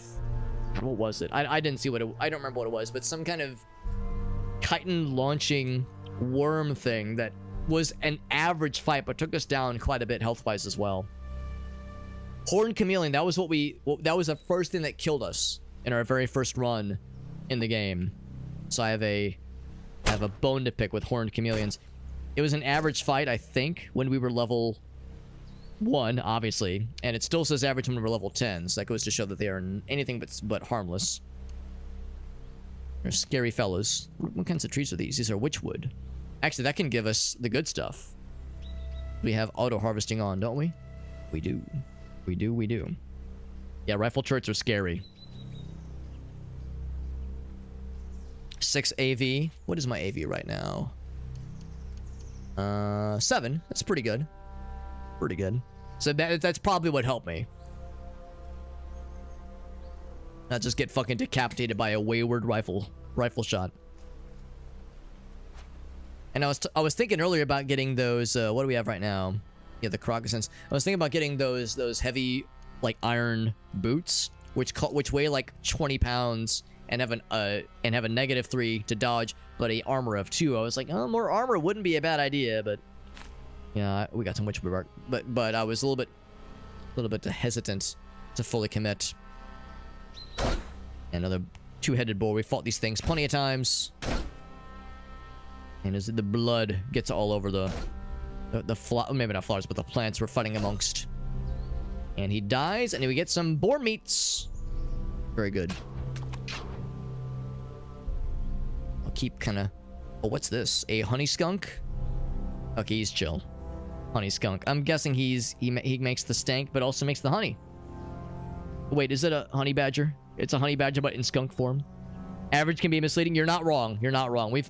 I remember Karma warned us. Karma was like, listen, Alex, the game it's an approximation that has a very wide range. So average is to be taken with a grain of salt. All the more reason to be concerned when you see a tough enemy.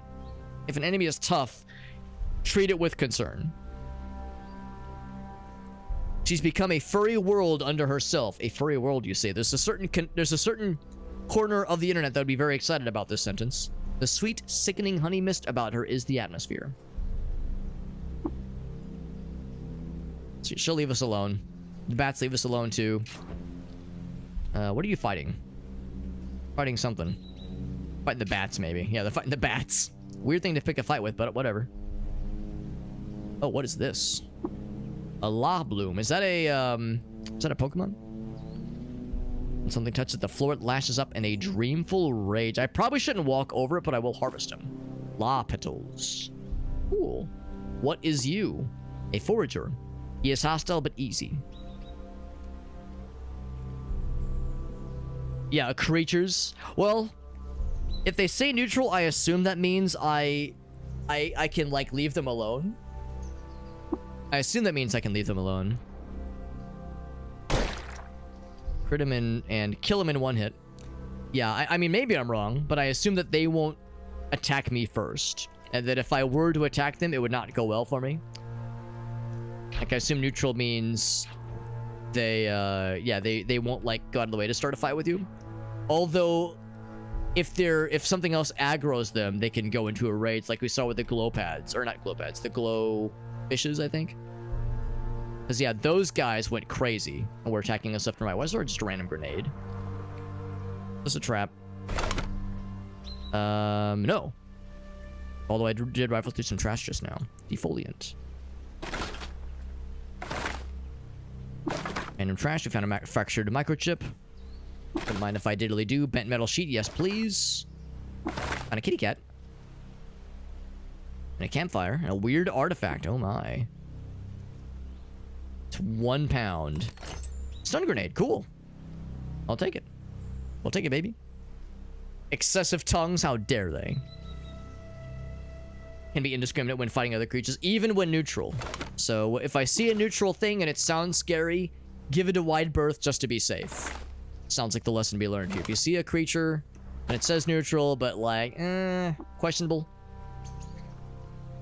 Phosphorescent, but it says docile. If it says docile, then I know we're chill. It says docile, I know we're chill. Hi, kitty cat.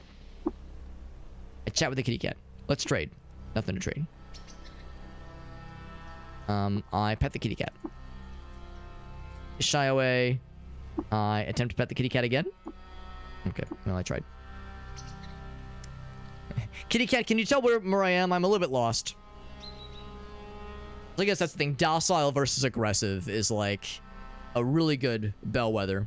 But yeah, if it doesn't specify, then it's neutral, so don't always assume nice or harmless. Other cap? Sure. Sure, I suppose. Action microchip. Burnt capacitor. We're getting real lucky. Real lucky. That's that streamer luck. Streamer luck is procking a whole bunch. My guy's hungry again. Oh, we got a campfire right here. Let's choose ingredients. Lop petals are now dry lop petals. Got some boar jerky. So what do I have right now? I want to make a new recipe. Cider and worm not warm. Worm jerky. I'll have to warm up my jerky. Let's do choose ingredients. Actually, hold on. What are the law petals for? This could be an opportunity.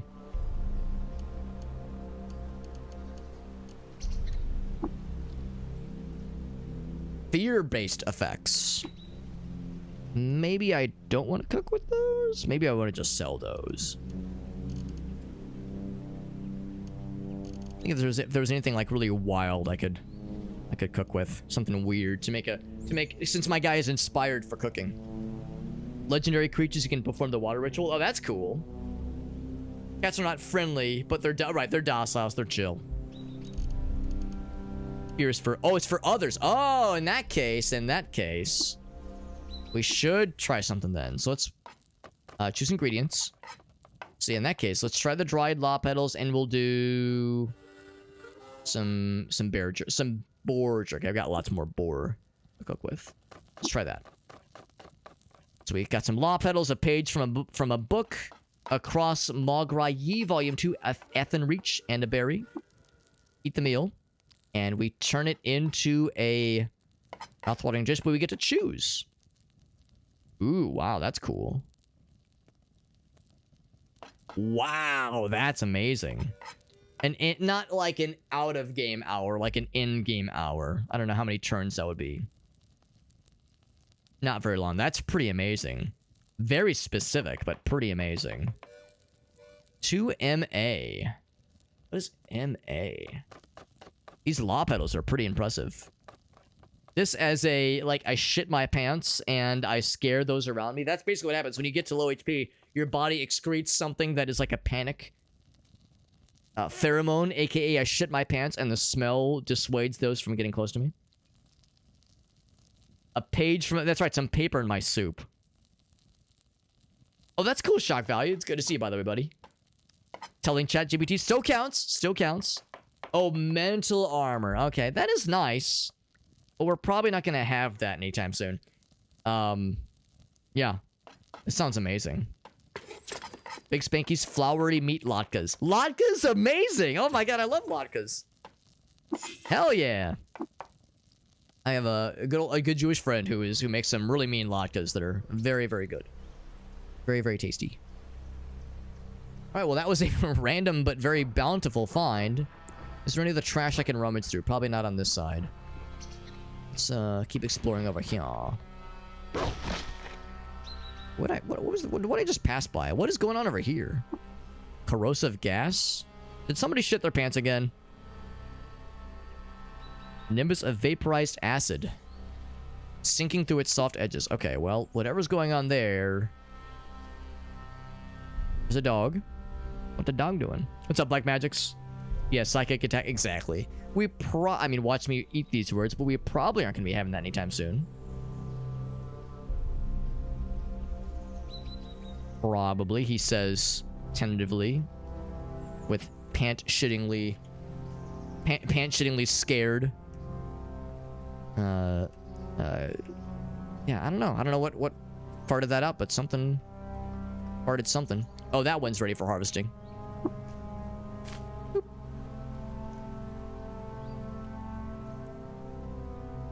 What the hell is this? An unfinished sculpture. Transformation is arrested through indecision or neglect, it says.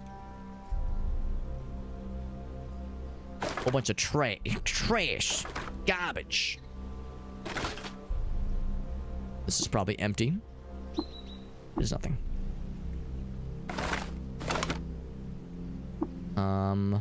I look at it. Do I get anything from looking at it? Nope, it's just there. So some tortured artist has been working on this thing. At a workbench. It's got more dried law petals, yes. Wooden arrow, yes. Spine fruit. Spine fruit. That's what I've always wanted. A single serving of spine fruit. Spiny, not like fucking vertebrae. Ah, yes, some nice crunchy vertebrae to put into my fruit jam. Who wants a good fucking spinal fluid? Who wants a good spinal tap and butter and peanut butter sandwich? Tiny pulp lace has been in the fruity aether. Damage reflection. Cool. Also, I did not know there was damage reflection in this game. I'm not surprised. But I did not know that. We got some salt in that guy. Shit is wilding. What amps to you? A bizarre contraption that I will attempt to identify. Get a little sit. Take a little seat on my favorite folding chair that's made out of metal. Sit, and then take a little examination station. It is a electrodicus. An electrodicus. An electrodick. Us. It's good for learning. That's awesome, man. That sounds nice, man. That sounds really cool, Shock Value. That sounds really nice. Really helpful for Discord bottery shenanigans. That sounds nice. Good to see you, Black Magics. Latka these nuts. Delicious. Plumbing enabling... Wait, and it contains plumbing enabling it to function as part of a hydraulic transmission system. Can I take a piss on it? Is that what you're getting at? I can piss on this thing? Okay. Well, that's neat. I can't do much with it, but it's cool. Oh, let's get my chair back. It's my emotional comfort chair. I can't leave without it. I can't function without my emotional comfort chair. I will simply cease to exist. Can't have that. I'm going out of my way to like walk over these trees because they... Oh, croc. Literal croc, but it's an easy fight. Yeah, walking over these trees because there's a chance that I'll be able to extract the meat. I got some raw croc meat. Nice. There's a chance you can harvest some witchwood petals or witchwood leaves, which is good for healing. But the ones that are like red and I have like some kind of different aesthetic about them, those are absolutely guaranteed to be harvestable. But sometimes I think you can get lucky and get some other witchwood. A motherfucking bear? In this day and age, I've hit him once. What was that? There was something. Oh, your slime-stained engraved plastifier bonnet was cracked, which is the helmet I'm wearing. So he cracked my helmet, which is very not gamer of him. So because he crit me for 3 damage, we put blood everywhere. The trees, the floor in front of him. Can we have a nice chat? Can we attempt diplomacy? No diplomacy here. Now he's dead. He did not leave behind a corpse, so I cannot get bear meat from him. I'm sad about it. I'm also miffed that he broke my helmet temporarily. It'll eventually repair itself for some reason. I feel like I should not touch this thing. When something touches it, the floor, it lashes up in a dreamful rage. I'm not gonna touch it, but I will. I mean, I can't harvest it from a distance, so I'm not gonna walk over it because I don't have a death wish. I'm not a complete dumbass. I just play one on TV.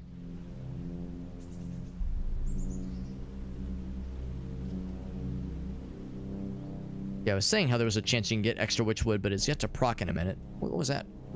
A guard dog. All right, so this is a companion that is presumed disciplined and trained for things. So there, and we of course saw the camp earlier. We saw the pet kitty cat. Well, maybe not pet. Well, maybe it was pet. I don't know. We saw the kitty cat. Guard dog's leaving us alone. I'll leave him alone. I don't want to pick a fight I don't need concern myself with. Makes me wonder if there's something else. Someone else or some whomst else. But, no, nothing. Oh, wait, what was that? Look at this. New tree. Star apple, yeah. Yeah. Cannot harvest it, though. I don't know if I've ever actually seen a star apple tree in the wild before. It's kind of nice. They're probably pretty rare, I'd guess. I mean, we've seen indications that a person has been here, but I can't find no peoples. Scout this place pretty thoroughly. I'm kind of curious. If I go back, can I talk to the dog? With that dog. I've been surprised by what I've been what I have and have not been able to talk with in the past. Want to chat? Let's trade. Nothing to trade, but he at least is like willing to attempt to talk. That's kind of nice. Can I pet the dog? All right, this is a questionable choice. You pet the guard dog. The guard dog barks. All right. I mean, it could have been awful. It could have been nothing. It was nothing. Can I take a drink of my salt? No, that would be horrible. Can you imagine? That'd be fucking terrible. Take a drink. Boop. Refreshing. Now we're just thirsty. And now we are quenched. That's as far as we want to go. Have a good night, Ogasso. It is almost 2 a.m. I'm probably gonna have to wrap up pretty soon here. Oh, but we're lost though. I can't just hop out like it's easy peasy. We have more to explore. The harvestable witchwood bark tree right now. Those are great for healing. What is this? A Naphtali Tinkerer. He is hostile. Got a wrench and some leather boots. Naphtali Tinkerer. Living in the smalls of spiral roots. It's kept warm by a layer of symbiotic moss fur. I think we fought one of these guys before. Her face is a blazing portrait of togetherness, laced, burned. Yes, I remember that description. Togetherness, laced, burned, and painted to a point. They are most likely going to be. Yep. Before I could even finish the sentence, I was going to say they're most likely a what's the word? A trivial encounter, and they were indeed quite trivial. Arrows are being launched towards us. Both of them missed. Maybe not us specifically, but something's being launched. Is that another fella? A jeer. He's an average fella. He's got a bow. I've got a bow too. Guess I never use this thing. He's shaming the feral dog with his words. Am I a semicolon? I'm a semicolon. Am I shamed? I'm shamed. Oh god, he fucking made me sad. I'm slower. I'm just awful. Just tragic. Disappointing, honestly. And then I fucking turned him to liquid. He shamed me, so I fucking deleted his ass. I wonder how long that lasts. Jesus. Kind of unnecessary, don't you think, bro? Alright, me and this dog, the two shamed individuals. Tarnished individual. No, he's dead.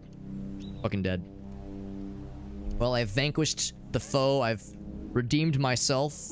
And this doggo. I feel redeemed. I feel vindicated, but still, this emptiness I feel deep inside knows no bounds. Clearly, I will never mind, we're fine. We recovered. Chuck off the daisy at a club. In a club, I sleep. I sleep in the club. Okay, maybe don't sleep in the club. It's not a good idea. Oh, the kitty cat. And a Nimrod. Yeah, that's mean. Don't call him a Nimrod. He's probably an average fella. And a bear. Nimrod and a bear, and I'm hobbled. Wow, that I don't think I've had that happen to me before. But I'm not moving around anyway. We're fighting. He's fucking dead. You're a Nimrod, Nimrod. Yo, kitty cat, you want to help me fight this bear? Oh, now the kitty cat is splattered with blood. He cracked my bonnet again. I think it just got repaired. And he's dead. Thanks for the help, kitty cat. You fucking dingus. Sorry I covered you in blood. I didn't mean to. I didn't mean to cover you in blood. Bloody Ray cat. I pet the kitty cat.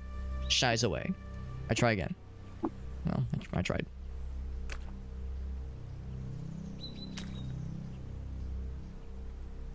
On a bear. These fucking Neftali lads are a bunch of dinguses. There's another one.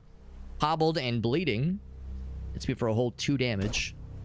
And he's dead. Iron dagger this time. Those are worth a little bit more. Bloody club.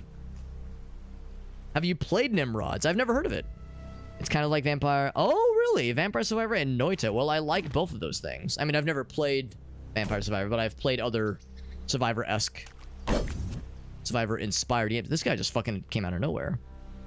Oh, this guy's a special one. That's a little scary. Reputable Godhead. Ad Romana. Reputable Godhead Ad Romana, and I'm a little bit low on health. Well, not low on health, but I've lost some health. I might want to sprint away and heal if need be. I could try flying and swooping, but then I might crash. There's always a chance you'll crash, and that obviously has some negatives. We'll stick on the ground for now. Yeah, no, but saw it on YouTube. I've never heard of it, but that tickles my pickle. It tickles my curiosity. Greebled egg of metal and circuited glass. Finished from the chrome fund. Never heard of this. Never seen this guy before. He's a spiritual center mass for a minion of wood sprogs. So this is like... The wood sprogs are these things we've been fighting. The Neftali or woods... Excuse me, are wood sprogs. And this is a highly exalted figure of the wood sprogs. Sensory pain fused at junction points to the self-some mask of their creators/minions. Loved by the Neftali tribe and robots.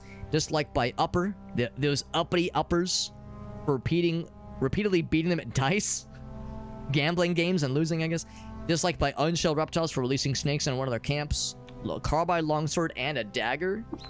A little scary. A little scary. These guys both have swarming, I think. Okay, well, the other one does. So I will actually target him first and just kill the shit out of him. Did he do 10 damage to me? No, he missed. I think I did. Yeah, I did 10 damage to him. And he does 3 and 8. No, I'm sorry. No, he just did 3 damage. He rolled an 8. It's a 5. He's chipping away at me. I've chipped away at him, but he's looking fine, whereas I am looking injured. And did he hobble me? I am still hobbled, which is not good, so I would have a harder time getting away. Let's do another round or 2. Oof, that was an unpleasant hit. So now it's time to turn on sprint. And use a witchwood. Witchwood? That one. Although before I use it, let's consider where I'm moving. Going left blankly could be a disaster. So I might go diagonal up.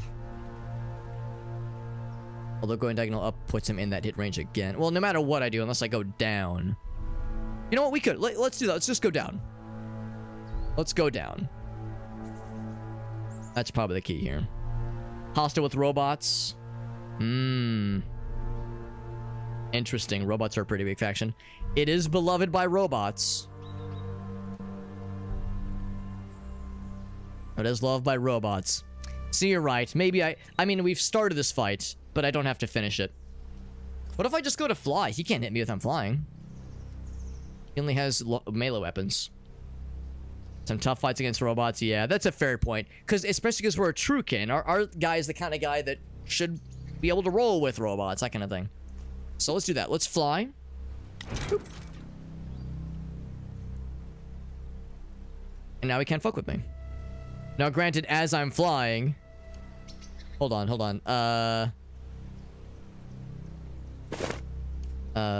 Is infected by terrain, right. There's a thing that tells me, like, you have a chance of just eating shit. 5%. Okay, that's actually not too bad. Did you try to rebuke? I didn't realize that he was rebukable. I didn't think he was a robot. I guess he is. I mean, I've never... No, the answer is no. I've yet to try to rebuke. I could, like, go away and heal and try to rebuke him and just see what happens. I mean, I know rebuking is based on ego, and my guy's got a Garbo ego, but we can try it. The worst that can happen is he'll just keep slapping me. Uh-oh. Oh, it's because he's fighting the fella. That's where those guys came from, or that's what that came from. Salty, bloody skunk. I was wondering where the noxious fumes was coming from. He is still passing me, or keeping up with me, rather. We are flying. I think he will eventually... You've lost sight of him. We're still flying. Oh, he's got a whole crew. A whole running crew. That's a little scary. I know I can't sprint and fly at the same time. It's a robot god, yeah. Make them their leaders. So it'd be cool to get him on my side. If I can lead him into this guy. See if, like, something happens when something walks over this thing. We fought bears. We fought all these other dudes before. It's a little bit risky. I'm gonna take a Witchwood Bark. Sated and quenched. We're confused. Oh, but now we're knocked prone. Fuck. And I can't fly. Actually, I guess I could. Although maybe it's not a wise choice. Oof, a lot of things in melee with me, though. Still can't sprint. I guess I'm not confused, though? No, I'm confused. I was confused by how confused I was. Yeah, the question mark. There we go. Oh, right. It's because... Right. It's taking tells from other things around me. What is that? A tumbling pod. That's cool. Except it's scary and tough. They're trying to explode. In that case, I go, you know what? Nah. I'm good. I'm good. I do like how I have this gaggle of dudes following me as I'm trying to fly away. But I'm glad I got some heals back. That makes me feel a little better. I am knocked prone. The bear is trying to fuck my shit up. Bloop. Oh, I have to stand back up, I guess? Oh, or... I guess it... Oh, there's a full 4-turn cooldown. I see it. I've seen these guys before. Two-headed boars. So many things happening, man.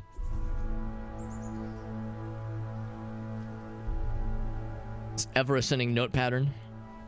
Oh, the one you're working on, Chakra, because you're a musician.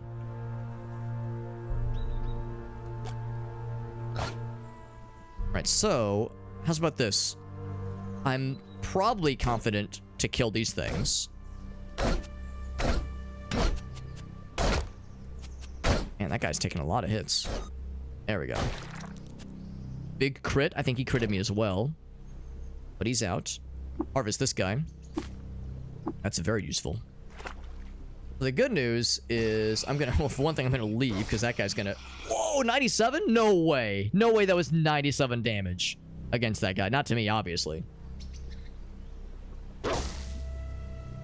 Maybe it was 9 and 7. Jesus.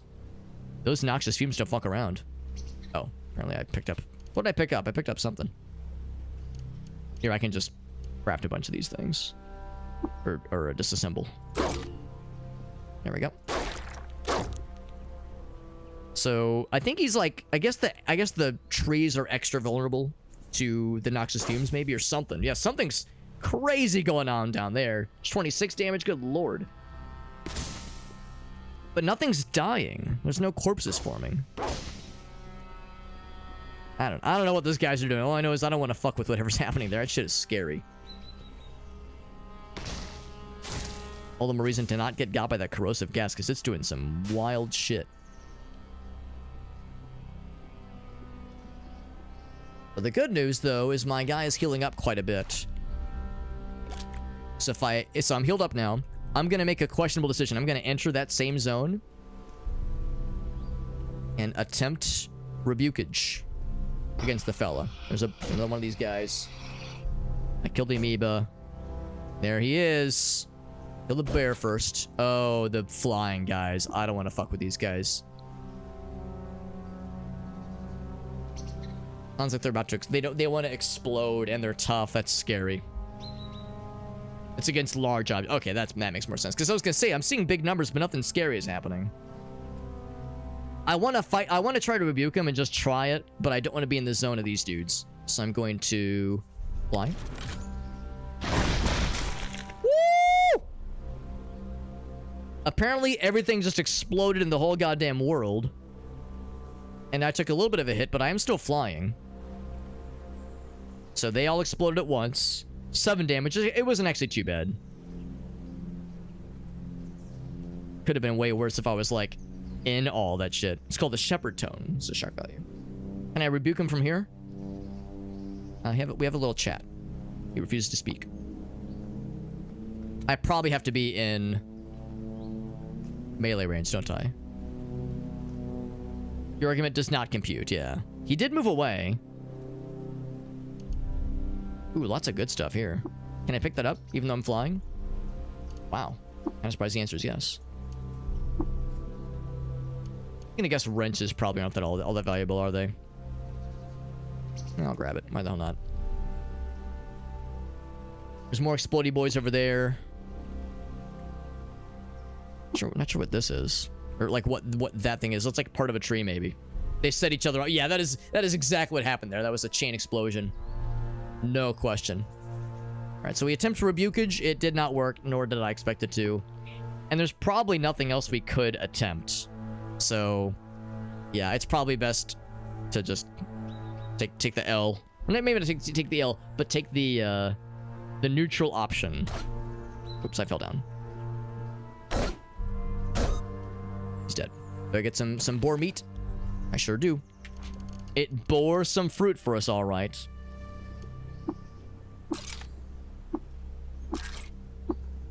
Let's disassemble all of them. We are still lost, by the way. And we could attempt it again. In 90 rounds, we could. I'm guessing he probably has a pretty high rating. We do have, the data disk.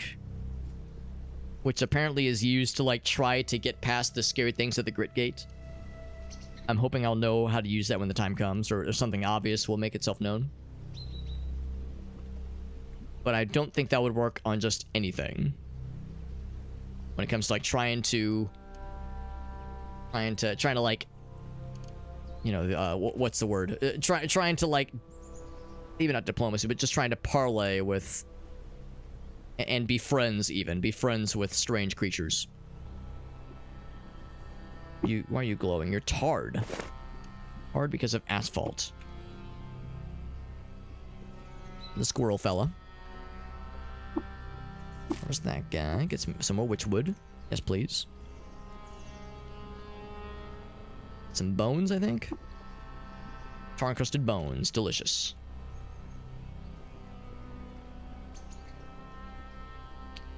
I think these... Yeah, they have nothing. Only when they're, like, colored with the, like, red hue do they have something to give us. What in God's name is this? A mimic? Oh, God. Impossible. Star shape of sheer Gummy tentacles shiver at the 0 point. When it senses something nearby, electric currents charges at a scale of mirror photons to replicate the image. Aggressive, it bites, and an impossible encounter. I don't think we've ever seen impossible as the descriptor for anything in this game. So needless to say, I'm going to say, all right, Mimic, that's all cool, but I think I will choose to not engage. Reasons that are probably fairly obvious. Wow, a Mimic just hanging out here. I mean, we did find a robot god. So, if we're finding robot gods, then I suppose the rules are kind of off as far as what to expect here. There's a chromeling. Scrap metal. He's got a stun rod. Banging metal into some form of likeness. They're a point between poles on several axes, halfway between chimp and human, halfway between child and adult. Shadows under their chrome cheeks. What about their butt cheeks? Says, don't worry about it, Alex. You got this. Thank you, Black Magics. I appreciate the vote of confidence. I will attempt to fight this creature. Wait, hold on. That is assuming he's hostile. He is not. He might chill with us. He might vibe. How's it going, buddy? I go to chat. Oh yeah, he actually talks, and I'm no longer lost. That's super helpful. Helpful. Would rebuking him, like, if it goes poorly, would it make him angry? Maybe not. I'll just chill for a moment, assuming that Mimic didn't. Actually, here, I'm gonna walk around for a little bit because there was something over here that caught my eye. Got some witchwood bark. There's another squirrel skunk fella. Oh, hold on. Fighting something. Oh, they're fighting a bat. That's fine. Alright, so Rebuke is ready. And he wanders away disinterestedly. So it didn't say does not compute, but it's an not gonna work. Live and remain ever ruthless. Yeah. I wonder if the message does not compute, if that means, like, there's no chance. There's just no, like, you just cannot. You do not have the high enough stats. Whereas if it says, like, he walks away uninterested, if that means you just didn't roll high enough. So maybe you could. It's not, like, that far outside the what is possible. There's another turret. It's a stasis mine fella. I will try to... Oh, there we go. There's one right there. There we go. We got it. And we get it.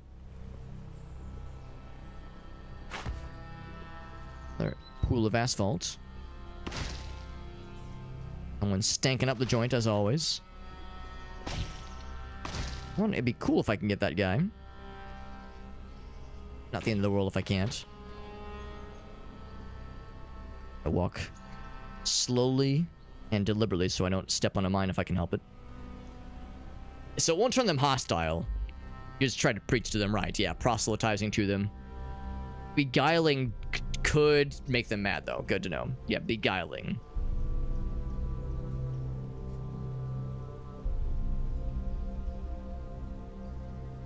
It's okay. Intermediate is result. So he was all okay. So I see what you're saying. So we rolled decently. So he was already not hostile, but now he's extra not hostile. So to that end, if we try the rebuke option on the big guy and we succeed really good, then our reward might be, yeah, that he leaves us alone. Where'd the fella go? Saw him briefly. They just kind of move about on their own. They don't really give too many shits about what the people be doing.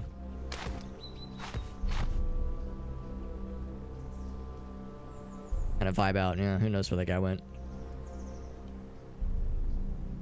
I'd like to kill him so I can get some of his robot guts for crafting purposes. Crafting dolphins? No, crafting porpoises. For the purpose of crafting things. Oh, there he is. I saw a glimmer. My rebuke is ready, so I could try it again on the big scary guy.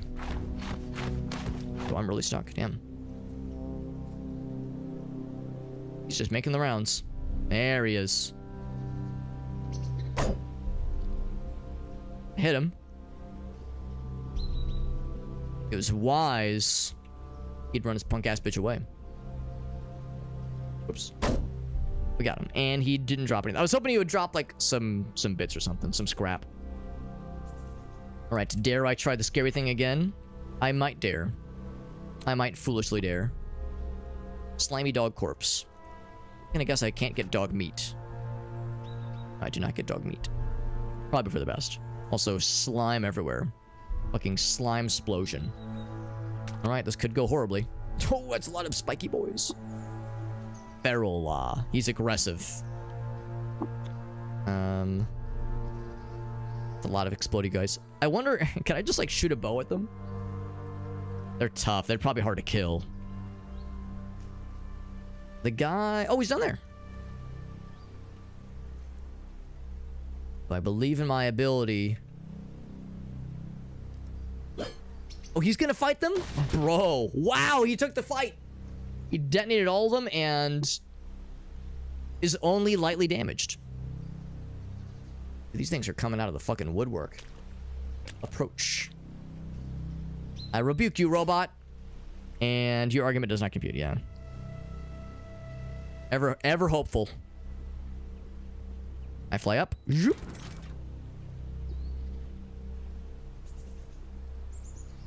Those guys are still there. Yeah, fuck that. Like how he just kind of leaves you. Well, obviously he leaves you alone because he can't reach you. Can I fly up now? Zoop. I get lost again, but now we're in a different square, so it's fine. You could shoot. Okay, so if you shoot one, they'll go ahead and pop. Well, that's at least kind of nice. I was flying that whole time, by the way. These wings are amazing, dude. I lean on these wings very, very heavily, and I have no shame. No shame at all. What I also have is a gained sense of fatigue. It is getting tired. It is getting late, and I'm getting tired. I was actually hoping to get to our next kind of major destination that I was kind of thinking, which is to say, I know we're heading towards something gate, right? The something gate, whatever it's called. Not this thing, but something over here. But there's a library, or not a library, some other shrine thing next to it that I want to hit up.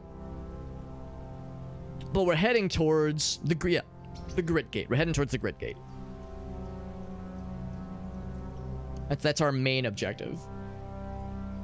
Yeah, they're pretty fragile, so they'll chain explode. Because it said tough, I assumed tough meant like hard to bring down, and presuming having a lot of HP.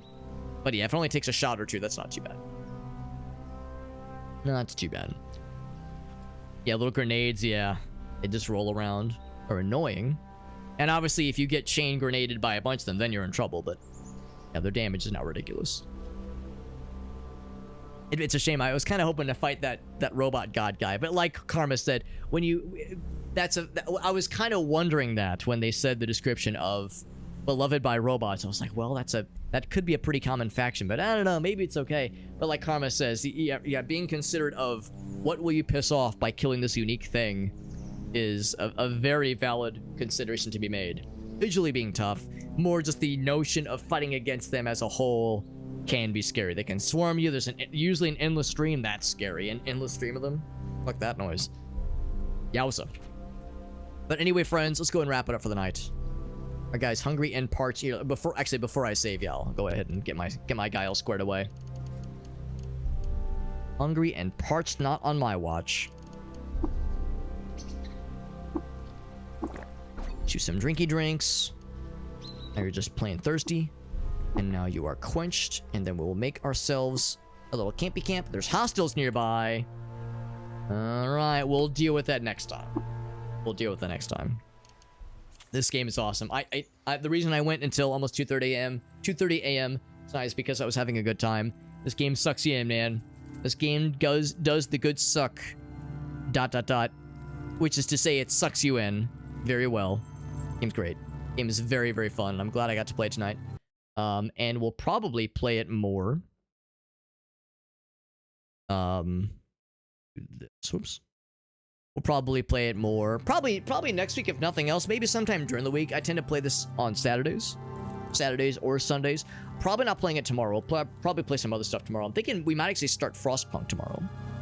Frostpunk is the game I've been wanting to play, and I managed to snag a review key for the second game. I'm going to play at least a little bit of the first one first before I delve into the second one. So we might start Frostpunk 1 tomorrow. After we do multiplayer games, we're going to be doing some multiplayer games with Alias and Krath.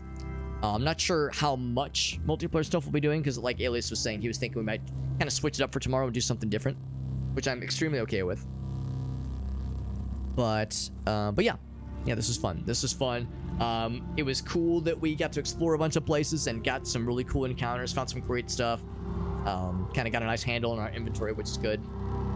And this game it's one of those you can just keep going. Had some scary encounters. We were not steamrolling everything. We had some moments of like, oh fuck, down to like 10, 12, 15 HP. So I'm glad that, you know, our feet are being pushed, or being brought to the fire, so to speak. You know, it's not easy street. It is sometimes scary street. That's part of the fun, though. It's part of the experience. I enjoy it. I enjoy. So anyway, guys and gals, let's find a raid target. Thank you for those hanging out with us. Thank you again to Skulls for the very generous raid. Skulls raided us earlier. What a fucking stud, man. I feel a little bad. Skulls plays like really cool action games. He's such a cool and like engaging action game streamer. Space Marine, Warhammer stuff in general. He's obviously a huge Warhammer guy. Played some For Honor last night, which was fun too. So dude's like an action man, and I'm over here playing this fucking slow ass nerd shit. Are you kidding me? But that was very nice of him to raid into us, just like it was nice of him to raid into us a couple weeks back. Dude's fucking cool as hell.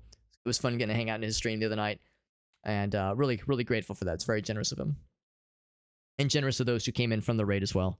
Appreciate you guys giving us a chance. But no, it's okay, Shock Value. It's no worries, buddy. And you've been busy, bud. You've been busy. You did a bunch of snow shoveling last weekend. You were working hard, man. Working your ass off out there, man. This is fun. This is fun. And like I said, most assuredly some kind of stream tomorrow. Probably some co-op games with Alias and Krath. Some Din's Champions co-op stuff probably. And then afterwards, I'm leaning towards starting Frostpunk. I might reconsider. But yeah, I'm kind of leaning towards starting Frostpunk on tomorrow after the co-op shenanigans with our friends.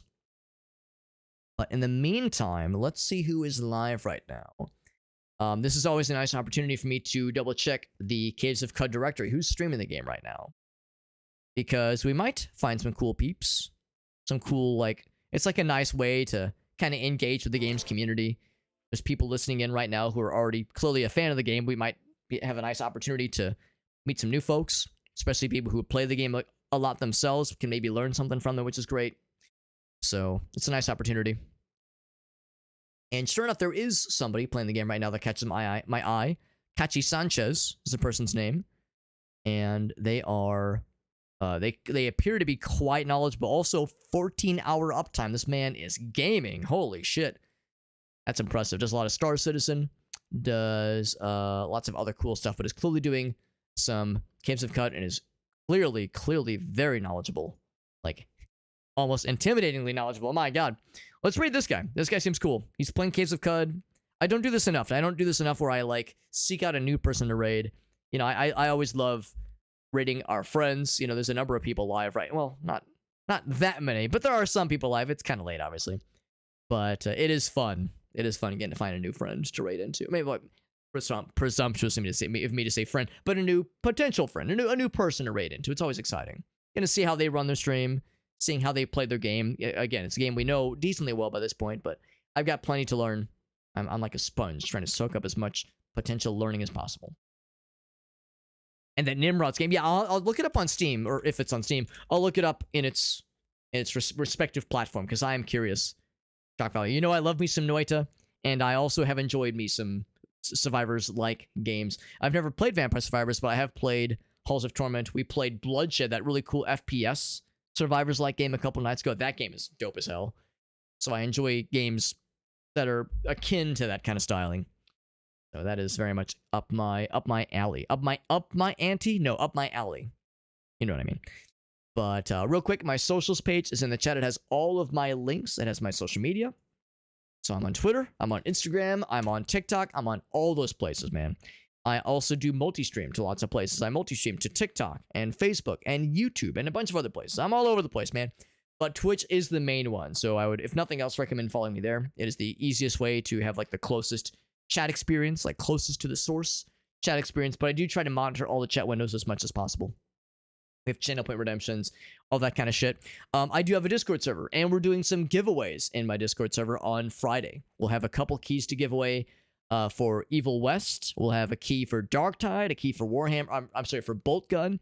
Some of you listening in might be fans of the Warhammer 40k stuff. So Darktide, Bolt Gun, some great fucking games there. We're going to be doing some giveaways on Friday. The raffles are open in the Discord server. So go to the Discord server, check the giveaways series of channels. They're threads, basically. Check the threads in the giveaways section in the Discord server. Instructions are super clear there. And yeah, we'll roll the giveaways on Friday night. You do not have to be present when the giveaways happen, by the way. In the stream, that is, I will DM the winners to let them know what they got. Nice and simple.